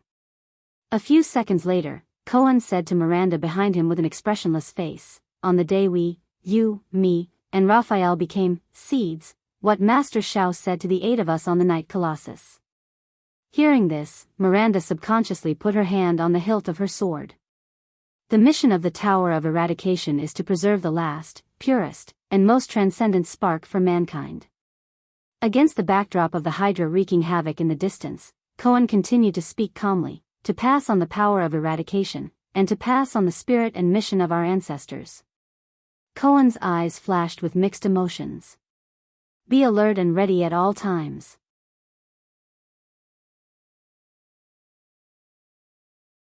The day they make a comeback, the swords of eradication will be unsheathed once more. Miranda raised her head and gritted her teeth as she stared at the Hydra's terrifying figure.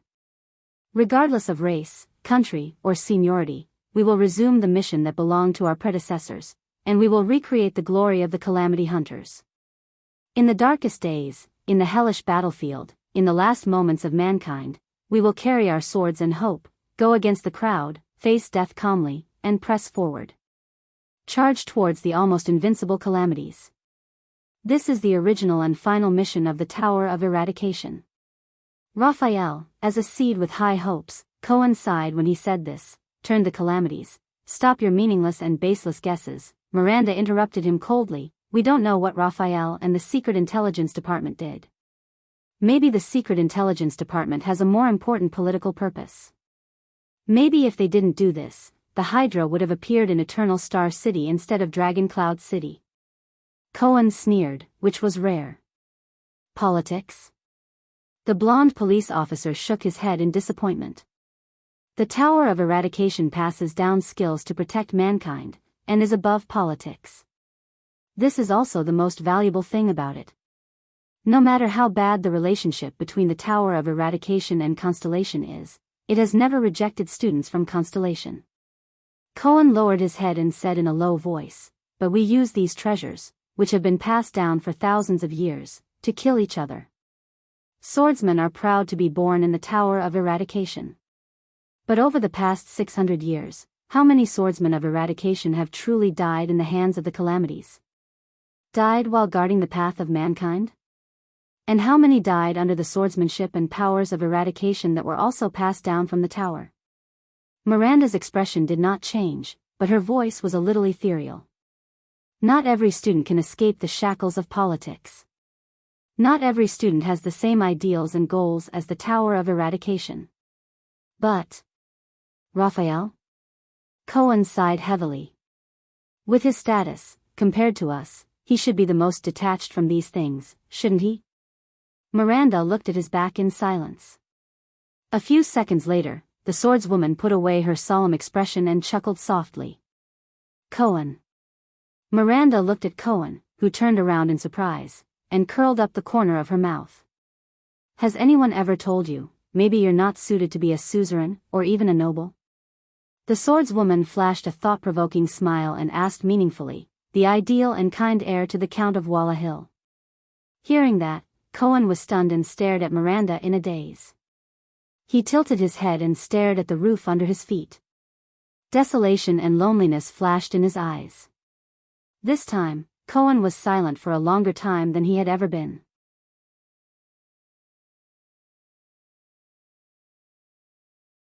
Finally, the police officer's voice rang out absent-mindedly. I know. From the first day I could remember things. I knew it." Cohen's voice was calm, but it made Miranda's heart darken for no reason. "I can't be a good suzerain. I can't." Miranda did not speak. At this moment, the two of them looked up as if they had sensed something. In the next second, the two swordsmen jumped off the roof at the same time and hid behind the wall with agility. A minute later, two figures flitted past the streets that had already been evacuated. One of the strange footsteps was light, as if he was walking on the ground. The other's footsteps were more normal, and his steps were steady. In terms of movement, Miranda, who was hiding in the dark, thought, both of them seemed to be good fighters. However, both of them seemed to be injured, and their bodies were unstable. "I think we should go into Shield District to look for someone, even if that thing is there." One of them sounded very young and impatient, as if he was not satisfied with his companion beside him. "I say, can't you say something?" "Oh, okay, I remember now. Can't you give me some reaction?" "God, don't make those gestures that I don't understand." "Wait." Miranda's pupils constricted when she saw the two figures. In the next second, Cohen watched in shock as Miranda stood up, left her hiding place, and blocked the two people who passed by. The two uninvited guests stopped in their tracks warily and adjusted their postures so that they could attack easily. But their hostility was quickly broken. "You are," at that time, beside Lady Cecere, Thale's attendant, Wyacasso, held his saber and stared at the swordswoman. His eyes widened in shock. "Broken Dragon Fortress. Lady Miranda. Why are you here?" Waya asked in astonishment. "It's a long story. What about you?" Miranda frowned. "What are you looking for? Is it related to that calamity?" "This." Waya was stunned at first, then he turned his head hesitantly. He was a noble of the Arund family, and even the heir of the Duke of the Northern Territory who had once tried to usurp the throne. The disappearance of the prince, but in the next moment, Waya frowned slightly. He saw that Miranda's expression was also not right. Both of them felt the tension in the air at the same time. They turned their heads. The companion behind Waya, a man with a silver half-mask and metal prosthetic limbs, was trembling. Ralph, the phantom wind follower, fixed his fractured hand on his body. His eyes were bloodshot as he stared at the blonde police officer. His hands could not stop trembling. He touched his throat with difficulty, then abruptly let go as if he was scalded. Soon, Ralph's gaze was filled with hatred and anger. Cohen narrowed his eyes in puzzlement as he looked at the strange short-haired, silver-masked man. His gaze swept across the man's lower body, which was covered by clothes, but he could still hear the prosthetic limbs.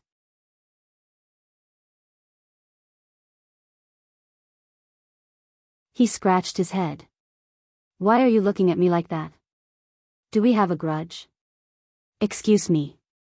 Under the other person's extremely unfriendly gaze, the police officer asked cautiously and confusedly, "Have we met before?" Cohen soon no longer had to be confused. In the next second, Ralph coldly swung his right hand, and a hidden blade popped out from his arm. Looking at the familiar hidden blade, Cohen's gaze tensed. A memory from not too long ago flashed through his mind. It was that night.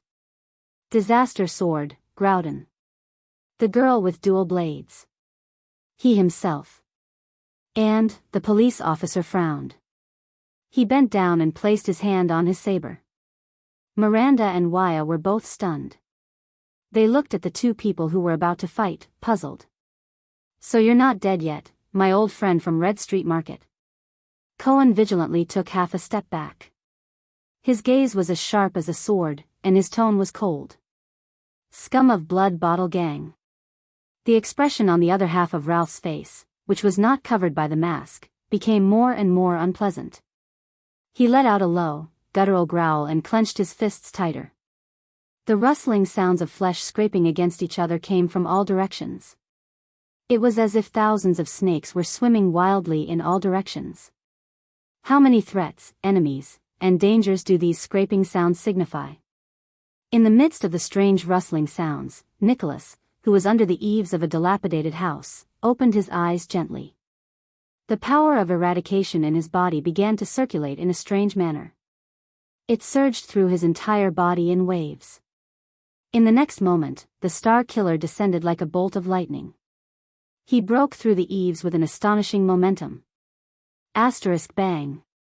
Asterisk as Nicholas' figure appeared, a dozen blood-red tentacles of various sizes appeared in front of him. The tentacles trembled in unison and attacked him from different angles. Nicholas, who was in the air, should not have been able to dodge. But his figure strangely began to flicker and blur. All the tentacles that were stretched out towards Nicholas curled, whipped, struck, and stabbed at him from front to back. These life-threatening tentacles brushed past his ears, armpits, soles of his feet, and waist in the air, but without exception, all missed his body by a hair's breadth. The air was torn apart by the tentacles. The howling wind glided past the surface of the Star Killer's body. In that second, the unscathed Nicholas' gaze was calm. He swung the severing soul's blade in the air. The trajectory and arc of the blade formed countless ellipses in the air as Nicholas' body descended. Asterisk thud. Asterisk Nicholas landed steadily on the ground. Behind him, many broken tentacles fell and turned into ashes. Nicholas stood up. Without changing his expression, he stabbed the severing soul's blade into the large tentacle in front of him. Soon, Kilika's severed limb disappeared from the world.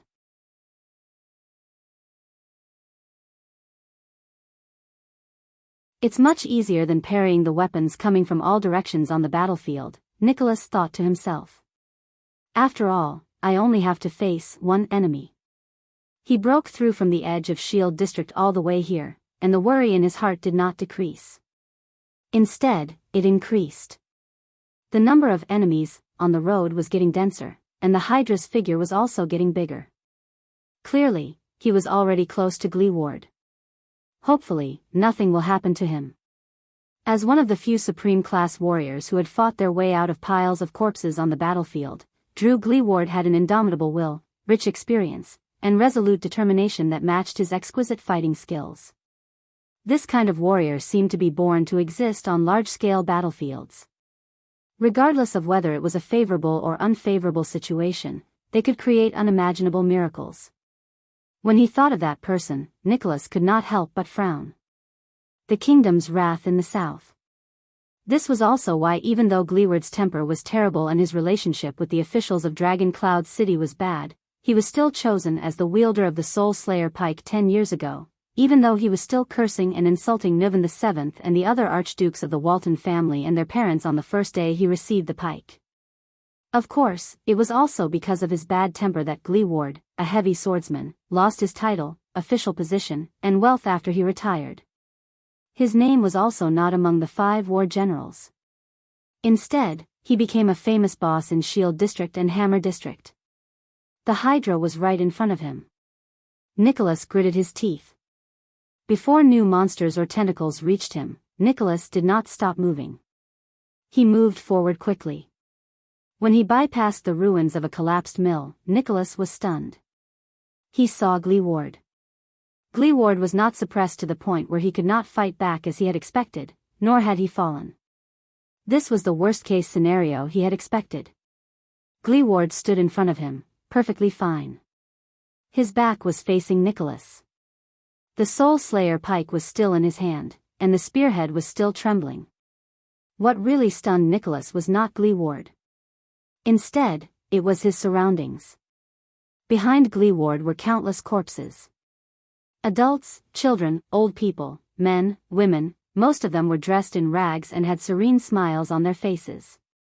But their faces were as black as dried wood. Nicholas stared at the corpses all over the ground with an unpleasant expression. He had seen this kind of death before. It was the effect of being hit by extermination. But, Nicholas stared at Gleeward in disbelief. Gleeward! Nicholas shouted loudly. Gleeward shuddered slightly and turned around slowly. Nicholas tightened his grip on the severing soul's blade in his hand. Gleeward did not even notice that he was behind him. This was unimaginable in the past.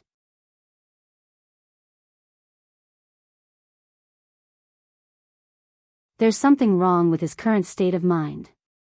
The Star Killer thought to himself. The lame former heavy swordsman turned around while trembling and looked at the Star Killer. Nicholas stared at Gleeward's face in shock. It was covered in tear stains. "It's you." Gleeward bit his lip, and another tear fell. He said hoarsely and weakly, "Walton's lackey." When he heard the familiar and rude form of address, Nicholas felt slightly at ease. But he still stared at the corpses all over the ground and asked in puzzlement, "What happened? These people. What happened?" Gleeward shuddered violently, and his voice rose sharply. "What happened?" Gleeward clenched his teeth tightly and closed his eyes in pain. "Didn't you see it?" Nicholas walked forward and stood next to Gleeward. He faced the young girl in front of him. The young girl with a face full of blood-red spots and a gentle smile. "Oh." The blood mystic chuckled. "Another one?" A puzzled look appeared on Nicholas' thin and pale face. "It's okay." Giza shook her head. Her gaze was relaxed, as if she did not care. "I have enough reserves." In the next moment, the mystic gently stroked Kilika behind her. The Hydra shuddered again and released 2 large tentacles. The tentacles trembled continuously on the ground, then slowly tore apart, creating 2 openings that were as tall as a few people. Nicholas' pupils shrank. From the 2 openings, 1, 2, 3 people slowly walked out. There were dozens of people. The person who walked toward them was an old woman with a face that looked like she had gone through the vicissitudes of life. She was puzzled at first, then confused, and then terrified as she looked at her own body. There were dozens of people of all sizes, men, women, the elderly, and the young. After their initial bewilderment, they became astonished. Then, they all walked towards Gleeward at the same time. Nicholas turned his head abruptly and looked at Gleeward. Could it be? Gleeward shook his head laboriously. His eyes were filled with tears of grief, indignation, and desolation. "Gleeward?" The old woman who led the group opened her fearful eyes. She seemed to know Gleeward. Good child, what is going on? I remember that just now. Ah. The old woman lowered her head in surprise. She looked at her thin and shriveled legs, one in front of the other, as she dragged her body forward. How did I stand up? My legs are healed. Granny Davall. Gleeward looked at the old woman's figure and closed his eyes in grief. He stabbed his spear into the ground. Bastard, no. The old woman immediately realized something. She said in panic, my body, why can't I move? Why am I walking? Granny Davall was not the only one who reacted this way. Among the dozens of people, almost everyone had the same reaction. Panic, fear, and shock appeared behind the crowd. What's going on? My hand, ah.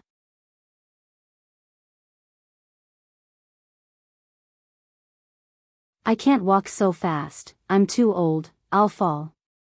Oh my God, look, it's a monster. It's the monster I saw before I fainted. However, the crowd continued to move forward. At that moment, Nicholas, who was in a daze, understood something. They can't help themselves. Tears flowed out of Gleeward's tightly shut eyes again. His voice was intermittent. These civilians of Shield District, after they were eaten by that monster, that bitch, I don't know what she did, now, she's controlling their bodies. Nicholas watched the crowd move forward towards them in disbelief. He watched as they continued to quarrel, question, argue, and even cry, shout, and roar.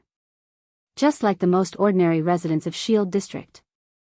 Ah, I didn't eat them. They are perfect, independent individuals. The blood mystic sighed. Every single one of them is a life. Nicholas looked at the corpses on the ground beside Gleeward and completely understood. He took a step forward, and his palm unconsciously twisted due to anger. The Soul Slayer Pike? Gleeward swallowed hard and shook his head in pain. She's different from the other tentacle monsters. The crippled, one-eared man suppressed his grief. Extinction can't hurt her directly. It can only kill these people themselves. The blood mystic smiled like a flower. That's right. Didn't you say that you're in charge of this district? At that moment, the demon-like maiden smiled. The blood-red stripes on her face were especially strange and terrifying. Then, let me see your determination. I have thousands of people. The terrified crowd quickened their pace and blocked the path between the two supreme-class warriors and the mystic. Ah! Gleeward let out a furious roar. Nicholas took a deep breath and calmed down. They're just ordinary civilians. Or, we can break through them without stopping, regardless of the cost. The Star Killer swung the severing soul's blade in his hand and said coldly, go straight for that monster. Under the Star Killer's gaze, Gleeward still shook his head laboriously. Nicholas frowned. He suddenly noticed that Gleeward had many wounds all over his body. The mystic answered his doubts. Ordinary civilians? Giza smiled softly. No, there are thousands of them. Their thoughts are clear, their minds are clear, and they can even speak on their own, but they're not afraid of death, they're not afraid of pain, they don't cower, they don't stop, they don't hold back, they don't hesitate. The blood mystic tilted her head, swiped her finger across her lips, and smiled charmingly. Flesh and blood dolls. As she finished speaking, Granny Davall, who was leading the group, suddenly cried out in surprise. The next moment, the old woman suddenly lowered her body and got down on all fours. The crowd behind her instantly burst into an uproar. As she cried out in surprise, Granny Davall used her hands and feet like a feline.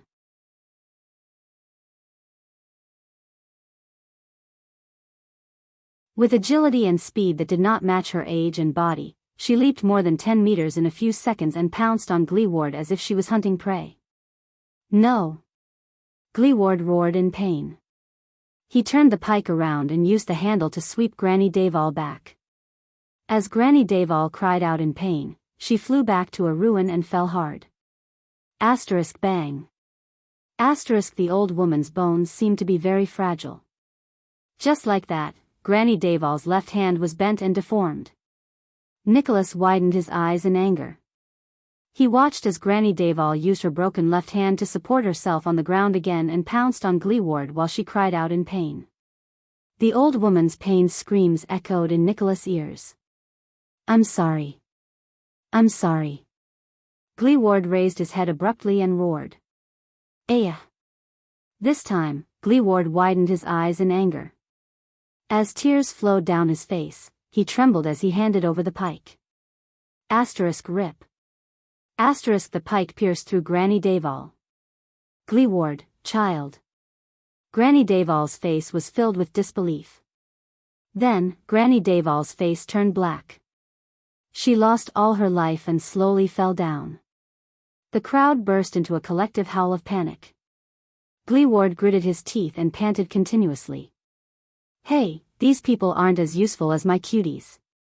The blood mystic covered her mouth and chuckled. The blood spots on her face swayed like reeds in the wind.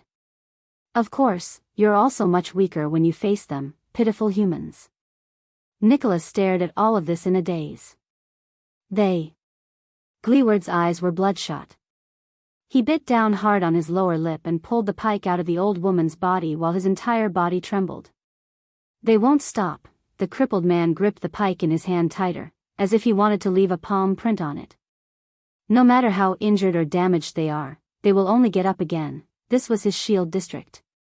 "They're coming at me wave after wave." These were the people he was supposed to protect. "Stop me, kill me, these, unarmed, innocent civilians. Unless," Gleeward roared angrily with a face full of tears. He swung his hands and raised the pike. "Kill!" The crowd drew closer. Panicked, fearful, and trembling faces that he was incredibly familiar with appeared before his eyes. "Kill them!" Gleeward, who was about to break down, was like a trapped beast that had been forced into a corner. He roared in grief, indignation, and despair. "Kill them!" Nicholas watched the waves of people approach them, then looked at the countless corpses that had already fallen beside Gleeward. He felt a chill run down his spine. The blood mystic clicked her tongue. TSK, the Soul Slayer pike, is it?" Unprecedented anger appeared in her eyes. "I know the power of this thing better than you do. The power it can unleash in Rikuru's hands is much stronger than a rookie like you, but I am still standing here in one piece." The blood mystic raised her hands. There was a smile on her face, and her voice was cold.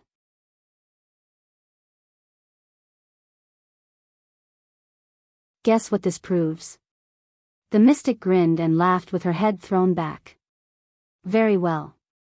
Giza thought quickly in her abnormally excited state. "This way, I can at least buy some time. Enough time to search for that boy. Find him. Kill him. Save him." As her thoughts raced, Kilika extended more and more tentacles underground.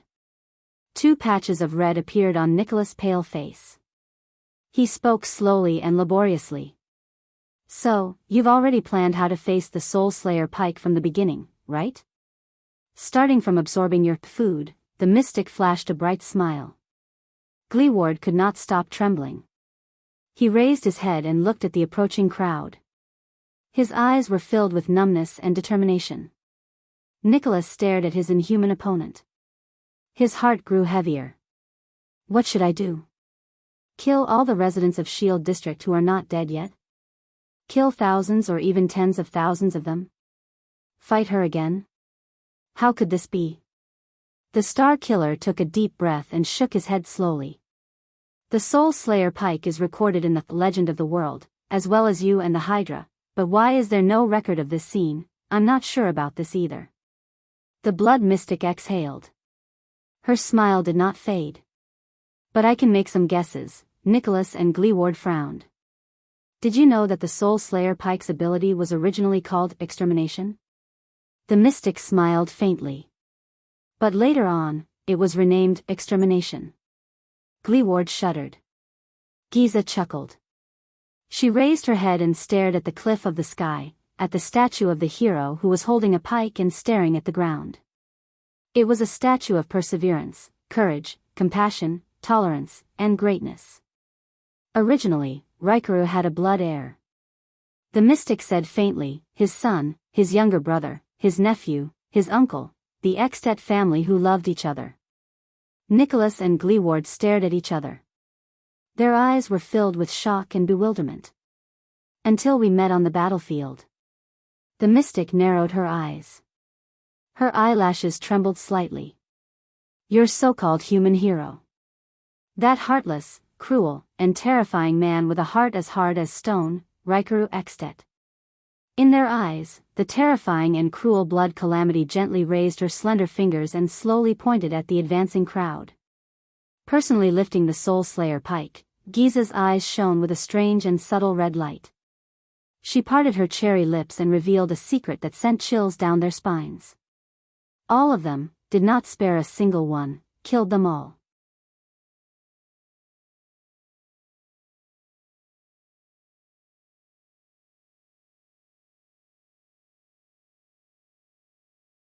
Chapter 176.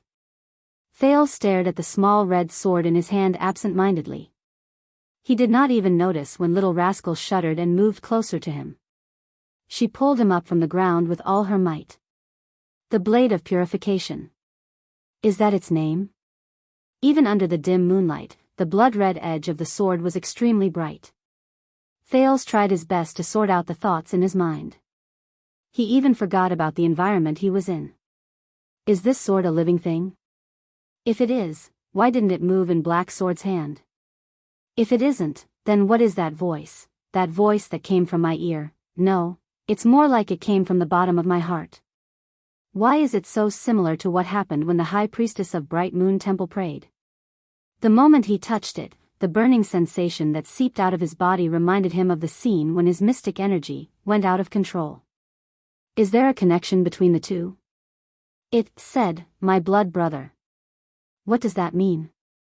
It also said, it's been a long time.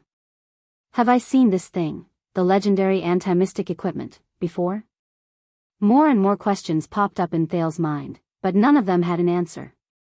It only made him more confused and confused. What did you do? Black Sword's voice rang in his ear, stern and fierce. Thales was startled.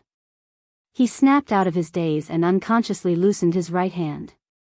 Asterisk clang. Asterisk the small red sword in his hand fell to the ground. Black Sword struggled to lift his upper body with his weak body.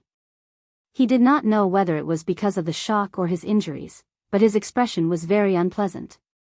A pair of sharp eyes locked on Thales' face. Why did it suddenly become effective? Thales only reacted then. He looked at the small sword on the ground, took a deep breath, and looked up at Black Sword. About that.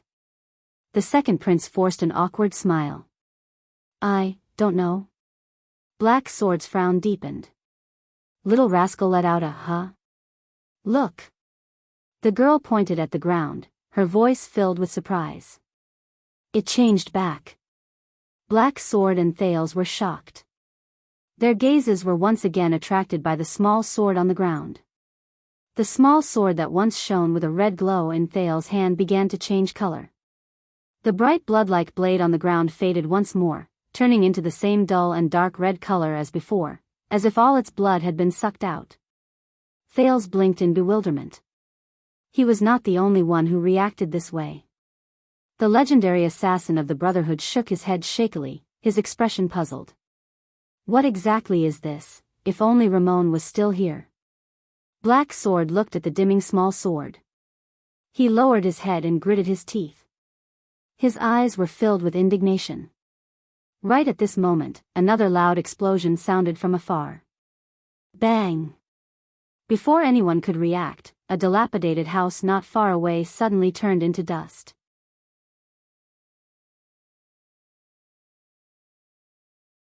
A terrifying giant blood-colored tentacle soared into the sky. In the distance, the Hydra's silhouette was faintly discernible in the smoke. Both Thales and Little Rascal shuddered. They watched in astonishment as the tentacle split into countless tiny limbs. Like a group of densely packed, wriggling snakes, they swept towards them from all directions. What are you waiting for? Black Sword roared anxiously, "Run!" Thales shuddered. Without saying a word, he grabbed the pale-faced little rascal. Ignoring everything that had just happened, he dashed in the opposite direction of the tentacles. This kind of tentacle again, so. Thales gritted his teeth. Did Asda really lose? Aren't mystics immortal and indestructible? Then how did he lose? Damn it. I have to keep running. As for Black Sword, who was still on the ground, unable to move, he could only wish him luck. However, this time, the tentacles seemed to be exceptionally swift and powerful. They flooded the corpse-strewn street like a tidal wave. Everywhere they went, there was a terrifying sizzling sound. When Thales heard it, he felt a chill run down his spine. He was scared out of his wits. Without Asda's protection, they had barely taken 4 or 5 steps when the first small tentacle caught up to them. This time, its target was only Thales. In an instant, Thales felt a weight under his feet. His ankle was tightly entangled by the tentacle that came first. Thales felt a chill run down his spine. Thud. He staggered and fell to the ground. The tentacle began to twist and drag him backwards. No! Little rascal screamed. She turned around and grabbed Thales' arm tightly, trying to save him from the entanglement of the tentacles. However, how could the strength of 2 children struggle against the multi-headed snake's tentacles? They were dragged towards the snake-like tentacles. Damn it! Thales felt his scalp tingle as he watched his ankle being entangled tighter and tighter. He glanced behind them and saw other tentacles getting closer and closer. In just a few seconds, they were right in front of him. The melted, broken, and stuck limbs of the tentacles were clearly visible before his eyes. Thales shuddered. He quickly turned around and yelled, "Run!" However, little rascal only bit her lower lip and refused to let go of his arm. She shook her head violently. They were dragged a few meters back. Sizzling, the terrifying sound of flesh rubbing against each other came closer. Thales felt a chill run down his spine. It's too late. Soon, countless tentacles blotted out the sky and the moon. Like a raging wave, they swept over slowly. The first tentacle wrapped around little rascal's left arm. The second covered Thales' back. The third, the fourth, and the fifth, from his limbs to his body, these tentacles bound him and little rascal tightly. No!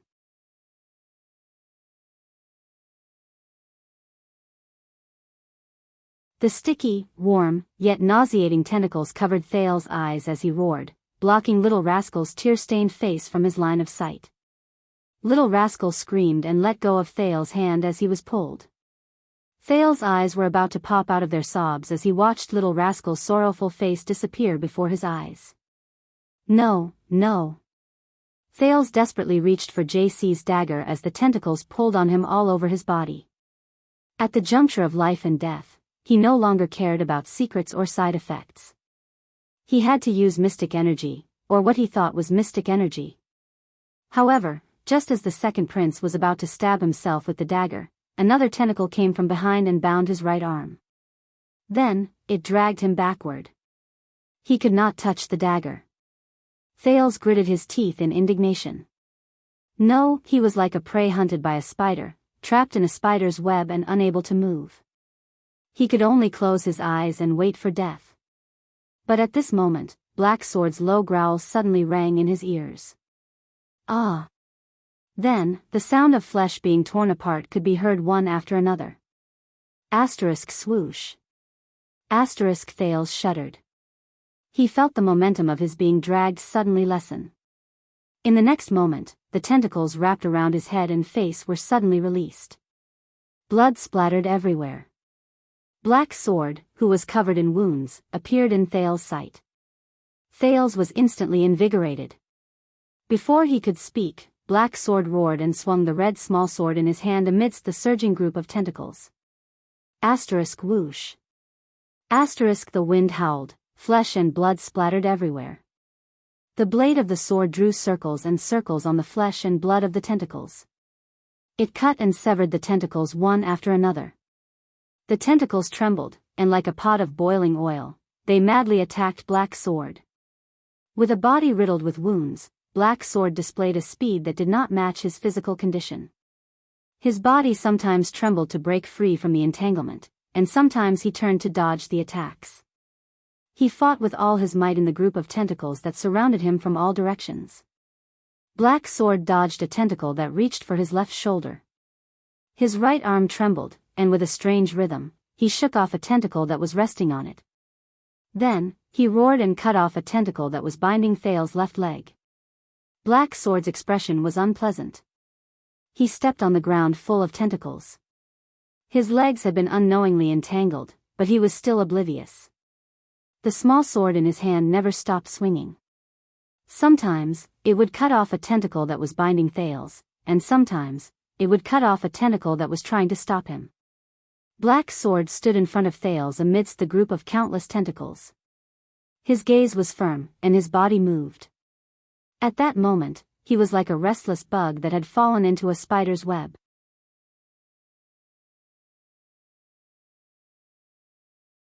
He was stubborn and unyielding, struggling with all his might and trembling incessantly. Thales watched the scene in a daze. "Hold on to me!" Black Sword roared. His left arm, which was wrapped in a thick cloth and had a thick bloodstain on it, grabbed Thales' shoulder in a death grip. Then, he swung the small sword again and instantly cut off 3 tentacles that were binding Thales. Rip. The next moment, Black Sword's expression was fierce. Like pulling a carrot, he forcefully pulled Thales out from the mass of tentacles. Thales hugged Black Sword's arm tightly and coughed continuously. Black Sword swung with great force and threw Thales out of the tentacle's range. Thales rolled on the ground and panted rapidly. A few tentacles wanted to follow Thales, but they were mercilessly cut off by Black Sword before his eyes. As for Black Sword himself, he was increasingly entangled by the tentacles. Thales did not even have the time to catch his breath. He quickly turned around and saw Black Sword, who was almost drowned in the tentacles, struggling bitterly after saving Thales with a burst of power. Thales instinctively wanted to crawl backwards, but when he raised his head and saw Black Sword's gaze, he could not help but stop in his tracks. That man was still fighting ceaselessly in the mass of tentacles. This sword. Why isn't it working? Black Sword looked at the red small sword in his hand and roared, "These things haven't disappeared." Thales, who had just escaped death, felt mentally and physically exhausted. He propped himself up on the floor and listened to the sizzling sound of the tentacles behind him. The helpless expression on Little Rascal's face when she was finally dragged away appeared in his eyes. He could only feel an unbearable resentment in his heart. How could this be? He gritted his teeth and roared back without thinking, "How the F***ck would I know? I was holding it just now, Anne." As soon as the words left his mouth, both of them shuddered. Thales understood something. A tentacle seized the opportunity to wrap itself around Black Sword's neck, causing him to tremble all over. At the critical moment, Black Sword did not swing his sword again. Almost drowned in the tentacles, he gave Thales a deep look. "Little fella." Black Sword suddenly raised his voice. Thales panted and tried his best to stand up. A few tentacles had already bypassed Black Sword and were in front of Thales. However, in the next moment, Thales saw Black Sword move his arm, causing the wind to whistle. A black shadow spun and pounced towards the prince's face. Thales subconsciously narrowed his eyes. He could not help but raise his right hand to protect his head and face. However, the black shadow made a perfect turn and accurately fell into Thales' right palm, which he had just raised. The Prince of Constellation subconsciously clenched his fist and felt a weight on his hand. Thales bent his knees.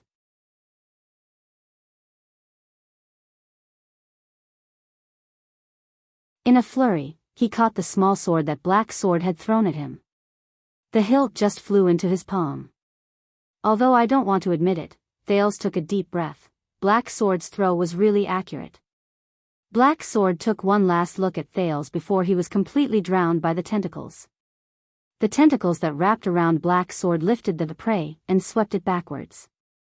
Thales breathed in a daze, but he knew what he was going to do. Please. He gritted his teeth and brandished the small sword. Stepping on the ruins and snow, he ran forward. Hurry up and give it to me, make it work. Ah, in the next moment, Thales roared with all his might, as if that would calm him down. He swung the small sword at the tentacles that were pouncing towards him. One of the tentacles touched Thales' face, causing him to feel numb. The other tentacle reached for his hands and made an unpleasant sizzling sound.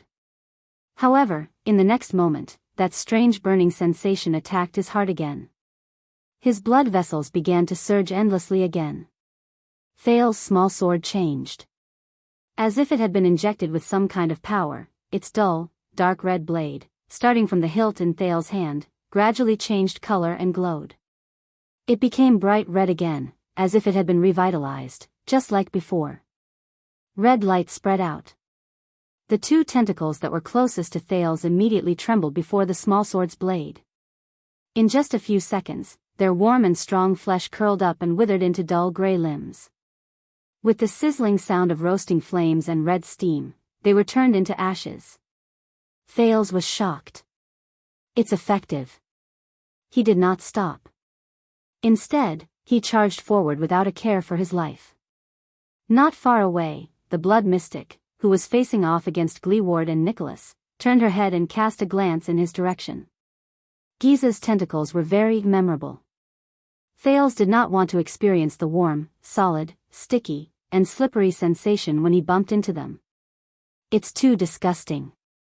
But this time, Thales only lowered his head, raised his small sword, and charged forward with all his might. Surprisingly, Thales did not run into any substantial obstacles that could stop him for more than a few seconds, even though the group of tentacles looked so terrifying. Thales stared at the ground, not letting the surging tentacles in front of him affect his vision. With just one breath, he continued to run. His entire body crashed into the mass of tentacles that wrapped around the black sword in a disorderly manner. The wall of flesh and blood formed by the tentacles crumbled the moment he touched it. Ashes fell continuously in front of him. If he was entangled by a tentacle, Thales would subconsciously lean the blade against that spot. In just a few seconds, the tentacles would tremble slightly, then loosen and turn into ashes. Like ripples on the surface of a lake, the tentacles trembled, retreated, and dispersed in front of him.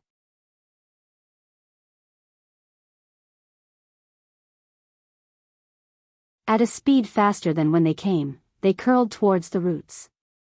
But Thales still did not care. He just raised his sword and charged forward. The next second, he felt the ground beneath his feet become empty. Thales panicked and fell to the ground. But he did not fall. Asterisk thud. Asterisk a dull thud was heard. Thales felt a pain in his head. He felt as if he had crashed into a thick wall. Something caught him just in time. Enough. Black Sword's cold voice rang in Thales' ears. Thales shuddered and only then did he raise his head. Freed from his predicament, Black Sword's expression was unpleasant. He grabbed Thales' wrist tightly and held the red small sword in front of his neck. That's enough, Black Sword said coldly and let go of Thales' arm along with the small sword. Thales, who was still in a state of shock, finally found his breath. Having survived the disaster, he looked around. He saw the tentacles retreating in defeat. They curled back in a sparse and sporadic manner, either withered on the spot or disappeared into the darkness. It was as if nothing had happened. The only thing missing was a person's figure. Thales ran 2 steps forward in a daze. He saw nothing but corpses and withered tentacles all over the ground. It's too late. Black Sword's sharp eyes stared into the darkness in the distance. His voice was a little weak. We can't catch up. Thales' heart trembled.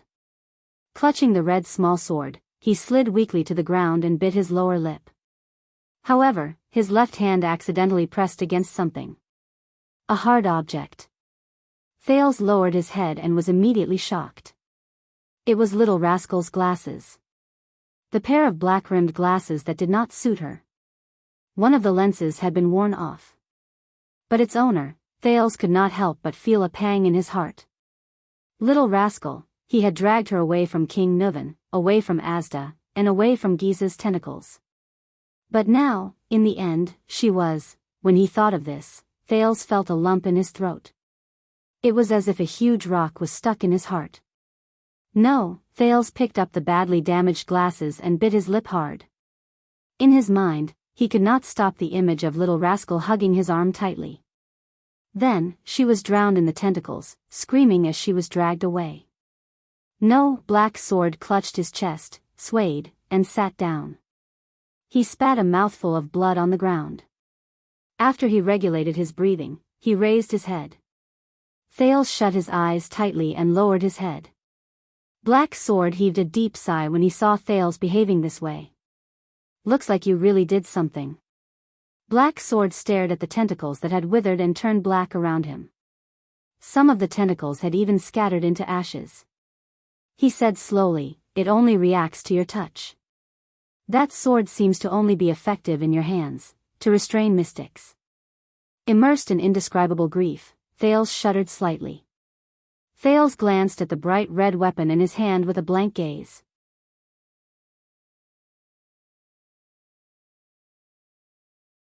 "Do you have anything to explain?" Black Sword shook his head and put away his previous expression as he calmly asked. Thales furrowed his brows. He stared at Black Sword with a mixture of resentment and annoyance. Why is he still concerned about this? Thales was silent for a moment before he spoke.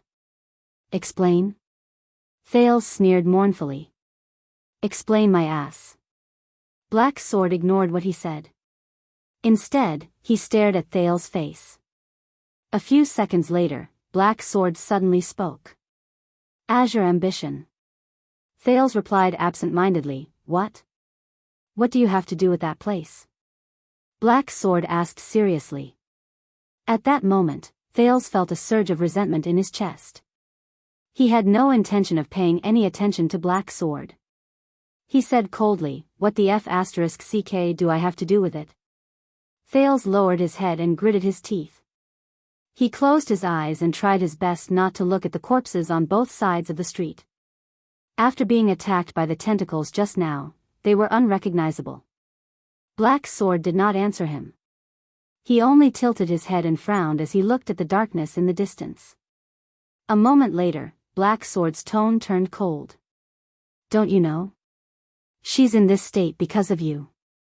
Thales trembled and raised his head. His eyes flickered as he looked at Black Sword. "Everyone here, including Ramon, thousands of people, died because of you. You should know this very well," Black Sword said indifferently. "How do you feel?" Thales breathed without realizing it. His eyes were empty and lifeless. "This is the disaster brought about by those monsters," Black Sword said flatly.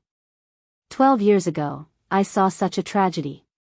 Corpses were strewn all over the place, countless ruins, companions who were snatched away, innocent people involved, and the monsters' indifferent and hateful gazes, as though no one was around. To those monsters, we're just worms that can think and talk. Compared to their goal, even if it's an extremely ridiculous goal, we're not worth mentioning." Thales gritted his teeth and narrowed his eyes. "What are you hinting at?" "The mystics destroyed the entire city. You and I have to take responsibility for it." Black Sword let out a long sigh. The injuries on his body seemed to have healed a lot. "So, we have to do something, even if it's for the sake of the girl beside you, isn't that right?" Thales pinched the black-rimmed glasses in his hand and regulated his breathing. "You need my help," Thales said with certainty. Black Sword nodded slowly. "This sword can only be effective in your hands." Black Sword stared into Thales' eyes. "Since we've already obtained this weapon, we have to do something." "So, yes, I need your help," Black Sword repeated his words. "What do you want to do?" Thales' breathing became erratic. His voice was a little hollow. This time, Black Sword stared at him for a long time before he slowly spoke.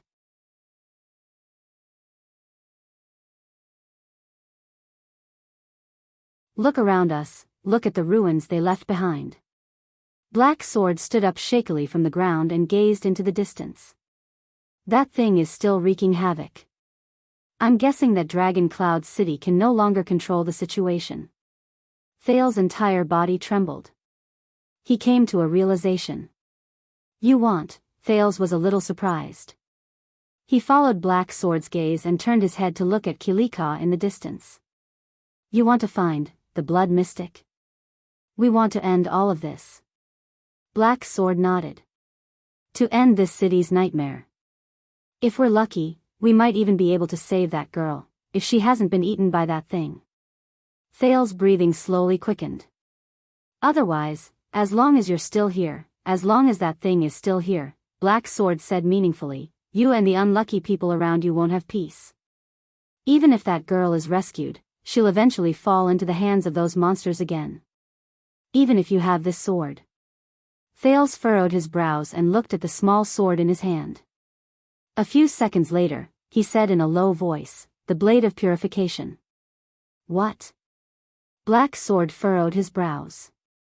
Thales stared at the sword in his hand and its blood-red blade. A resolute look flashed in his eyes. The name of this sword is the blade of purification. Black Sword looked at him and suddenly laughed. You really do know something. Not much more than you do, Thales said emotionlessly, his eyes lifeless. So, little guy, what's your decision? Black Sword did not continue the topic. He looked at the young prince with a forceful gaze. As the youngest wielder of the legendary anti-mystic equipment in history, Thales took a deep breath. He stared at the blade of purification in his hand. Only the howling cold wind and the faint sizzling sound of the Hydra remained in his ears. Asda's profound gaze appeared before his eyes. Giza's sweet and gentle smile. Little Rascal's tearful expression. The screams of the Northland residents fleeing for their lives rang in his ears. In that instant, Thales' gaze became resolute. All right, I'll go with you, but before he could finish, Black Sword suddenly said, by the way, let me remind you. Thales was stunned. Excessive use of the legendary anti-mystic equipment will put a huge burden on the body, Black Sword said calmly. If you can't control its power, it'll be dangerous. Hearing that, Thales was slightly stunned. He lowered his head and scrutinized the blade of purification in his hand again. Under the moonlight, its blood-red blade looked so bright and dazzling. Dangerous, he said in a daze. Especially for those who have not reached supreme class, they can't guarantee absolute control of the legendary anti-mystic equipment. Black Sword's voice continued to ring. And you better think it through. Black Sword's words were extremely cold. Thales frowned heavily. In that instant, he suddenly thought of Gilbert, Yodel, and Gines.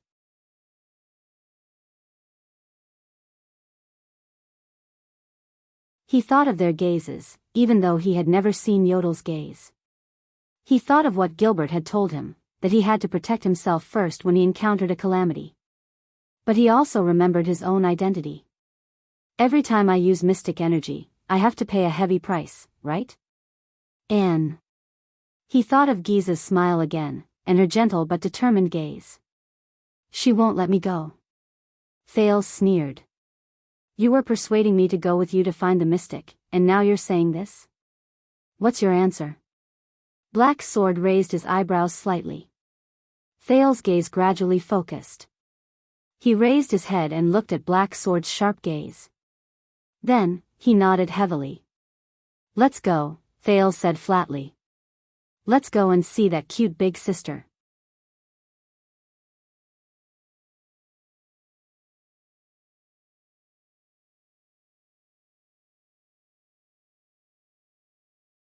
Chapter 177. Black Sword stared at Thales' determined face for a very long time. Not bad. Finally, Black Sword nodded slowly and flashed a very ordinary smile. You are indeed a jade star. At that moment, Thales was shocked and his eyes widened. He tightened his grip on the blade of purification in his hand. You, Black Sword shook his head with a faint smile. Ah, if I still can't guess your identity at this moment, how can I talk about finding a mystic? Prince Thales. The next moment, Black Sword picked him up with his right arm. Hold your sword. Black Sword said coldly. He quickly jumped onto a half-collapsed roof in Kilika's direction and leaped away. In his astonishment, Thales felt the wind whistling past his ears. He knew his identity. Thales could not help but recall King Nuvan and Asda's words. The mercenary leader's skills are strange, carrying a strange long sword, the map of Renaissance Palace. You're the assassin who killed the crown prince, aren't you? Thales' heart pounded. What would he do? But there was no turning back. An earth-shattering explosion came from afar. It was as if Kilika was angry. What should we do? Thales only reacted after a long while.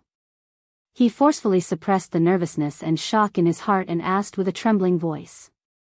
What should we do? Black Sword held him in his arms with his uninjured right arm. His feet did not stop and he continued to advance with his weakened body. The blood mystic. The second prince frowned. That person. I saw it with my own eyes. She can't be sealed by the legendary anti-mystic equipment. If we can't seal her, if we have to fight her face to face with those strange abilities, Thales could not suppress the worry in his heart. Of course there is a way, Black Sword said with certainty.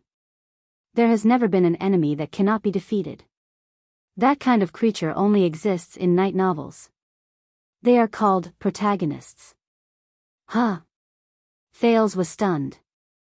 What way? First of all, Black Sword nimbly turned and avoided a tentacle that vaguely appeared in front of him. You have to change your mind. Thales was slightly stunned. Change my mind? You think you're weak, don't you? Black Sword lowered his head and allowed his voice to travel with the wind into Thales' ears. Do you think that your chances of winning against that person are very small? Thales opened his mouth, sucked in a mouthful of cold air, and spoke with a trembling voice. Isn't that the case? Thales hugged the blade of purification tightly in his arms and said in a rather dejected manner, I'm very weak. Facing an enemy like that, other than you, not to mention me, even a transcendent magus would be insignificant. When Black Sword heard that, he sneered without a doubt. Actually, I'm far from finished what I said to Asda just now. Black Sword's tone suddenly became a little solemn. Now, listen to me. Black Sword paused and stopped in front of a low wall.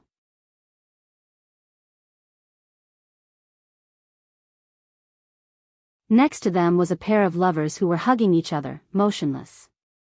No, little fellow. Black Sword's tone was extremely cold. The sound of a house collapsing came from afar. The battle seemed to be very intense. Under Black Sword's murderous gaze, Thales suddenly felt inexplicably nervous. He said resolutely and decisively, You're not weak at all. This time, when he heard Black Sword's unquestionable tone, Thales was truly stunned.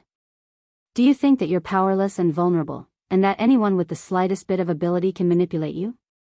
Black Sword lowered his voice and hid behind the low wall with Thales, listening to the sizzling sound that came from nearby. Then why are you still standing here? Thales was a little speechless. I'm lucky. I'm occasionally a little clever. I can bluff my way through every time. Black Sword's eyes narrowed into slits, but the light that shone from them was unprecedentedly threatening.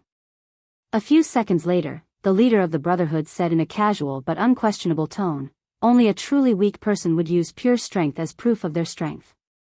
Thales' eyebrows twitched. For a truly powerful person, strength is but a decoration. True strength does not lie in how many heavy axes you can swing, how fast you can stab with your sword, how sturdy your bow is, or how accurate your blade is. When he saw Thales frown, Black Sword only paused for a moment before he continued expressionlessly, In fact, it does not lie in how many tens of thousands of soldiers you can command, or how many sturdy cities you can break. I've seen famed supreme-class elites die in humiliation in a beggar's sack. I've also seen powerful suzerains fall hopelessly under their servants' axes. Black Sword's pupils narrowed, and his words were cold and threatening. I've also seen an insufferably arrogant mystic being frightened by a frail and sickly girl, panicking and at a loss for what to do. Thales took a deep breath and raised his head. His eyebrows were tightly furrowed as he whispered, Supreme class, suzerains, and even mystics. Those are just coincidences. Under very rare circumstances, coupled with some impossible luck, they only have the chance to die in the hands of the weak. However, as Thales spoke, his voice slowly became weaker. He stared at Black Sword, who was shaking his head slowly. You're right. The ordinary-looking man exhaled. Coincidences, circumstances, luck, opportunities, and so on. When all of these are added together, they are the key to determining the difference between the strong and the weak, the superior and inferior, and the difference between victory and defeat. Thales widened his eyes, slightly startled. You mean, the corners of Black Sword's lips curled up slightly, as though he was looking at a mischievous student. A truly powerful person views all the factors that determine victory and defeat as their own strength.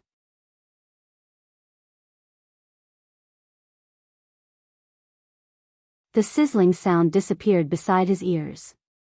In the next moment, Black Sword's figure rose from the ground again. Thales shut his eyes tightly, feeling the frost and snow blowing against his face. But Black Sword's words still reached his ears without missing a single word. They were clear and unmistakable.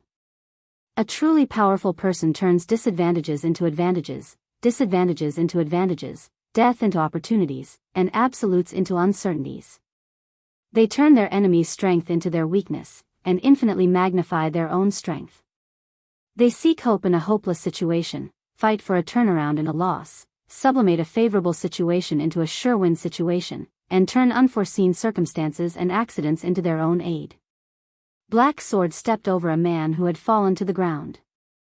The dead man's face still showed signs of suffocation. They turned into an alley that was missing half of its entrance. The sounds of intense battle ahead were getting closer. As the cold wind blew against his face, Thales could not help but say, but Black Sword did not allow him to interrupt. Instead, he continued. They unfold a chessboard in the vast world, using all living beings as chess pieces and everything in the world as chess pieces. They turn a seemingly simple duel into a supreme game of chess to determine the outcome of the battle. Black Sword took a deep breath and looked up at the sky. These people turn what the enemy relies on into what they own, and regard factors including the enemy, themselves, the situation, and luck as bargaining chips. These people who grasp everything in their hands, take the world into their hearts, and see the entire situation, only they are qualified to be called. Black Sword lowered his head. The profound meaning in his eyes made Thales subconsciously freeze, and he quietly listened to him finish. A true powerhouse. Kilika's sizzling sound could be heard clearly, and it was even getting closer. There was a moment of silence between the two of them. Only the snow that scraped against their faces reminded them of their situation. Thales slowly opened his mouth. After gritting his teeth and hesitating for a while, he finally spoke. But Thales revealed a bitter smile, which made him look rather haggard. For a mystic who breaks the rules, no matter what kind of scheme or how many factors are considered, their effects are limited. You're wrong again, Black Sword said with a cold expression. Black Sword made a sharp turn and held Thales in his arms. With a slide shovel, he slid across a dry and frozen ditch. The action was a little rushed, and Thales only felt dizzy. Even those who seem to have unparalleled power, who can destroy cities and countries with a wave of their hands, who are invincible in the world, and who are even immortal, at this point, Black Sword seemed to intentionally look around at the ruins around him.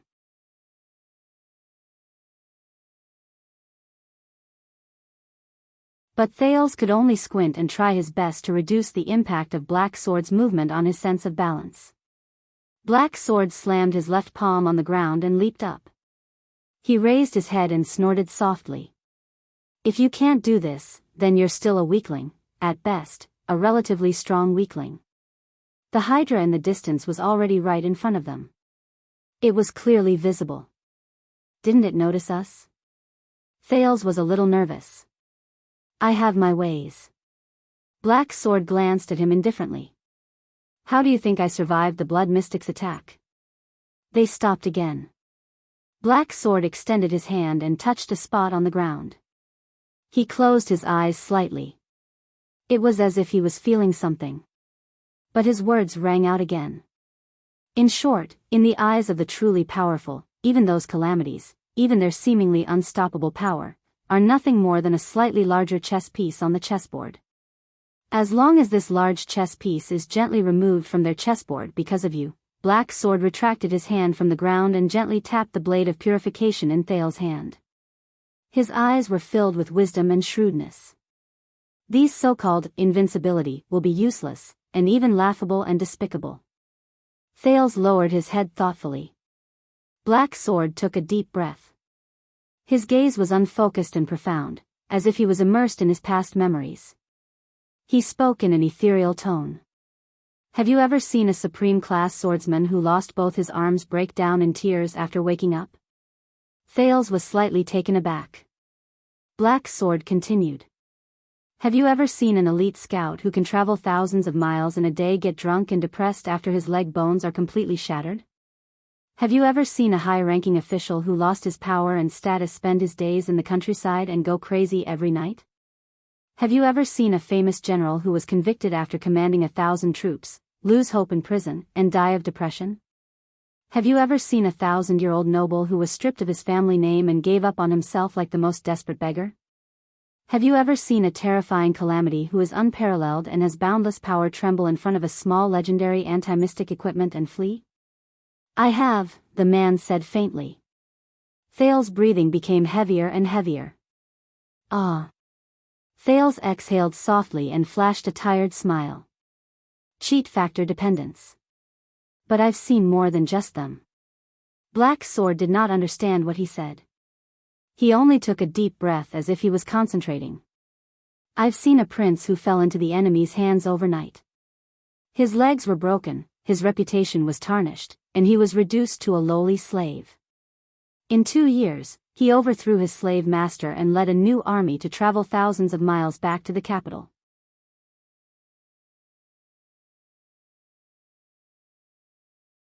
I've seen a weak woman who has been deprived of all her strength, but she is able to maneuver among the malicious enemies like a gust of wind. She is able to kill people without leaving a trace and destroy an army in an instant with her sweet laughter and graceful gestures, as well as her eloquence and eloquence. Thales did not speak. Black Sword frowned slightly and pressed his palm on the ground in another direction. Black Sword's keen senses gave him invaluable information about the battlefield. Someone was confronting and dealing with the blood mystic. 2 of them. Based on this situation, it's highly likely that they have a legendary anti-mystic equipment. Good chance. But it's not the best chance. I have to wait patiently. That's a true powerhouse. Black Sword, who was distracted, came back to his senses and nodded slowly, as if he had confirmed that the path ahead was safe. The existence of this kind of person is free from the shackles of all power, authority, and status. No matter where they are, they can shine. Even the smallest ant can shake the supreme gods. Thales frowned slowly. Are you also this kind of person? Black Sword fell silent. No. The man's tone was low. I can only be considered as one of the people who strives to catch up to them. But you, young man. You have this kind of potential. Black Sword turned his gaze. His gaze was like a blade that cut through Thales' face. Your performance on the cliff surprised me. Thales widened his eyes. You have fewer chess pieces than everyone else, but you try your best to seize all useful and useless factors.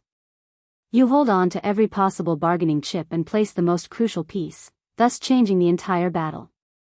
Young man, just based on those few points just now, you are stronger than most people in this world. Black Sword observed the scene in the distance. Kilika's figure was already right in front of him. You're a powerful person. You were able to find a way to escape from that adversity just now and stand firm.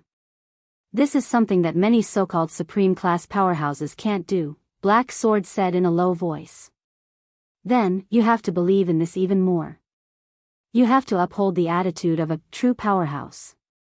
Thales revealed a doubtful expression. That was your plan on the cliff, the second prince defended himself. From the initial probing attack to holding me hostage to find an opportunity, I even suspect that you accepted my suggestion in the end. Throwing me off the cliff was also part of your plan. Don't forget that you prepared the climbing rope beforehand. Don't comfort me when you talk about the crucial piece and whatnot. Thales pursed his lips. Black Sword's expression froze. I'm doing this to encourage you. Black Sword's expression was unpleasant as he coughed softly. And, don't interrupt. Thales flashed a sheepish smile. Black Sword heaved a sigh.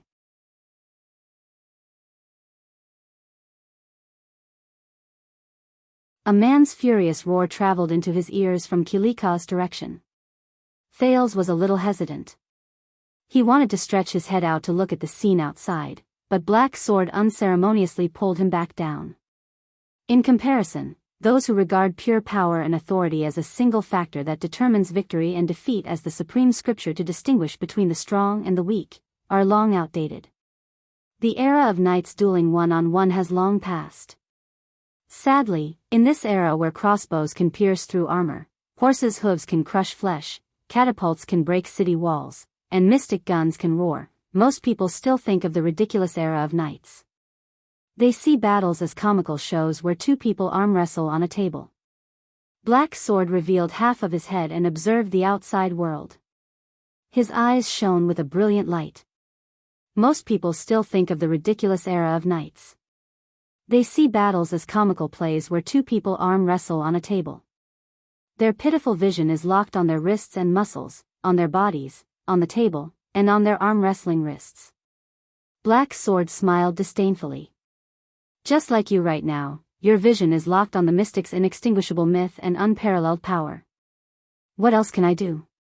Thales retorted, a little unconvinced. It's not as simple as a big chess piece. It's a big chess piece that can smash through the chessboard. Then work harder. Black Sword cut him off coldly. Let it smash through the chessboard and into the ground. Thales was a little stunned. Is he quibbling? Remember, from what I see, you are not a weakling. Black Sword lowered his head. His tone was very serious and frightening. Never have the doubt that I'm not strong enough. That's for the weak. How did the humans defeat the ancient orcs when they were at an absolute disadvantage? How did they win the battle of eradication? Black Sword's eyes shone with unprecedented determination. Isn't it clear enough? Thales stared blankly into Black Sword's eyes, those determined, cold, but extremely clear eyes. Northland military sword style. Thales said subconsciously. Black Sword's expression changed. What? I remember now. Earlier on the cliff of the sky, when you charged towards Asda, it was the Northland military sword style. Thales narrowed his eyes. The sword style used to defend against the ancient orcs. He quickly raised his head and looked at Black Sword. Why are you telling me this? Black Sword stared at him. The corners of his mouth slowly curled into an ugly smile. First of all, I won't bring along a burden, Black Sword said flatly. Especially a burden who has the potential to be powerful, but is full of the awareness of a weakling, and only knows how to try his luck at a critical moment. This kind of person is the most troublesome. Thales raised his eyebrows in resignation, but he was a little anxious. What are they waiting for?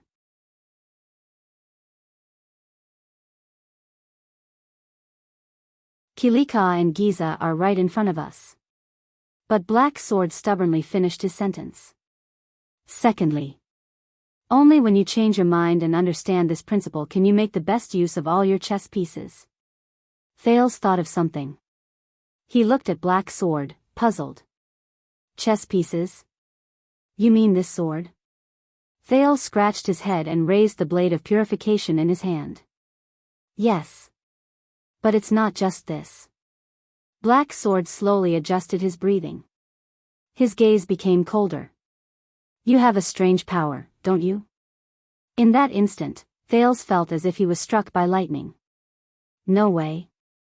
Strange power?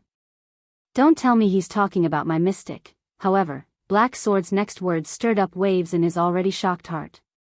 It's that power that allowed you to see Asda's air wall, see through its essence, and even warn me. Black Sword's words were like a heavy hammer, pounding on Thales' heart. It even allows you to see further, run faster, have more strength, and have more acute reflexes. Power? Thales stared at Black Sword in a daze. Not mystic energy? Wait a minute, it's that fluctuation? How did he know? It's because of that power that you were able to dodge that tentacle just now, Black Sword said coldly. Thales opened his mouth wide and could not close it for a long time. The silence lasted for a few seconds. You mean? Thales could hear his heart beating faster and his blood surging. He could not help but frown. That power, that's the power of eradication. Black Sword answered his doubt straightforwardly. It's an extremely rare power of eradication. The sin of Hell's River. Thales widened his eyes. His pupils kept shifting between focusing and unfocused. Power of eradication? Hell's River. Hell's River, although I don't know how you obtained it at such a young age. Black Sword took a deep breath and furrowed his brows, as if he was a little disappointed, but there's no doubt that it's one of your most powerful chess pieces. It can even decide the outcome of the battle. Sin of Hell's River? After a long while, Thales came to his senses and said absent-mindedly, "What the hell is this name?" "I didn't say that its name is nice." Black Sword stared at his expression, as if he wanted to see flowers blossoming on his face. "It just needs to be useful." "That's enough." "Useful?" Thales raised his head and tried hard to adjust his chaotic thoughts. He remembered the first time the fluctuation surged in the birch tree forest. He also remembered the moment when he first saw those strange fluctuations on Ramon's body in Broken Dragon Fortress. "I don't even know what that is." Thales frowned. "Do you?" Sparse rumbling sounds came from behind the low wall. A few seconds passed. Under the moonlight, Black Sword's ordinary face actually looked a little frightening at that moment. In that moment, Thales vaguely felt that Black Sword's expression was a little lonely and sorrowful.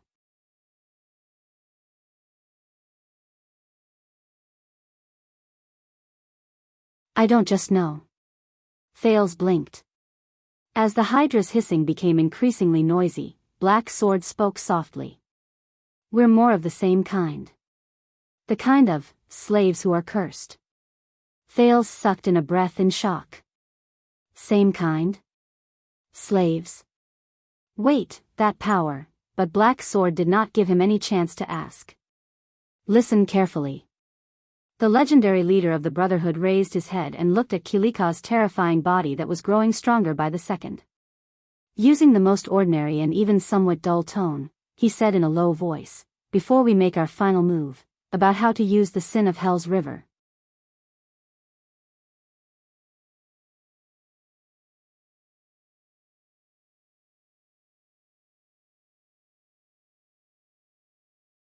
Chapter 178. At 6 a.m, in the center of Shield District in Dragon Cloud City, the moon had already set in the west.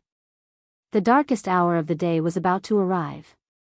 The Hydra, Kilika, seemed to be very excited. Its gigantic body emitted a chilling sound of flesh rubbing against each other. It could not help but make people think of the scene of someone grinding pork with a millstone. It waved its limbs and tentacles in a frenzy, continuously releasing wave after wave of people to surround Nicholas and Gleeward. The two Supreme-class elites, who held legendary anti-mystic equipment, fought with all their might in the crowd controlled by the mystic and advanced with all their might. With great willpower, the two of them endured the cries and screams of the residents as they killed their way through a layer of the crowd. With great difficulty, they managed to get closer to the mystic. However, the girl with a bright smile only shook her head slightly.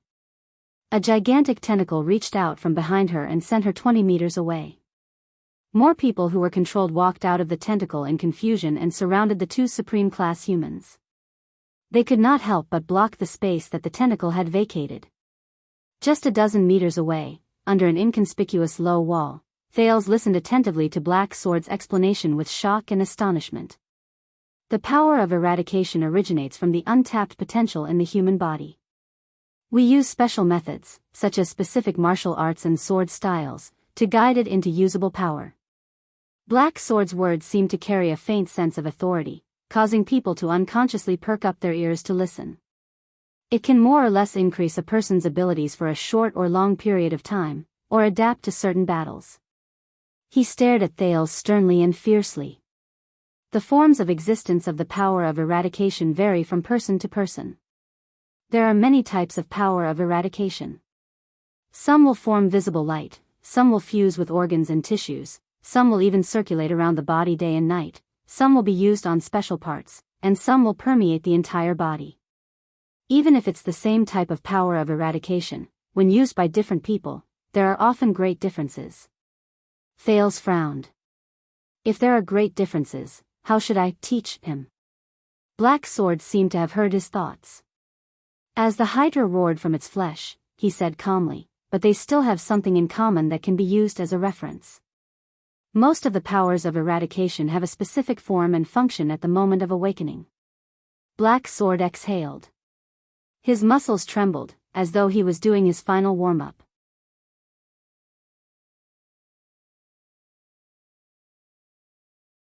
He said, for example, the glory of the stars, which greatly increases nerve excitement and human endurance, the thawing of glaciers, which continuously increases one's resistance to pressure and senses, the Pegasus music, which maximizes the resonance with the external environment, and the death of the sword, which instantly breaks the human body's self-protection mechanism. The people who awaken these powers of eradication will naturally form biases and habits based on the specific forms of their powers of eradication. When Thales blinked, Black Sword changed the topic. But the sin of Hell's River is different. Black Sword's expression turned cold. It is one of the least recorded powers of eradication. Based on my and some of my predecessors' experiences, it comes from the most unbelievable potential of life, Black Sword said slowly. Survival. Thales' heart tightened. He remembered the encounter in the birch tree forest. Serena strangled him in midair. So, the sin of Hell's River exists to prolong a dying life. Black Sword inhaled slowly and adjusted his breathing. It is a final struggle at all costs. He gave the prince a profound look. This is also the prerequisite for us to awaken the sin of Hell's River. It awakens at the moment of death, and it will stimulate all the essence of life. Because of this, it is different from most powers of eradication. The sin of Hell's River does not have a specific form. In other words, it can exist in any form, and be effective. Thales' pupils shrank. Any form of existence for the powers of eradication? Thales' pupils shrank. Any form? He somewhat understood what Black Sword meant. That's right. Black Sword smiled and nodded. He looked at Kilika in the distance. That's right. The sin of Hell's River, Black Sword narrowed his eyes. It's the omnipotent powers of eradication. While the two of them spoke, Nicholas and Gleeward were struggling to hold on. We can't go on like this. With a cold expression, Nicholas chopped off a woman's head with the severing soul's blade. Her terrified gaze before she died made the battle-hardened warrior's chest feel heavy. Then, he faced the next old man with a dazed expression. With the legendary anti-mystic equipment, we won't have to worry about protecting ourselves. Nicholas gently swung his slightly sore arm. He glanced at the corpses around them and could not help but frown. But in the end, we will be exhausted to death. The Star Killer glanced at Gleeward, who had a crazed expression and whose eyes were filled with rage. Or, Gleeward will have a mental breakdown after he reaches his limit.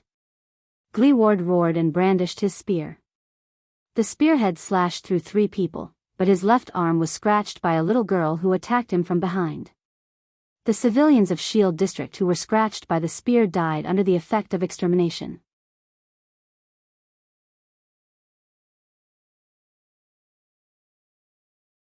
Gleeward tried his best not to look at their expressions before they died, but his entire body was trembling violently. Do you have any way to break through? Gleeward gritted his teeth and took a step back.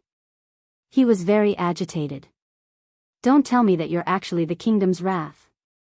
We can't break through. Nicholas stared at the girl standing in front of the Hydra and drew a blade. But we can make it so that she can't retreat. Gleeward's expression changed. In the next moment, the Star Killer's aura changed. 2 patches of red appeared on Nicholas' pale face. He retracted his arm and stopped attacking the densely packed crowd in front of him. He stroked the severing soul's blade with his finger. In an instant, with a loud crack, the severing soul's blade, which had 2 curved sections, broke into 2 halves from the protruding part of the blade's spine. The blood mystic raised her eyebrows as she watched all of this. She instinctively felt that something was wrong, and the blood-red stripes on her face shuddered. The cut on the blade seemed to be very regular. The Star Killer held the broken blade in one hand and the remaining half of the severing soul's blade in the other. He revealed a mysterious smile. "World break, begin," he said softly. In the next second, Nicholas moved. The power of eradication in his body began to tremble. He turned his body sideways and squeezed past the 3 civilians controlled by the mystic in front of him with unbelievable movements. As they screamed involuntarily, he tapped the ground lightly, stepped on their shoulders, and leaped into the air. If Ida was here, she would immediately recognize that this was the same movement Nicholas displayed when they first met. It was the kind of footwork that allowed him to weave through the crowd perfectly, yet it was impossible to dodge. Giza's expression changed slightly. Immediately, a few controlled civilians bent their knees and jumped like monsters, pouncing towards Nicholas in the air. But at that moment, Gleeward's Soul Slayer Pike drew a circle in the air, which was rarely seen. Shik. Bearing the injuries on his shoulders and back from the encirclement, Gleeward roared and swept away all the civilians who tried to stop Nicholas, turning them into lifeless corpses. Nicholas leaped into the air without any hindrance. In that second, he cast a profound glance at Giza in the distance. Separated by dozens of densely packed people, the Star Killer shook his arm. The broken blade let out a whooshing sound in the air as it sliced through the air and went straight for the mystic's face. Giza's expression changed drastically. Amid the piercing sound of the wind, she cautiously extended 2 tentacles from her body, struck the ground, and pushed herself backwards. Thud. The blade stabbed into the ground, only a few meters away from the blood mystic. Nicholas' expression did not change.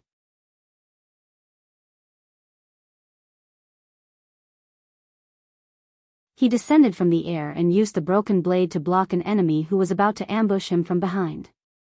Giza narrowed her eyes and stared at the broken blade on the ground. She did not say a word. However, a second later, Nicholas swung the blade lightly.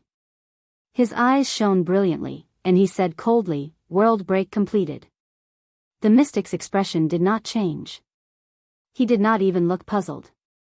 But at that moment, Nicholas suddenly let out the most emotional roar he had since the start of the battle. "Charge!" As if he had received a supreme order, Gleeward opened his mouth and brandished the trembling pike with a ferocious expression. He pierced through the 2 innocent enemies in front of him and charged forward with tears in his eyes. War! As Gleeward roared, Nicholas did not show any signs of weakness. The half-broken blade in his hand shone with a glint so bright that it was difficult to see with the naked eye. In an instant, he slit the neck of a wailing teenager and charged towards the mystic. There's only one chance. Break through. In the blood mystic's eyes, the 2 supreme-class mystic charged forward without caring about the cost, injuries, and defense. The dense crowd of dozens of people was crushed by their charge. Giza tilted her head slightly. More people walked out of the tentacles and surrounded the vanguard. However, Nicholas and Gleeward's charge did not stop. Both of them had scratches and cuts all over their bodies, but they burst forth with their most ferocious forms and charged at the mystic at the same time. They were getting closer and closer to the mystic. In the end, Giza still closed her eyes. Soon, Kilika stretched out a giant tentacle from behind her, grabbed her waist, and swept her backwards. But an accident happened at that moment. The mystic on the tentacles retreated no more than 10 meters. The blade of the severing soul's blade that was stabbed into the ground suddenly shone brightly. The broken blade shone with the most dazzling yellow light. The tentacles that protected Giza continued to drag her backwards, but a yellow light that was identical to the one on the blade suddenly appeared behind Giza. Giza's expression changed. The tentacles were still retreating, but Giza seemed to be held back by an invisible hand from behind. She was forced to a stop in front of a barrier formed by the yellow light. No matter how hard the tentacles tried, they could not drag Giza out of the area of the yellow light. It was as if it had been stuck by something. Giza raised her head abruptly and looked at the broken blade of the severing soul's blade on the ground in front of her. It's that broken blade. There's something wrong with it. Giza did not have much time to think, because in an instant, the two Supreme Class elites broke through the densely packed crowd. Covered in blood, they charged fiercely towards the mystic, who could not retreat even a single inch.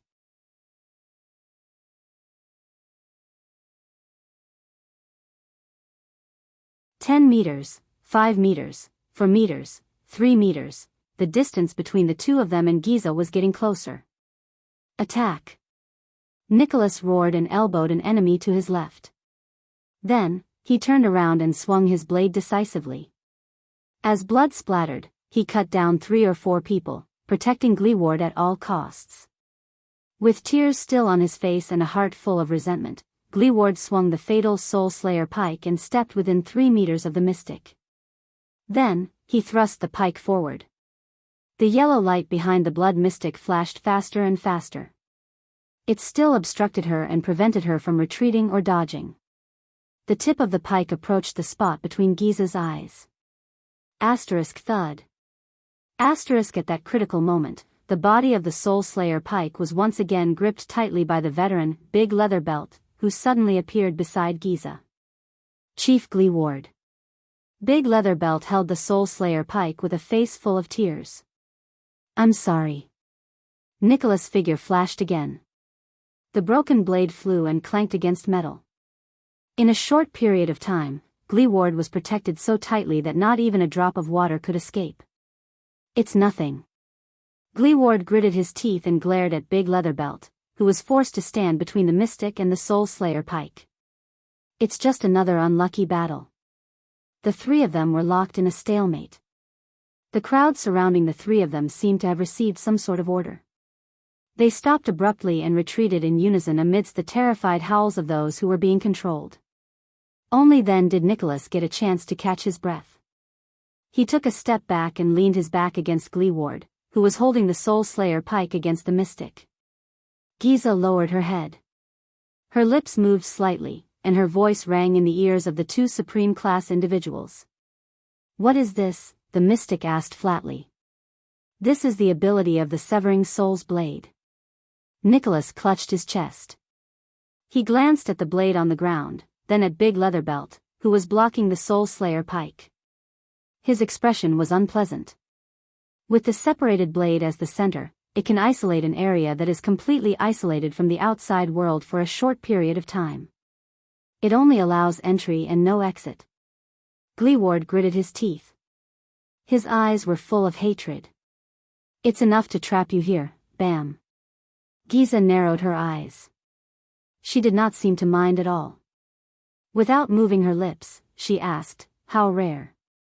It's another equipment I've never seen before. This ability has a terrible name.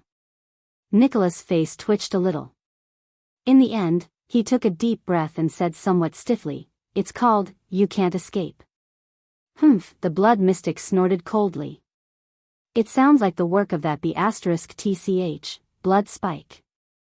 Nicholas looked at the crowd around him warily. Without batting an eyelid, he nudged his companion behind him.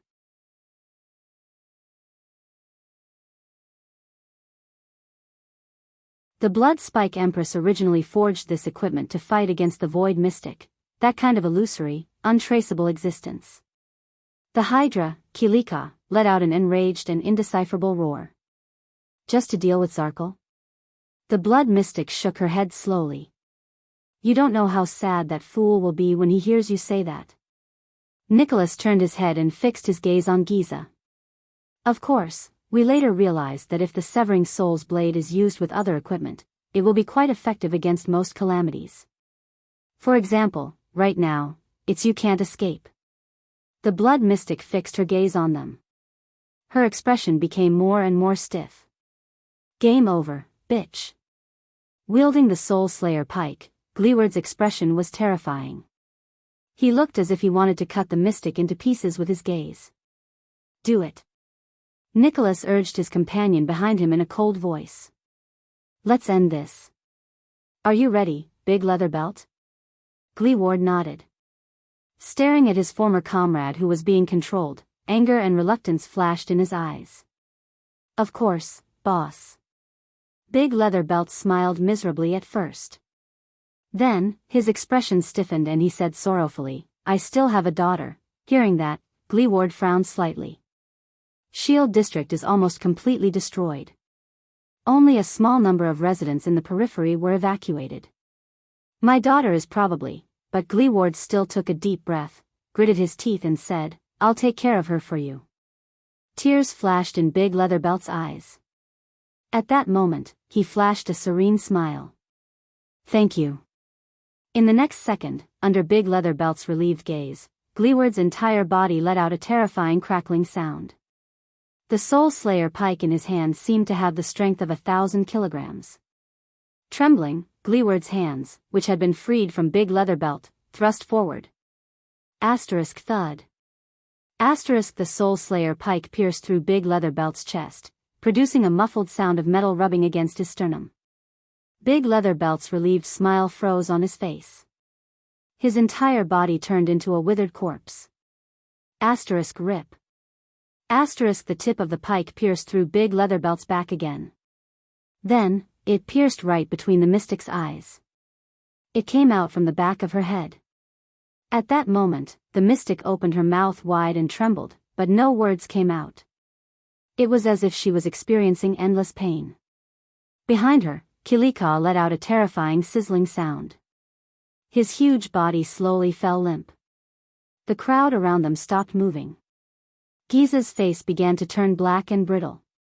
Like cracked, dead wood, pieces fell off. Nicholas exhaled.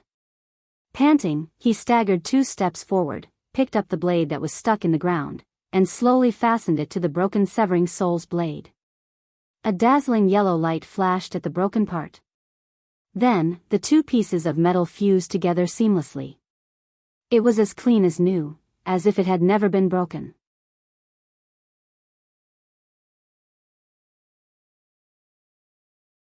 Gleeward closed his eyes. Leaning on the ground with the pike, he knelt down on one knee in exhaustion. It's over. Nicholas turned around and looked at the tottering hydra. Wait! Gleeward's violent roar rang in the air. Nicholas immediately cast him a surprised and bewildered gaze. What? The Soul Slayer pike is still vibrating. The lame veteran opened his mouth in disbelief. He stared at Giza, who was shattering like broken pottery. With all his might, he pulled the pike out. This isn't her. Gleeward roared in grief and indignation. It's not that bitch. Nicholas was instantly shocked. Under their shocked gazes, the shards on Giza's face fell off piece by piece, revealing a pretty but lifeless gray face. Once the mystic's appearance was stripped away, an innocent girl appeared before their eyes. This is just a civilian. Gleeward roared at the top of his lungs. The battle-hardened Nicholas' expression was cold. He spread his arms like lightning and turned to the crowd around him. But it was too late. Countless people instantly moved and pounced on Nicholas, who had just relaxed. They drowned him in the crowd. In the next moment, a tentacle was quietly flung out from the crowd and reached him in an instant. Asterisk bang. Asterisk unable to react in time, Gleeward was struck by the tentacle. Under the boundless force, the lame veteran flew more than 10 meters away.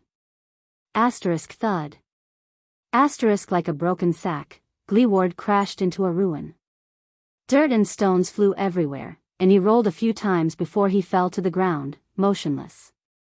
He seemed to have lost consciousness.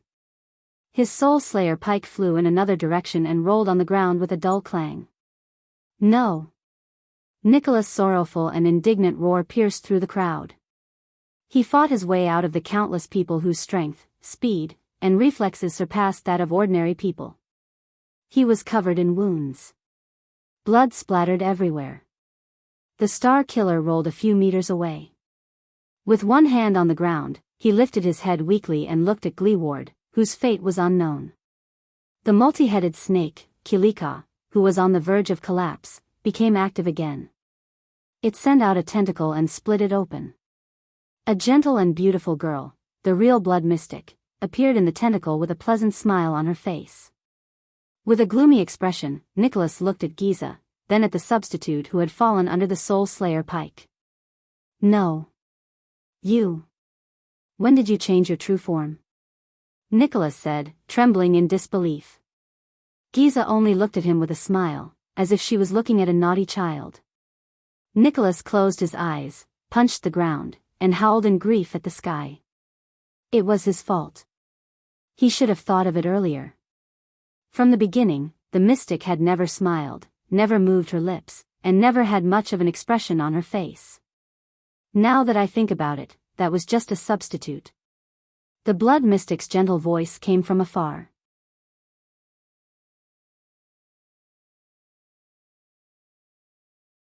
Look, it's not that difficult to change a person's appearance with a bit of dead skin tissue, right?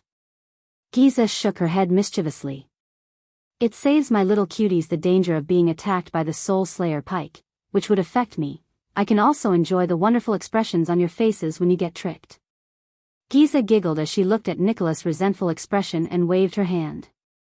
And I only need to stand in a straight line with the substitute. Even the Soul Slayer pike, which can locate mystics, can't tell whether it's a substitute or the real one. The Soul Slayer pike is out. The mystic narrowed her eyes and looked at Gleeward in the distance. Listen up, this is a lesson from the bitch. At that moment, Giza's expression became extremely cold. Never let your guard down at any moment. In the next moment, countless tentacles and the controlled crowd pounced on the unconscious Gleeward and the injured Nicholas like a raging flood that broke through a dam. They covered the sky and the earth, and they blotted out the sky and the moon. In the end, the two controllers of the legendary anti-mystic equipment were defeated by the mystic. Nicholas gritted his teeth. The hand that held the blade trembled in anger. He staggered to his feet and looked at the enemies attacking him from all directions. He lifted the blade helplessly. The blade sliced through a tentacle and turned it into ashes. The hilt knocked away a wailing child who pounced on him like a hunting eagle. Goodbye, Gleeward. Nicholas felt the blood trickling down his forehead and thought in despair. We failed. But at that moment, the blood mystic's expression suddenly changed. She turned her head abruptly and looked in another direction. There, Kilika's two giant tentacles trembled at the same time. Then, they turned into ashes simultaneously. Giza narrowed her eyes. The legendary anti-mystic equipment? The third one? Soon, the mystic saw the figure who attacked her. It's you? Giza's eyebrows twitched. It was her old acquaintance. Black Sword's figure appeared vaguely in the middle of the tentacle's encirclement. He was less than 20 meters away from her. But wherever he went, the blood mystic's creations of flesh and blood were all reduced to ashes. Remember. Black Sword charged towards Giza with an indomitable will. He whispered to Thales, who held the blade of purification in his arms, we only have one chance. It's time. Thales took a deep breath. His gaze was firm as he nodded slowly. You're tuning into the Romantic Tales YouTube channel. Don't forget to subscribe and join us on this journey to catch the most captivating stories.